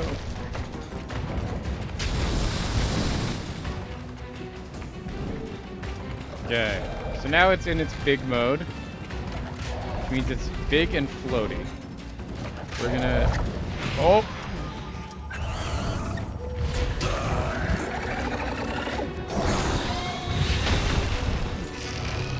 There we go. We have successfully figured that out. If we make it to this cannon that we already loaded. Oh! Oh, they can destroy the cannons. Good to know.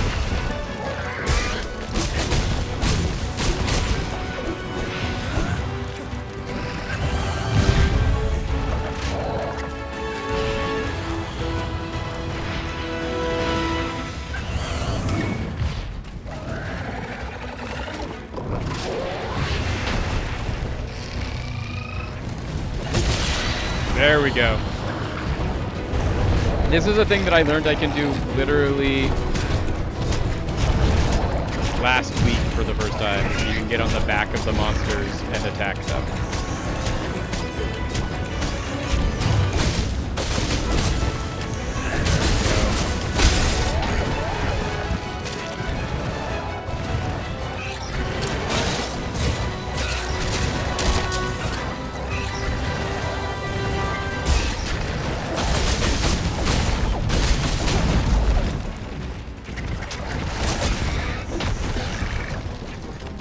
Go.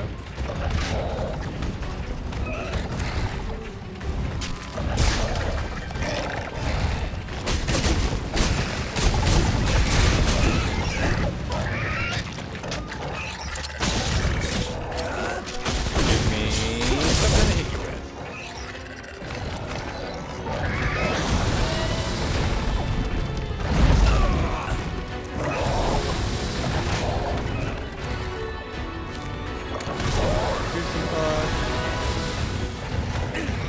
I don't know what that... Oh, that's a way to drop a whole bunch of rocks in the middle.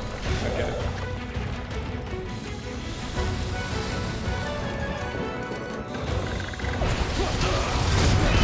There we go. Big damage from the trap.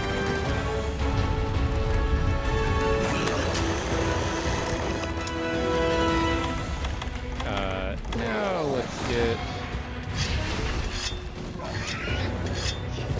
We're doing well. How are you, Gentetsu?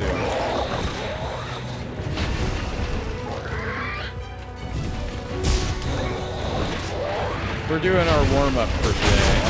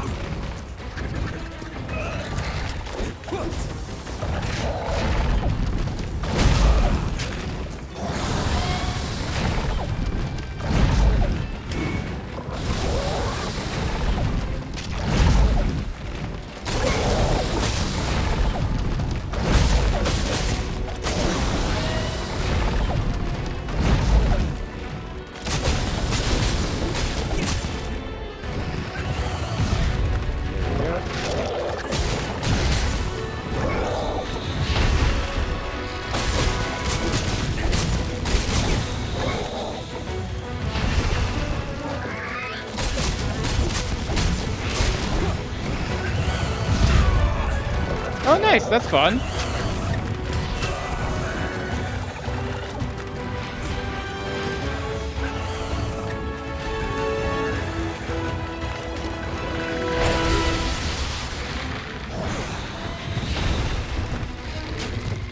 Okay, now is when we do our patented run away and heal move.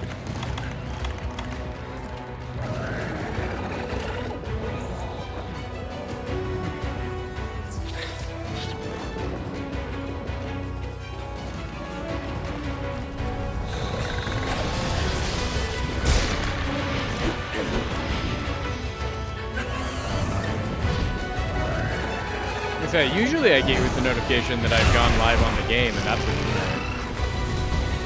Okay, we gotta run away again. Get me out of here. And let's get something bigger than a regular.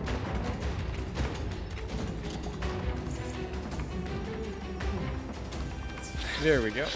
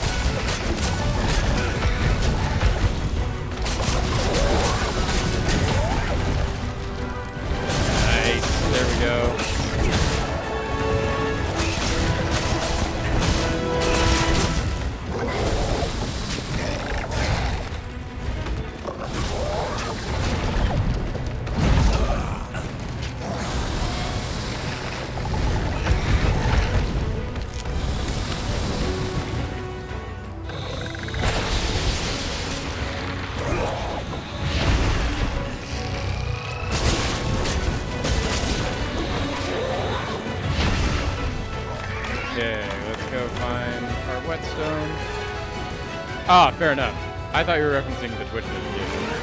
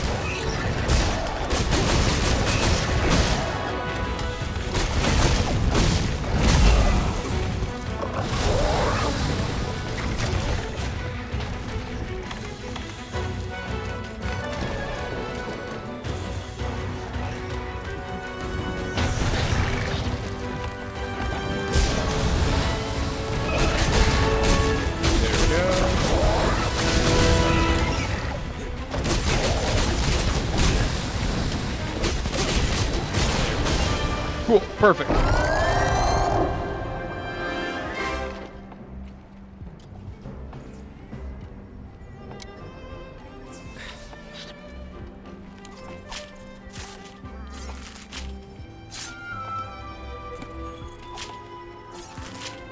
I don't know that I've made a million progress.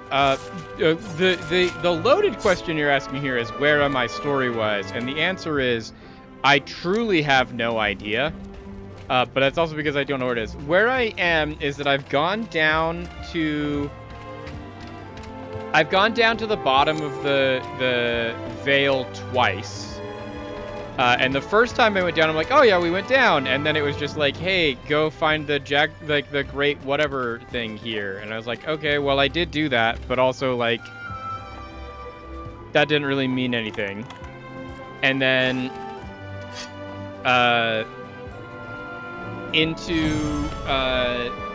the second time we went down, we got attacked by Legiana, and then I went and beat up Legiana, so we did that one.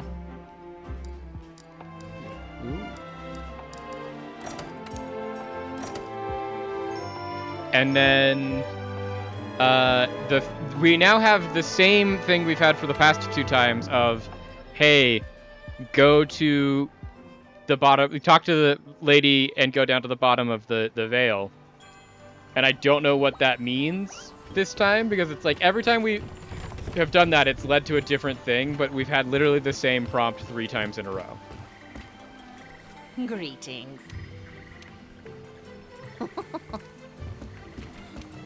Hey. You the guy I talked to get my harvest box?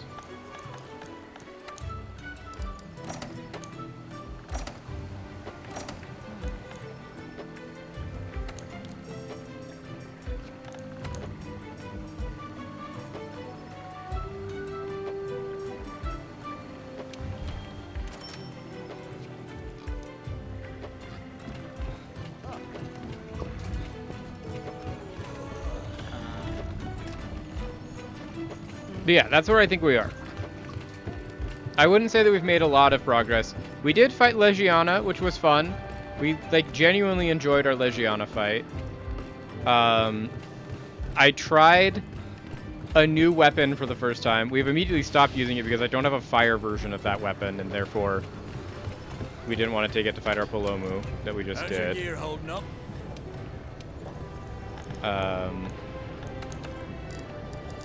But we have decided to start using long swords as our second attempt at a weapon. So we've built our flickering glow.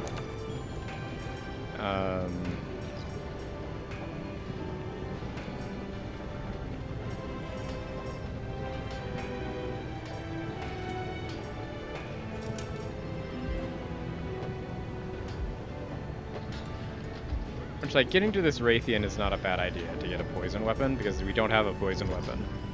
We don't have a poison anything. Oh, we can get to our Blazing Shote. There we go. Then we can have a fire weapon. That was one of the things we wanted to do. We did go fight an Anjanath recently, so I probably should have remembered that. Let's go find...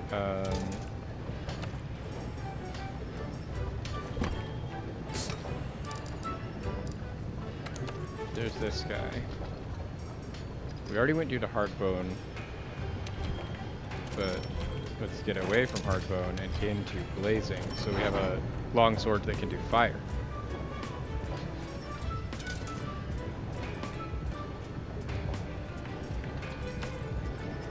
So now we have fire option.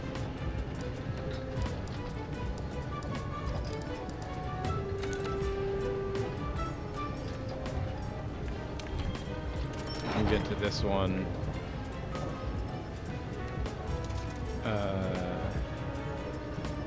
And then we can go either of these directions with this pretty easily.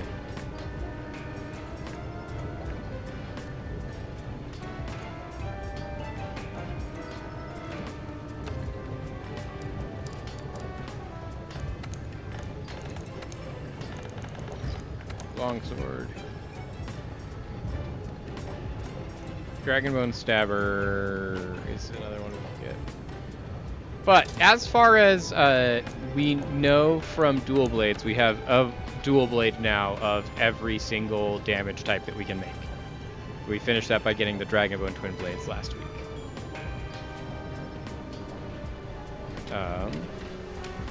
Okay.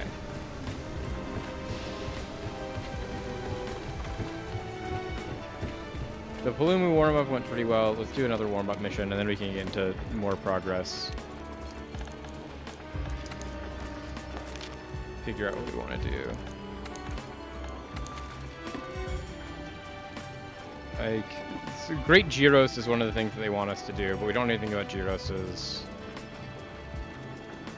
We can go on our, like, I hate all Horntars crusade, because that is a thing that I hate. I hate all Horntars.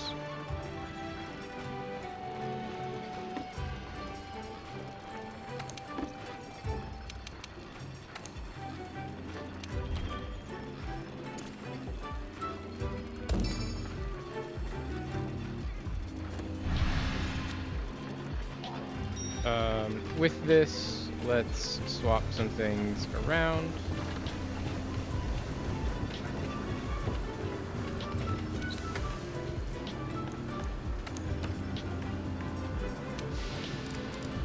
swap back to...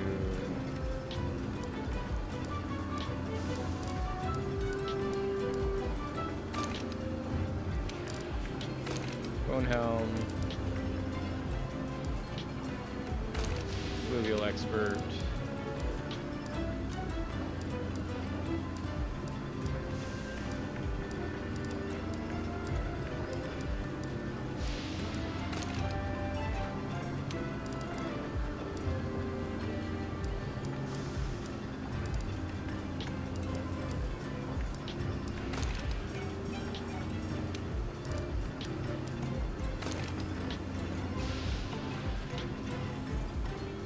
Yeah, Horntars are my least favorite. We are on a crusade against all Horntars.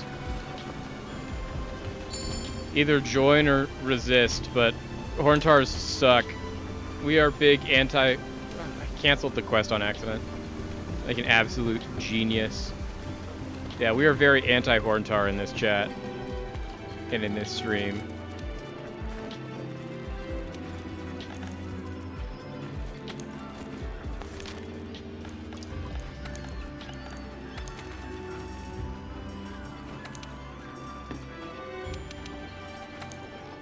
Because, like, generally, other than when you're down in the effluvia, I'm not actually a huge, I'm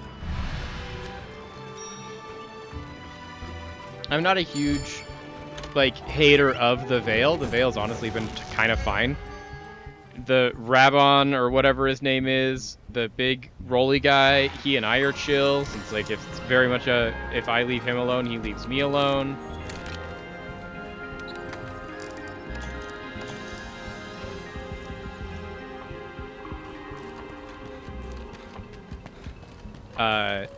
The Giros and all that stuff do leave me alone unless we're in the place where the effluvia is, and then they don't leave me alone anymore.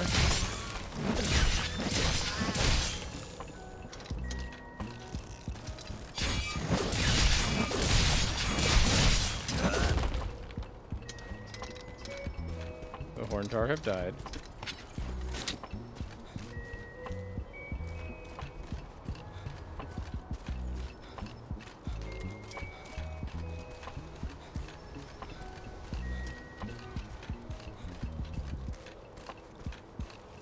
There we go.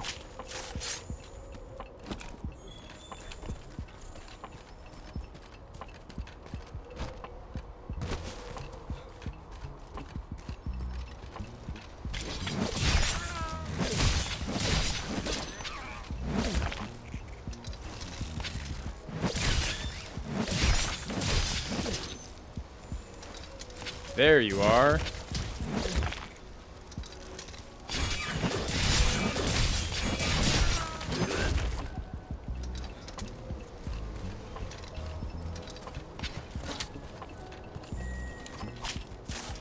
Now, will I find another Horntar?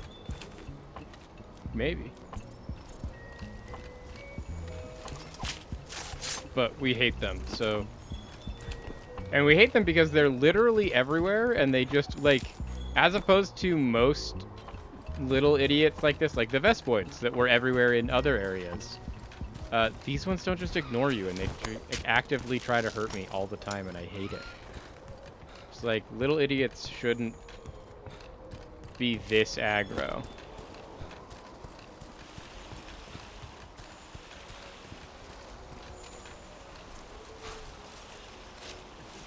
Bone piles are pretty good.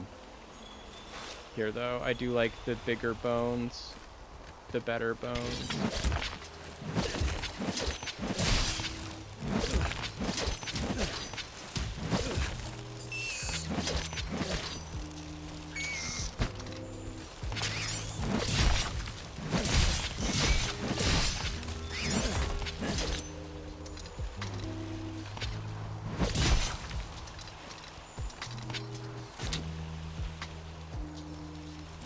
There we go.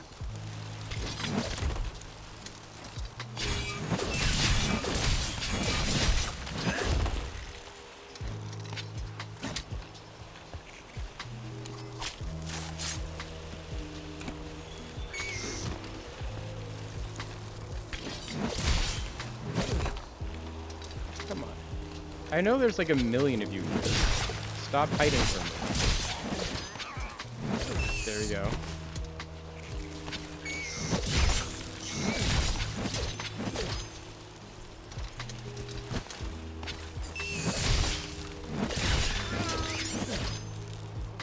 Okay. So now there's one more we have to kill. And that's it.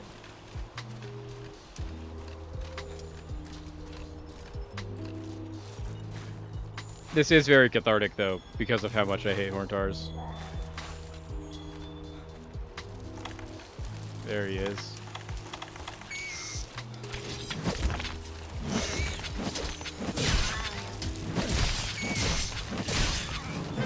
There we go.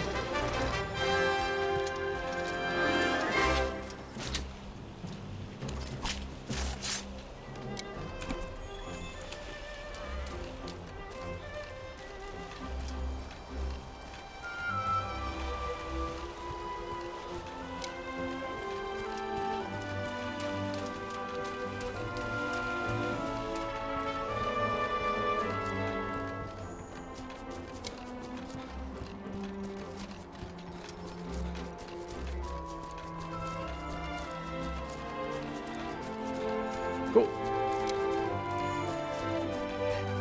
We even threw in an extra one for free for you. You didn't even ask us to slay a 5th Horntar, and we did, because that's how much I hate Horntars. You're welcome.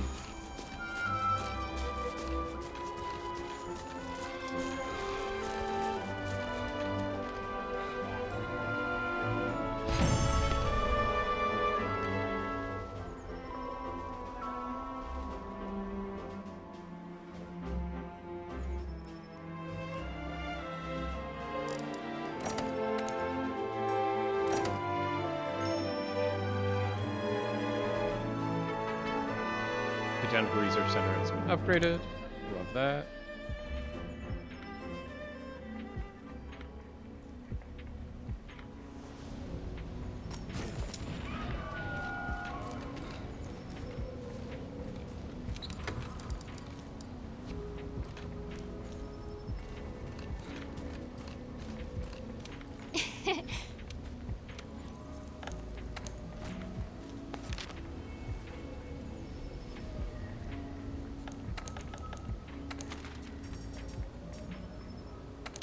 Ruffinos, and then we can do the Gyros one.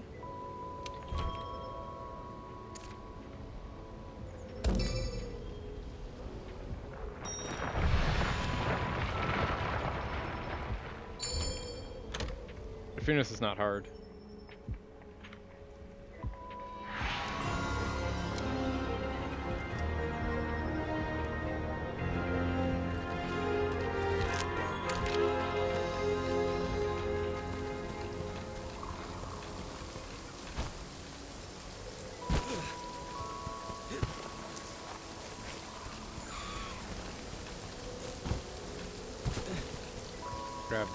Grab the herbs for the last potion refill.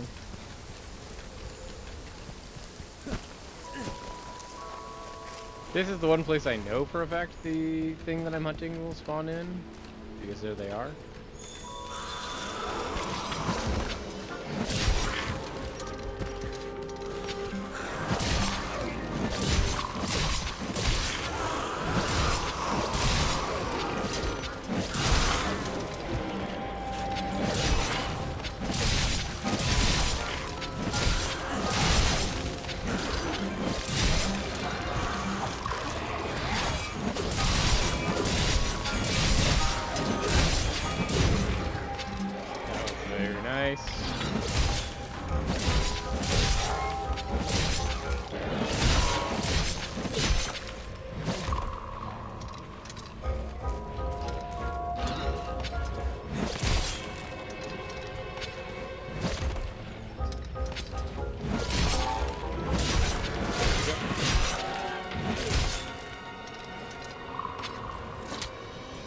Perfect. Love that.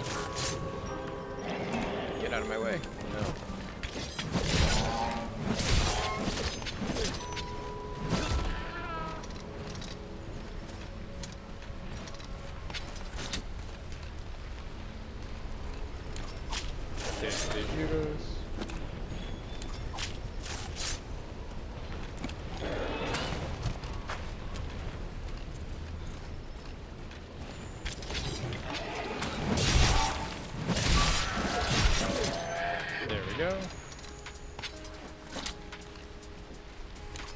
Love it. Okay, so I know we have 3 more of those to kill. Just trying to find any of them.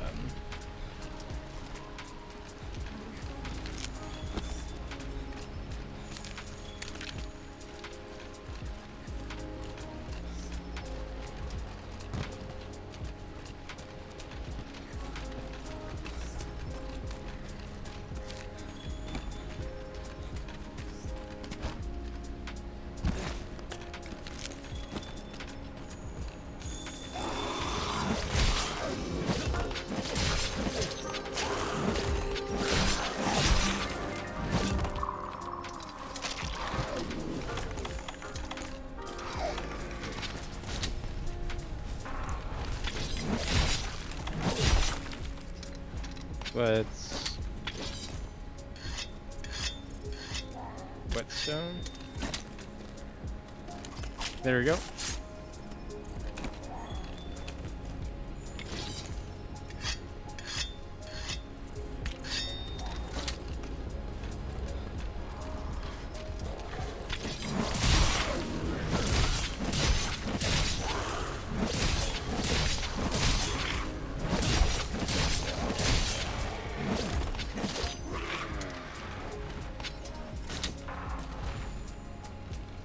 That is a long death animation, I will say.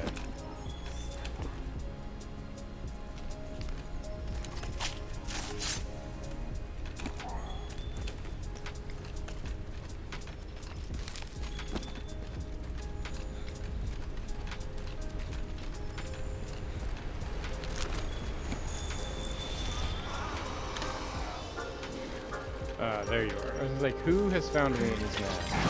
It's you.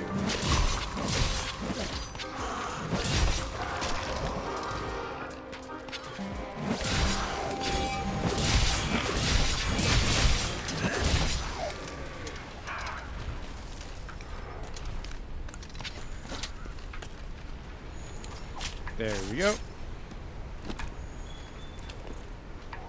So the unfortunate thing is we found a place that it seems to be spawning infinite Gyros, but we don't need Gyros, we need Raffinos. And I don't know. There's some.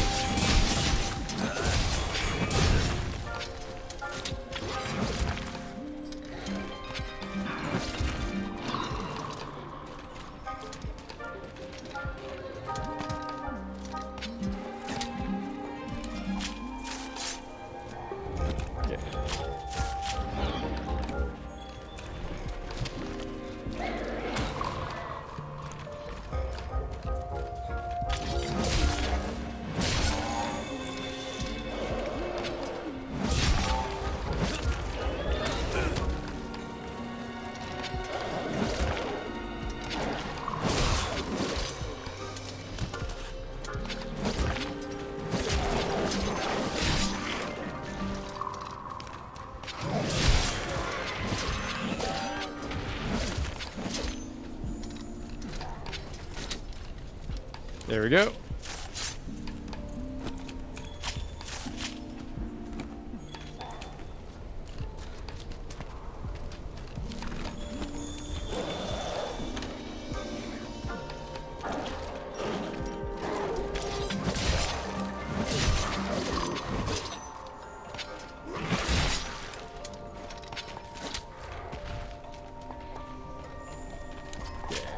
So we've gotten 3 of our 5.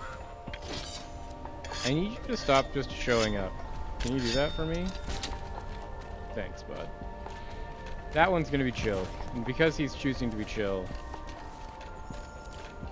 that Gyros can live.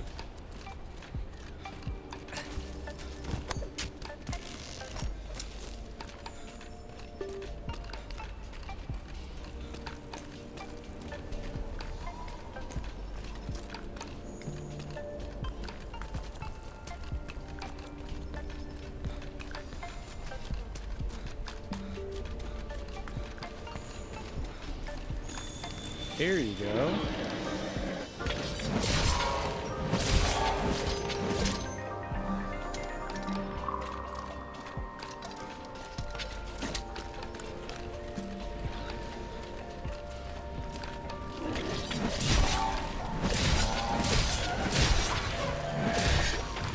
There's Rafinha's number 4.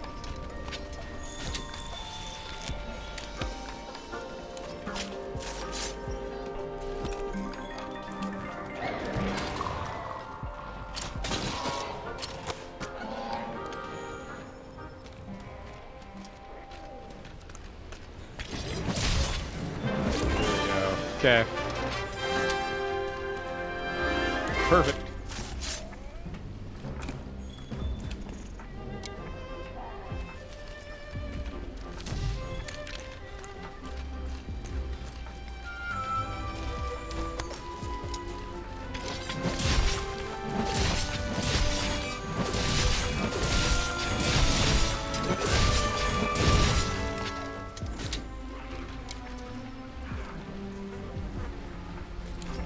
Nice gyros.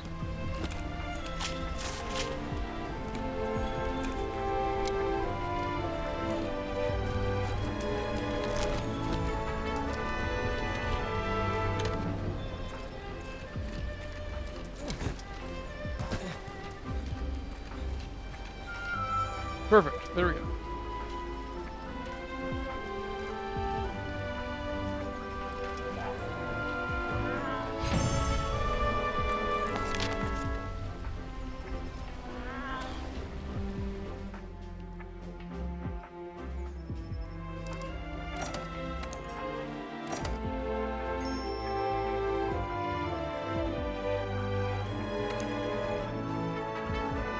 Okay.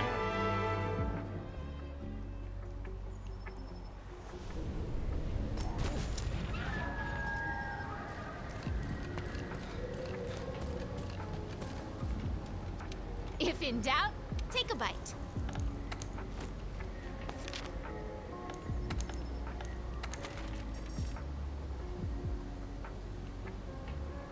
Great gyros. I think we can do you now.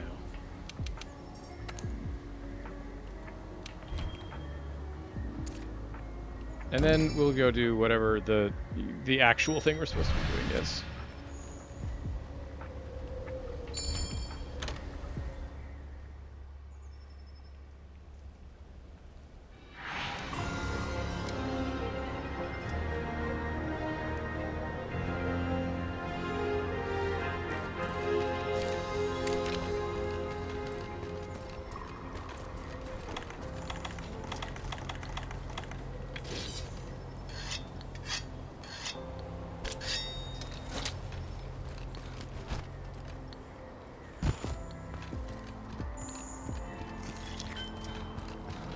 There's Radobon. Hi, Radobon.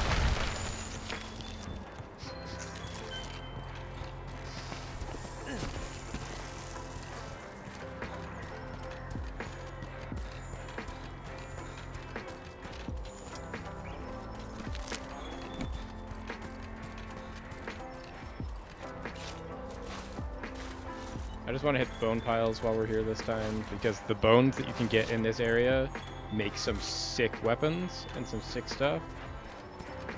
And so I at least think it is very worthwhile to prioritize bones in specifically this area.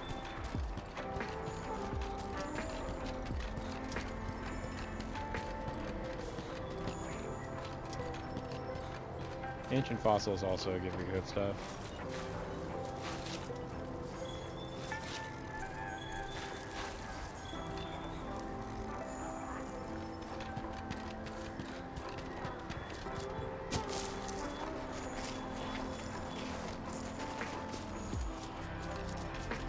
There we go.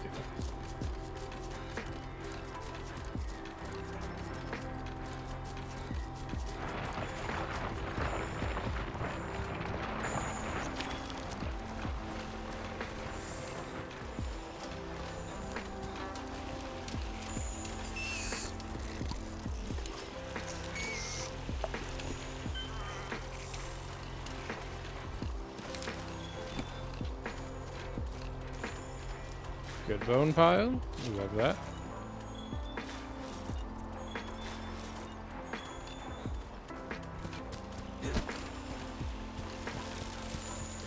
Leave me alone, Horntars. No one ain't nobody got time for your shenanigans.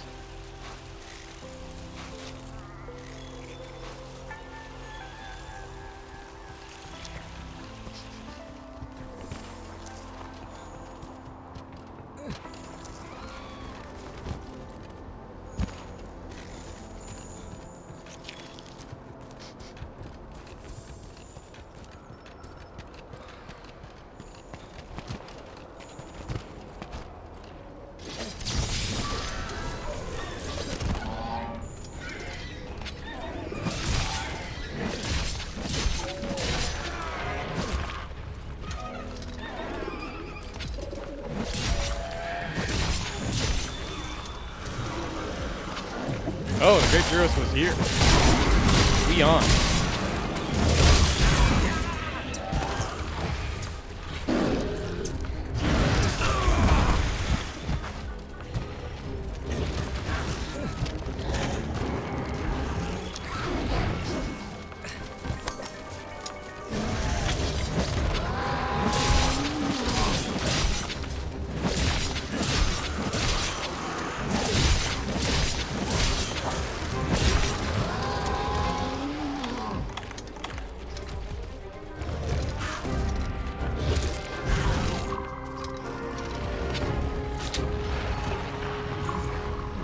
Yeah, I was not expecting the Great Gyros to be here already.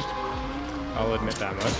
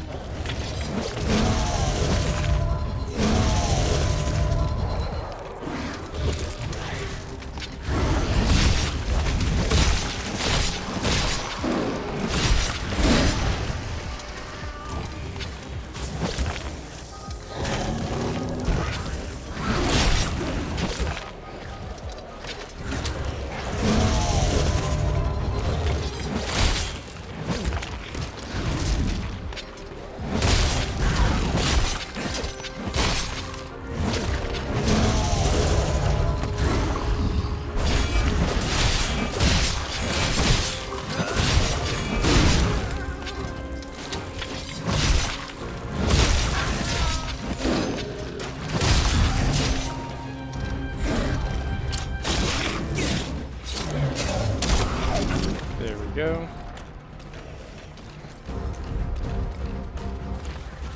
Good. Not what I wanted. Hopefully this does the trick.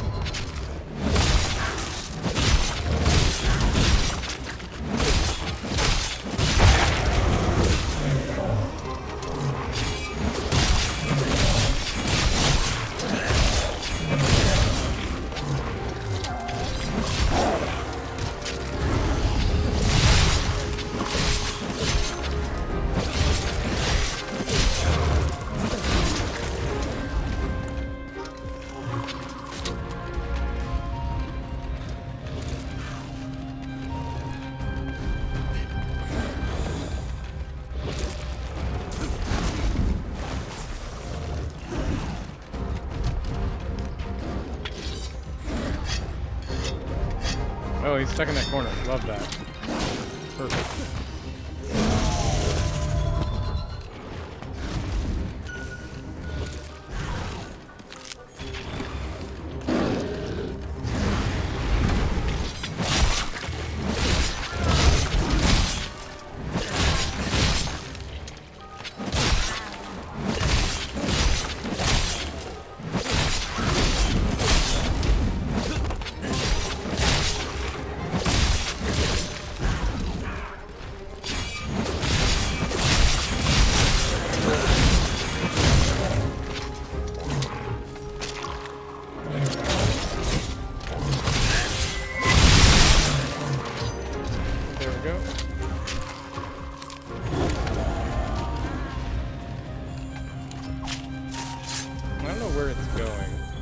Chase it.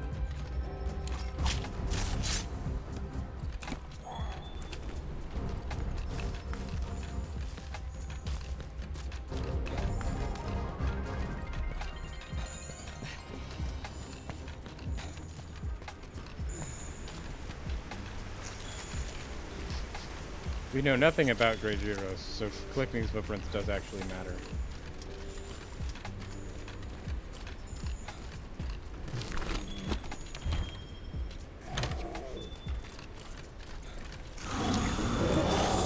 Oh, hey! Bad vibes here. I'm Looks also like getting it's bad looking for its vibes. I don't know what next that is. Don't love that it's seeing me, though.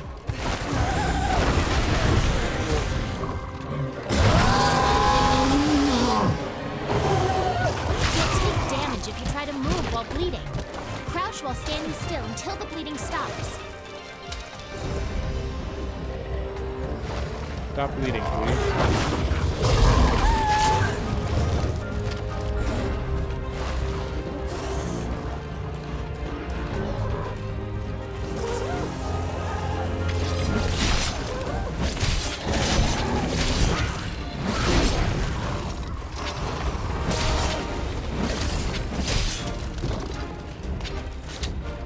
Hey, get back here. You're my best fighter against the other huge monster that's trying to eat you. Don't run away from me. I need you to fight the other monster.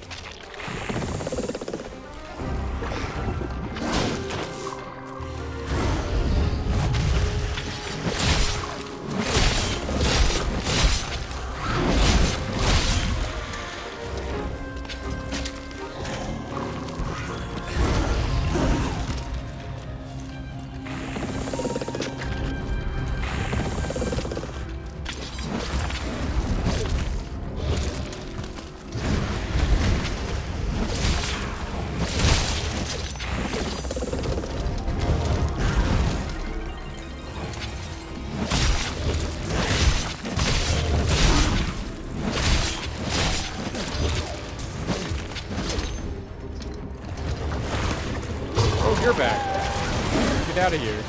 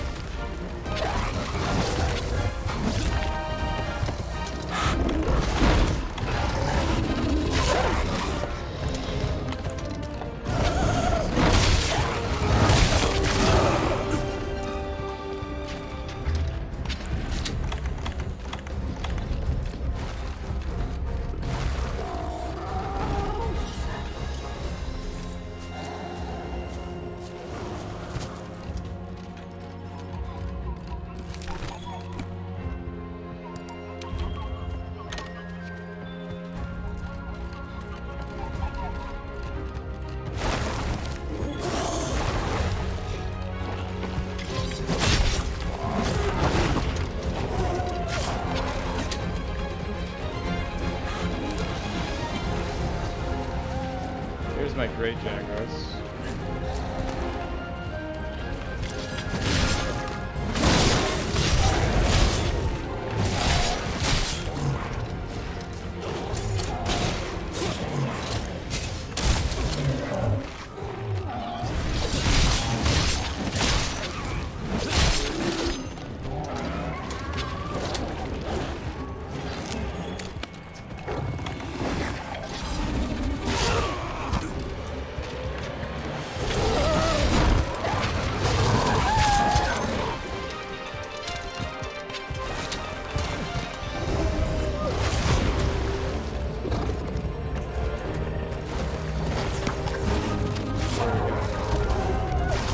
This thing chasing me is the real issue.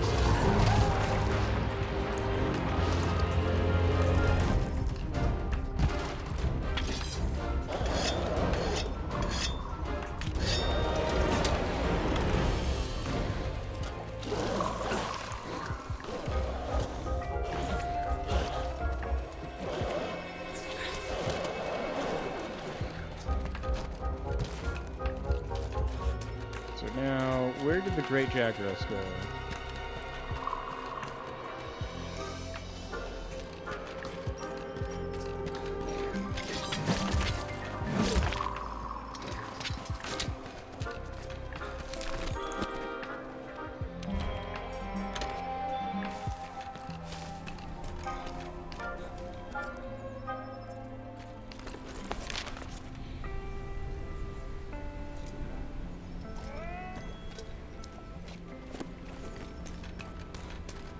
You all the way down here?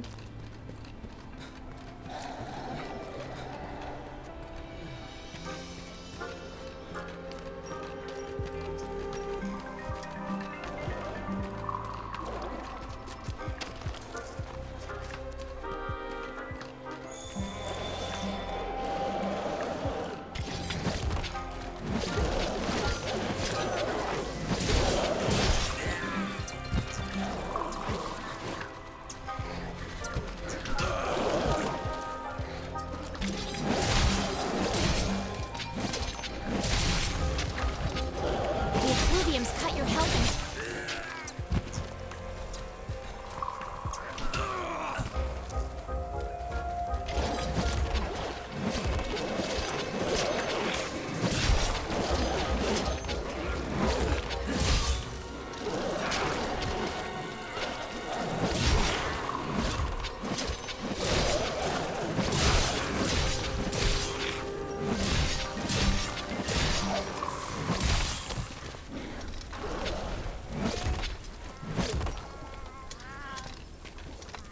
Okay, so is there a way to get rid of this effluvia reducing my HP by half? It doesn't look like it.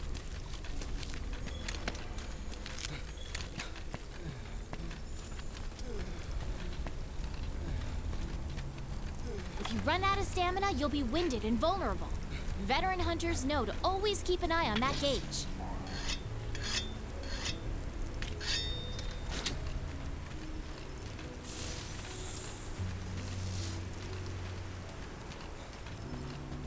This Great Gyarados has to be almost dead.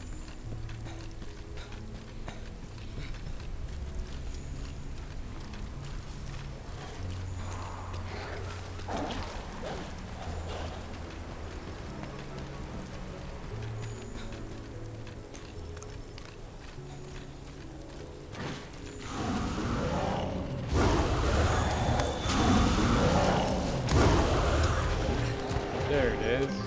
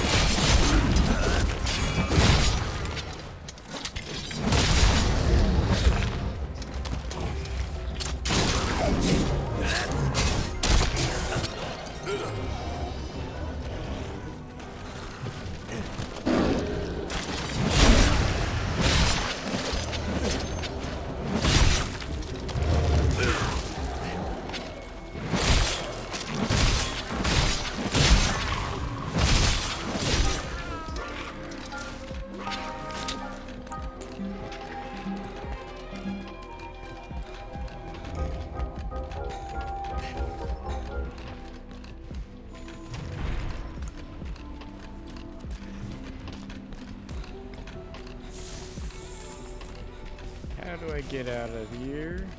Back up there.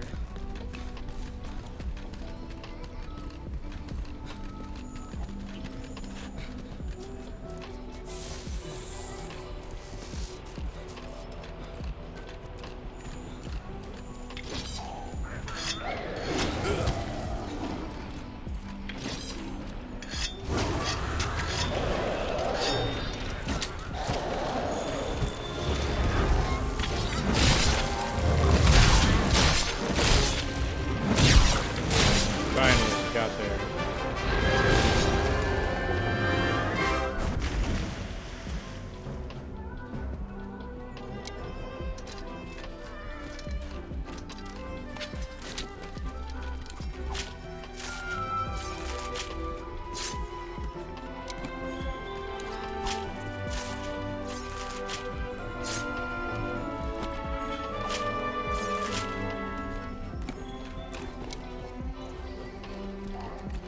Cool.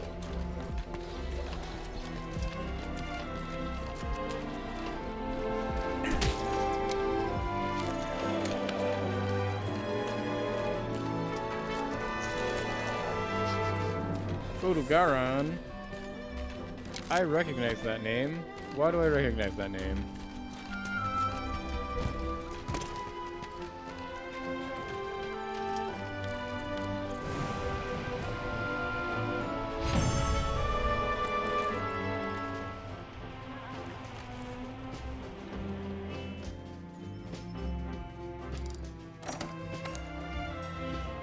Take everything.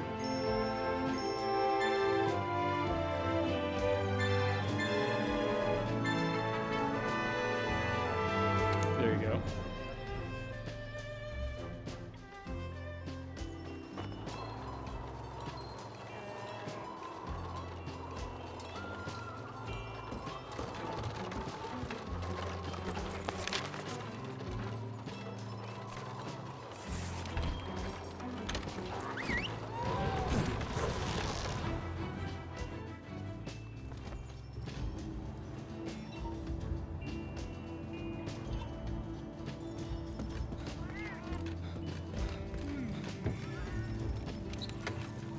Okay, let's get rid of these items. So,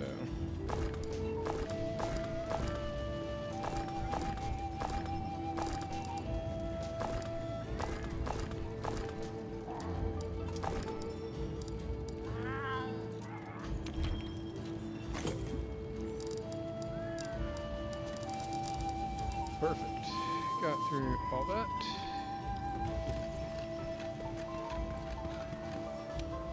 Do I get random stuff that I can build now?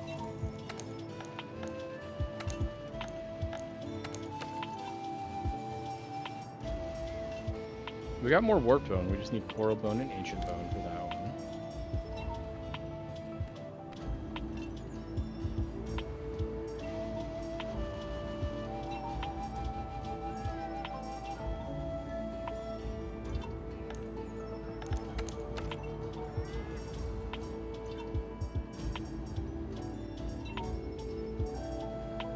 We have more Horntarn things.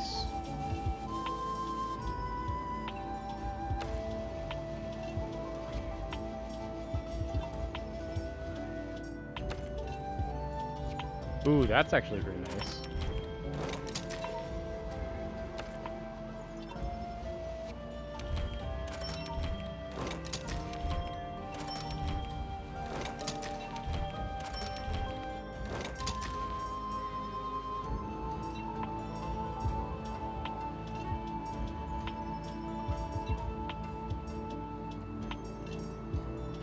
I think we already have Lumu hat.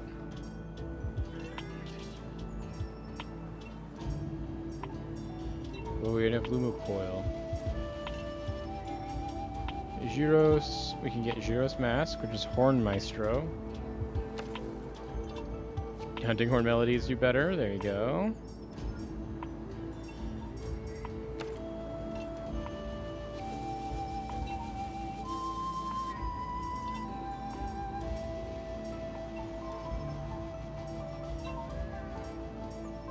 Ooh, health boost is not bad.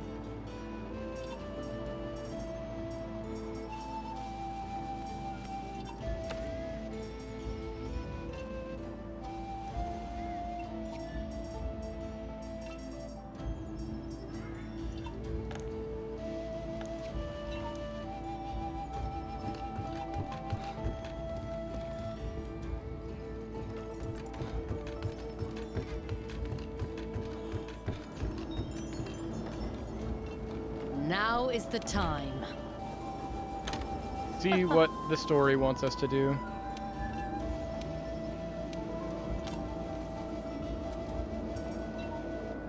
We've established 5 camps. That's nice.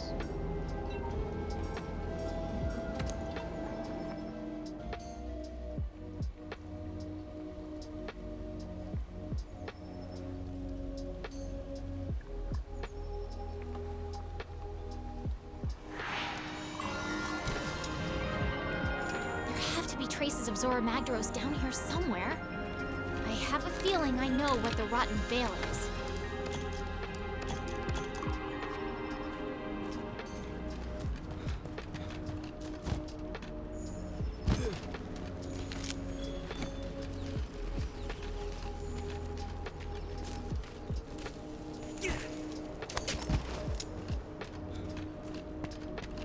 Ooh, Zora Magdaros tracks.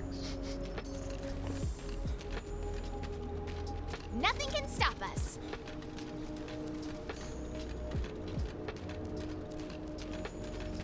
Oh, this looks dope. Wait, I'm going to. Oh, are we getting to the point where she starts throwing herself into situations that she shouldn't be in? I've been forewarned about this. Since this looks like a boss arena. You figured it out too, haven't you? What the Rotten Veil really is. Actually, I haven't.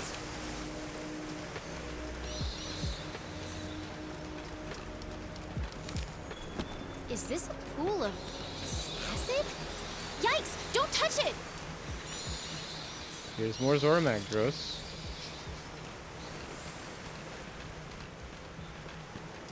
Look!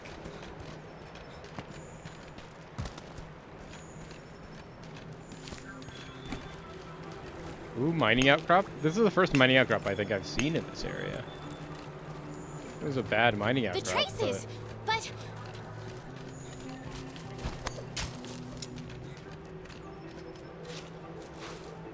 There we go.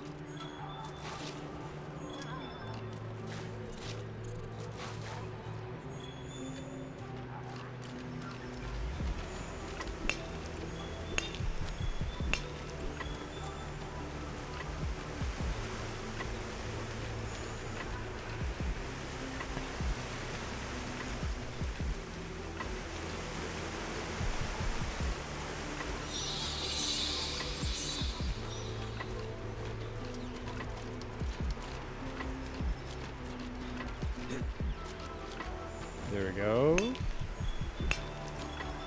I know where I'm supposed to be going, but why would I go where I'm supposed to when I can go anywhere else?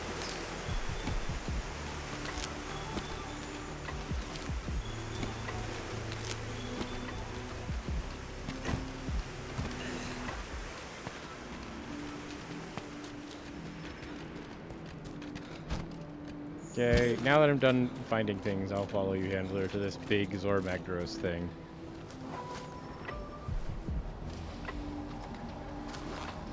I know we've reached the bottom.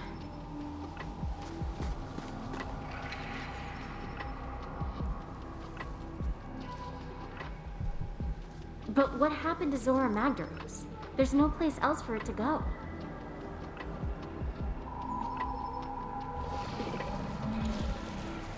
Ooh, I think we something's should hunting split us. up and look. Never split up, Handler. Oh, it's this guy. We knew about this guy.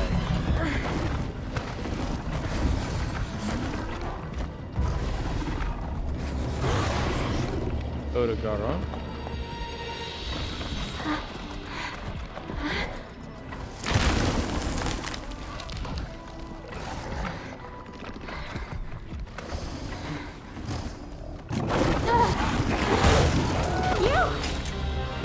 What are you doing? Go!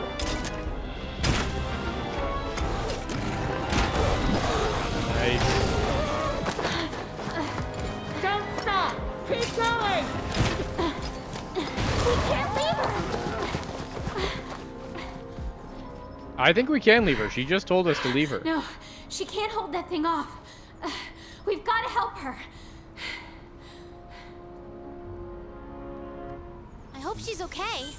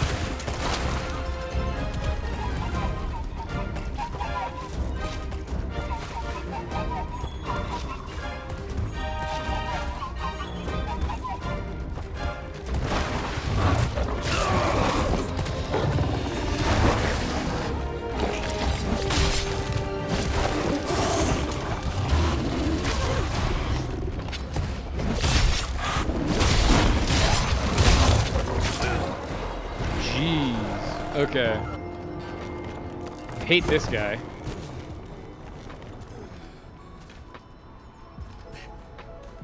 Knowledge is your best weapon and defense. Make sure you've read up on all the monsters in the Monster Field Guide. Agreed, but I also need to learn how to actually do this fight and what this monster's attack patterns are, and I've seen it literally twice, so...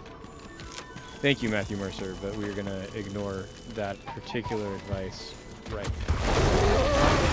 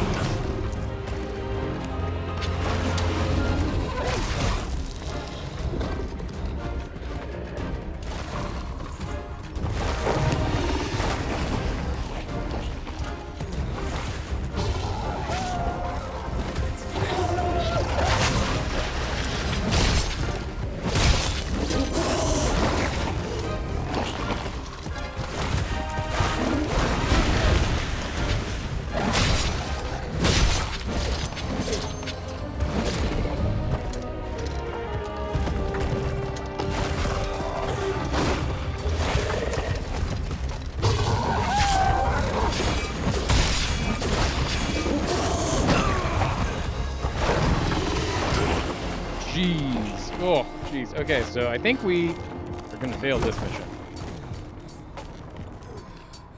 And also, this might not be a longsword fight, in that I still don't really know how to use the longsword.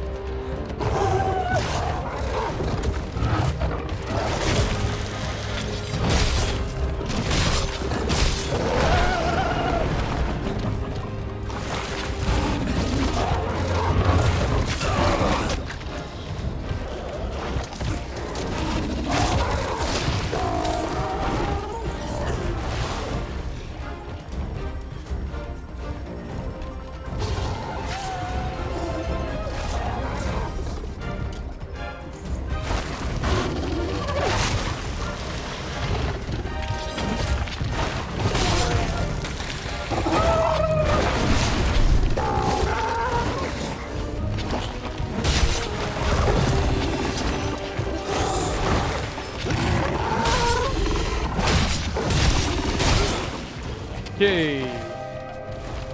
Cool.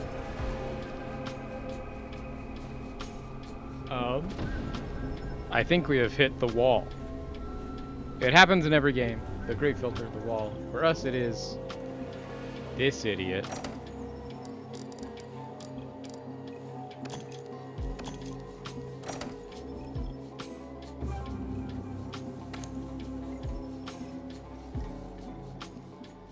Okay, so.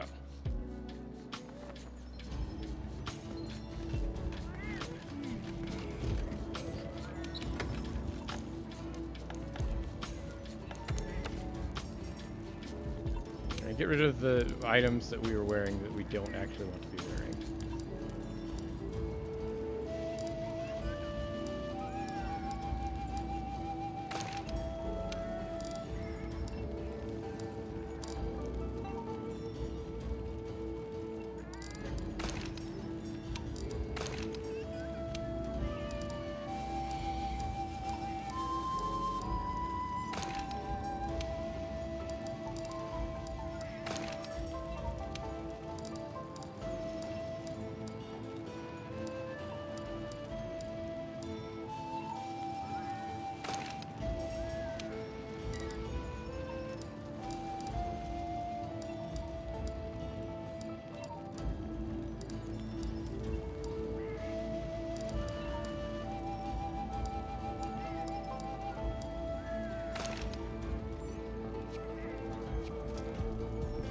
Do we know anything about this? Yeah.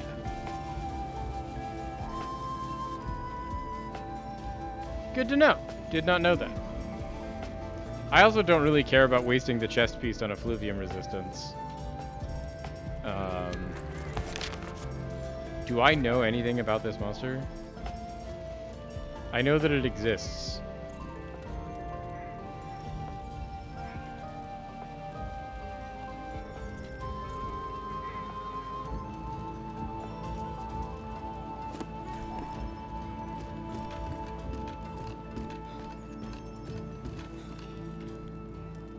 You bothering me again?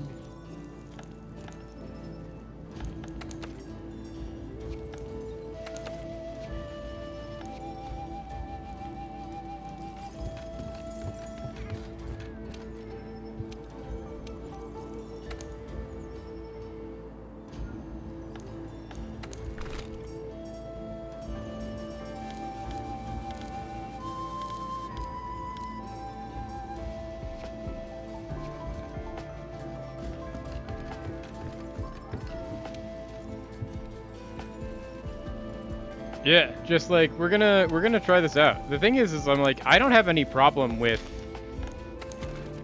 this being hard. That's the point of this, is that it's gonna be hard. It's the whole reason that we do this. It's just very much I'm like, hey, maybe we don't try to do two things at once, which is fight this guy that we don't know the attack patterns of, and use a weapon that we don't know how to use yet. Partner. Let's instead fight this thing that we don't know how to fight and use a weapon that we know how to fight it. Also,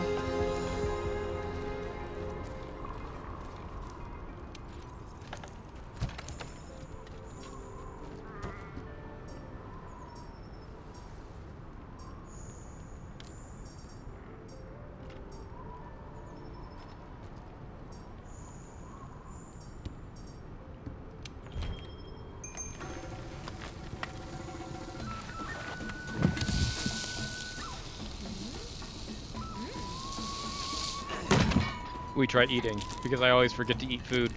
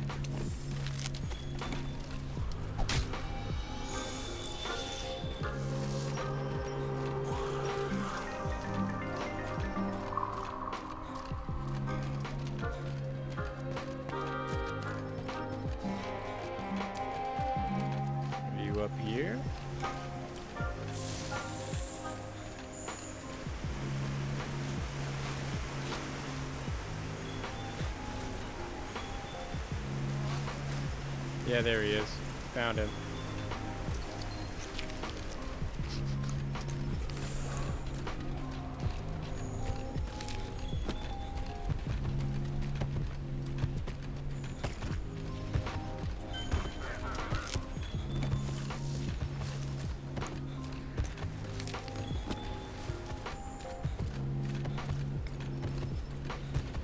Great Gyros was also here, so if we think we start this fight here.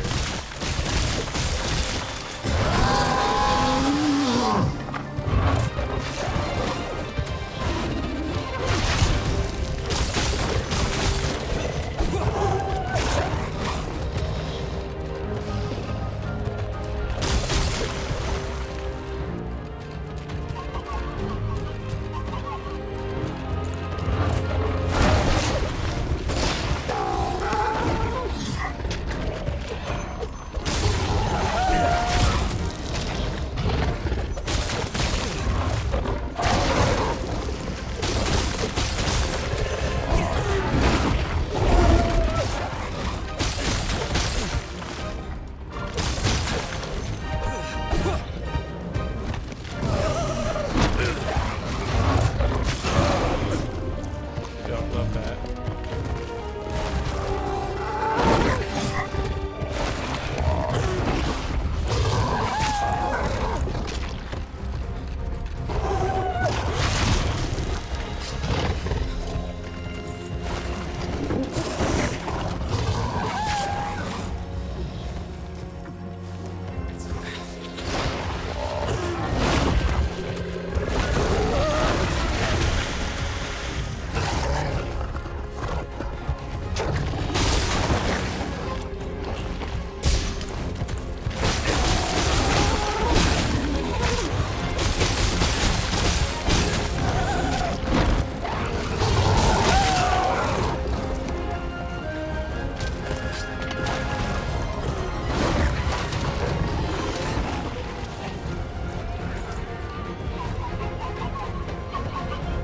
We hide. Get rid of the lead. Okay, Oh now's wow! your chance. Somehow that missed Hurry me, up and I before don't you know get how noticed again. or why.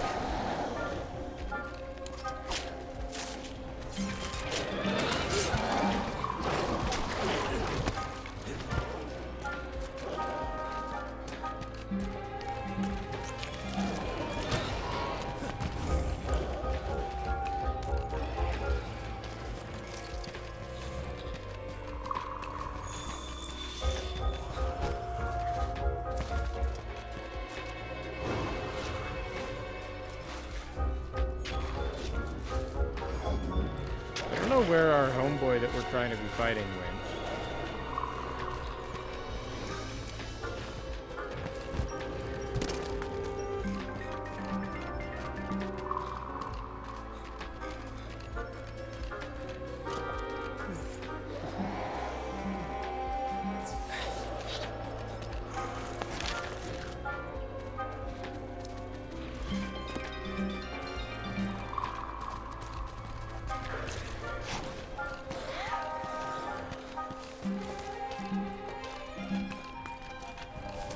They're this way?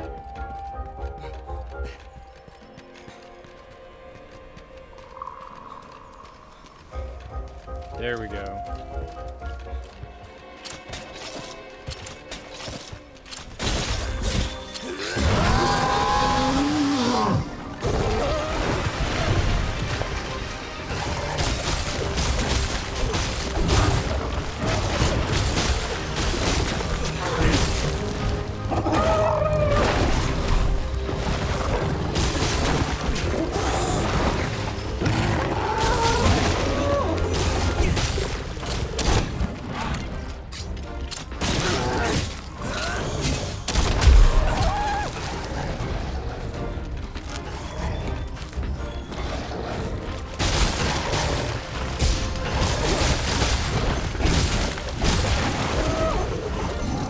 tail. Let's take that. That's already an improvement.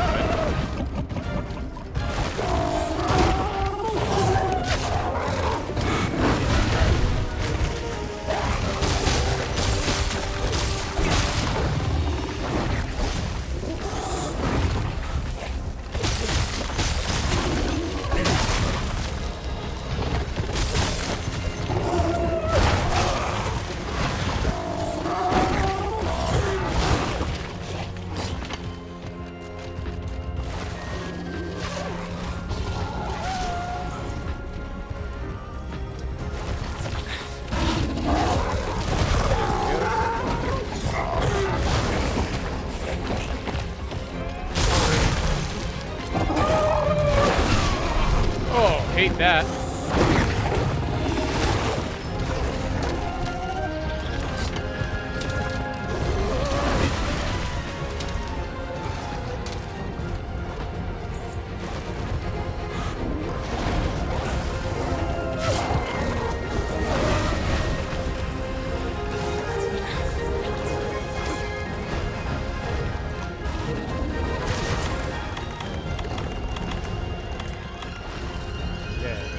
Now we run far enough away.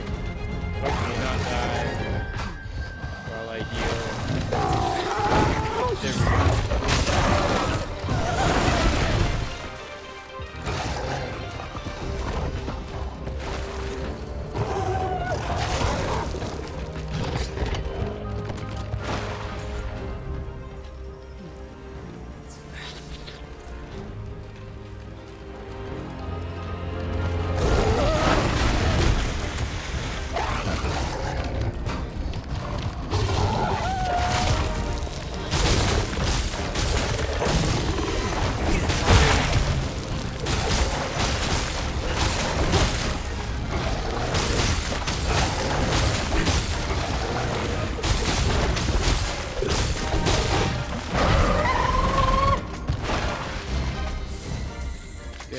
Now that I've finally chased it off enough, let's go look at this tail.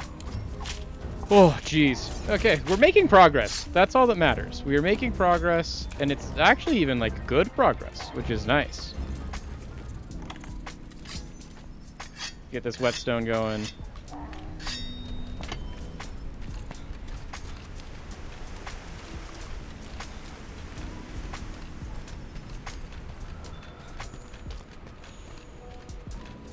That is one of the things we do need, though, is we don't have a thing to shoot it with.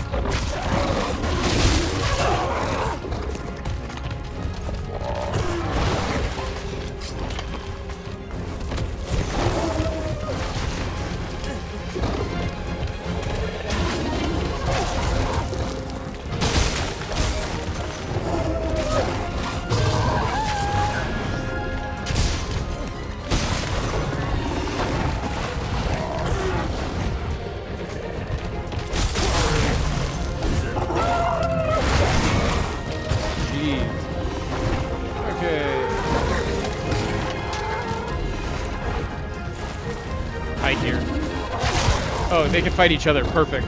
Fight each other while I heal.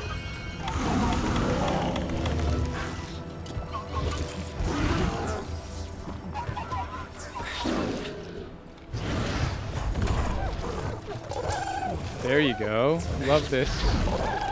Love that these two idiots are fighting each other.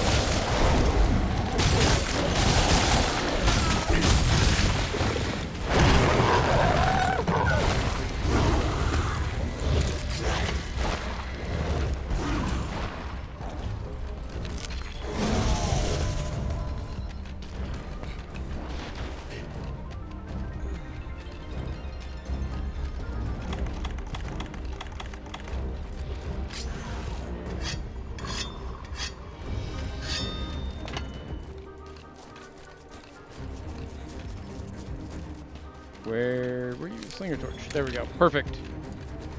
Oh, Rabadon's up there.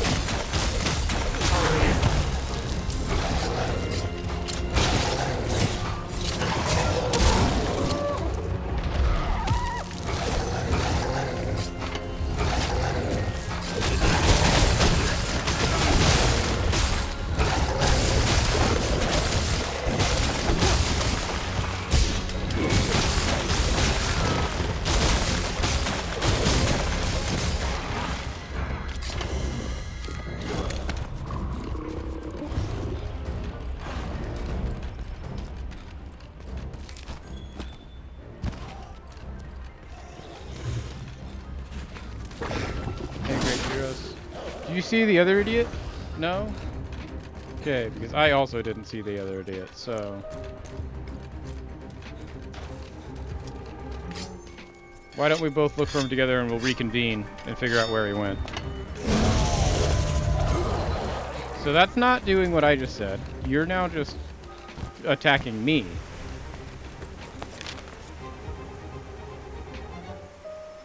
Where are you? He's all the way over here? Oh, he's all the way back at his nest. Okay. He ran really far.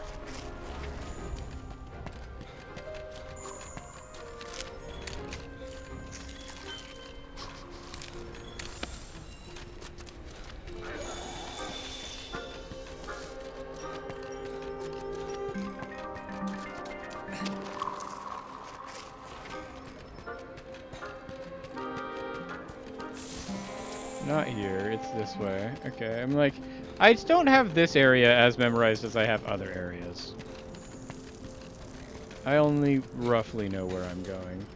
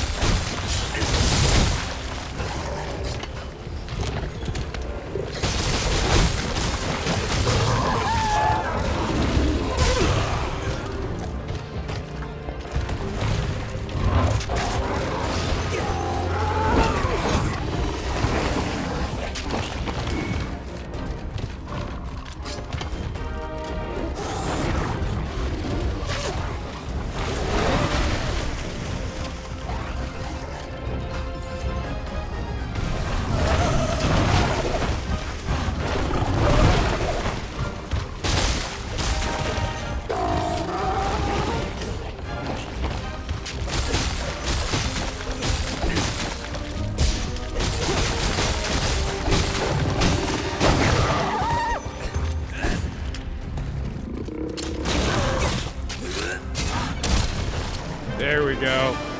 Oh, and we broke open a wall? Let's go. I'm waiting for you back at camp. Jeez. Okay, we got there. And we opened up this hole in the wall, so let's go look what's behind this hole in the wall. Odogaron. Okay, so when we swapped off of the weapon that we are learning and don't really know how to do, we do way better, is what we learn immediately here.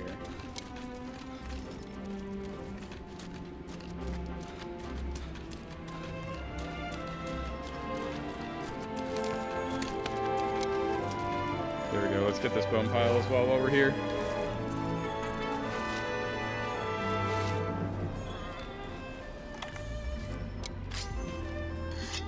Perfect.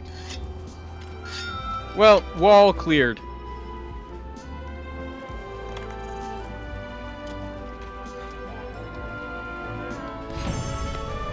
We'll take it. Story progressed, wall cleared. Big scary guy killed. Where is she? I thought she'd be with you. I'm going out for another look. No, you're not. See, there she is. You're okay.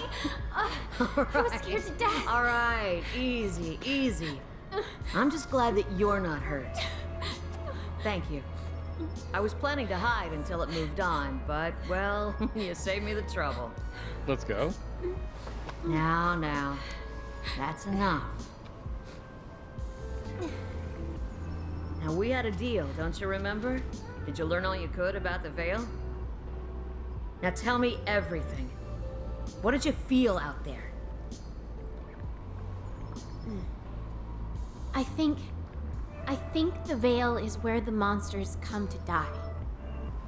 It's their graveyard, and this whole land is a vast ecosystem revolving around it. Okay. Come on.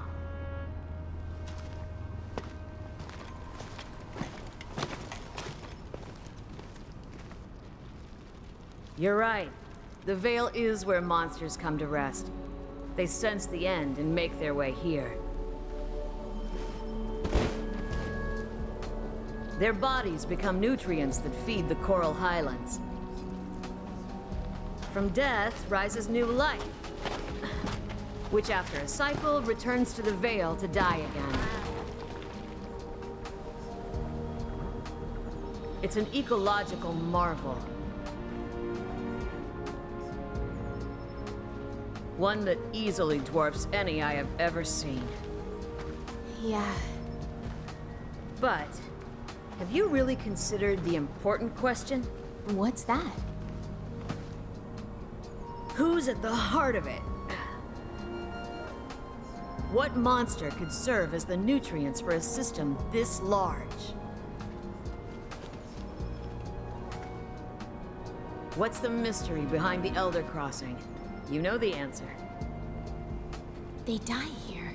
So the elders come here to die. Bingo! An Elder's death is the catalyst. The Veil is Zora Magdaros' resting place.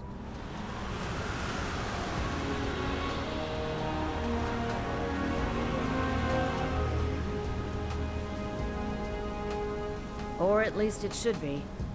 The clues are all here, but Zora is nowhere to be found. It was drawing in energy, storing it as it moved on. Was it trying to deliver it somewhere? I don't know. But I know who might. The first Wyverians have lived here much longer than us. Seek them out. Look, it's raining life. That is a sick one-liner there, raining life.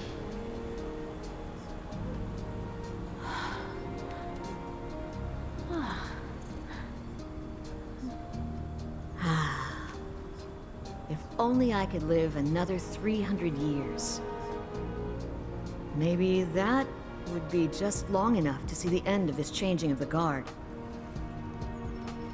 Friends, you go finish this. I want to stay here a while longer. See what death has to give and life has to bring.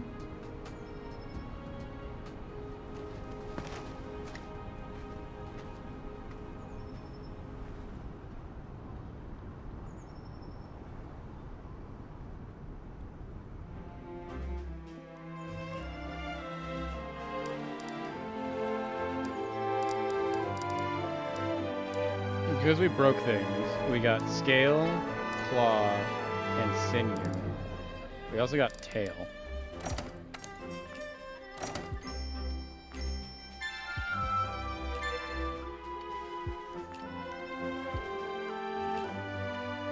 Okay. We have killed the Odogoron.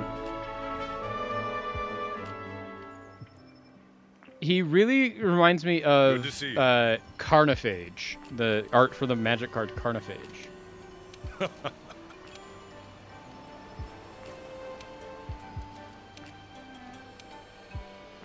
You can do this! The first Wyverians might be able to tell us where Zora Magdaros is. So we need to go to the ancient forest to find the first Wyverians.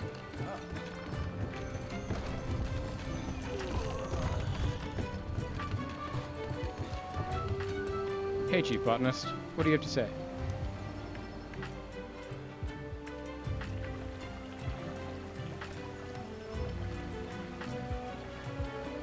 Is our tree cooler now? You're just the awesomest. It's even bigger. There you go.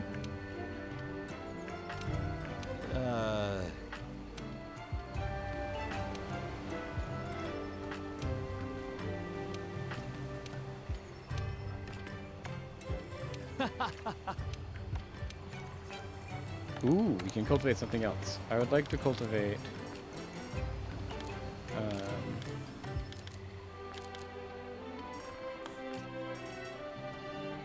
antidote herbs.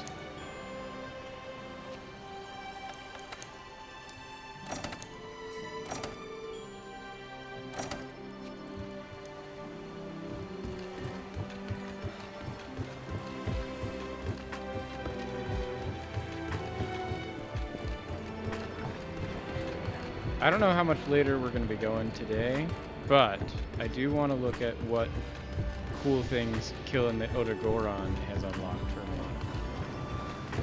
First, we can manage items with this. Store, E, not C. Restock.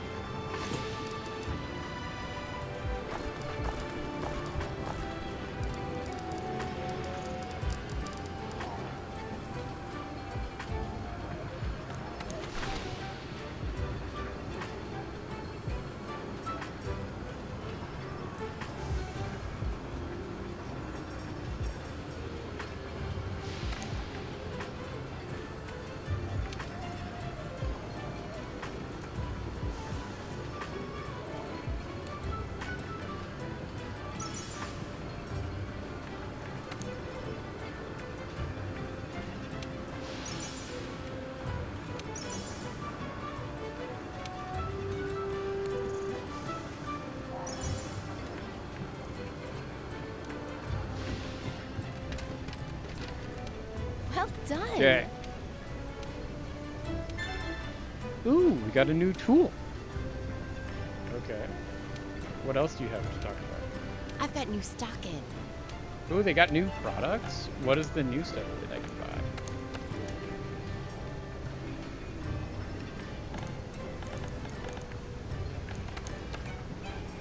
So I can still only buy the same weapons. Do they have different armor that I can buy? So she's like, hey, I've got new stuff, and then doesn't have new stuff.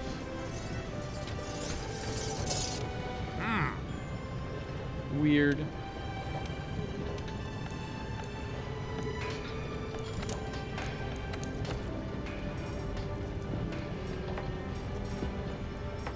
Okay, so Odogoron, what does Odogoron have for us? So Odogoron Helm is bleed resistance, which would be helpful. Scale is quick sheath. Critical eye. What's critical eye do? Critical eye increases affinity. Oh, so it just makes our affinity better. Okay. Constitution, reduces fixed stamina depletion, and then speed sharpening. And then punishing draw is just stun effective draw attacks and slightly increases attack power. Okay, nice. Sick.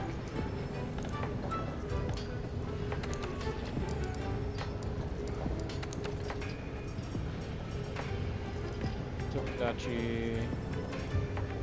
Okay, so Dark Shote 2 is what we need Otogoron stuff for. Okay. Good to know.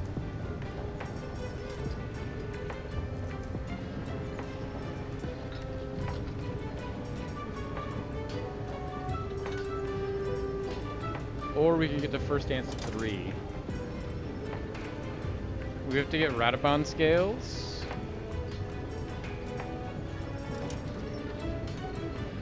That just does great damage. It's the biggest number I've seen so far. It's 429.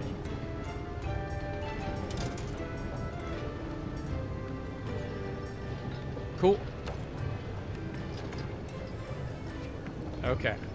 Well, I think with that, though, we are going to be done for tonight. This has been a fun stream. I had a lot of time. We had a good time in Monster Hunter. We had a great adventure in Football Manager. We had the huge raid. Once again, shout out to all the raiders. It was a lot of fun. I hope you had an enjoyable time here in the Jank Tour and liked what we did. If you did, please come and join us again. It is going to be a lot of fun. But for now, I'm going to end our broadcast week. Thank you so much for coming once again. I have been Sam. It has been my absolute pleasure to entertain you. Until next time, take care of yourselves, take care of each other, and I'll see you in the next stream.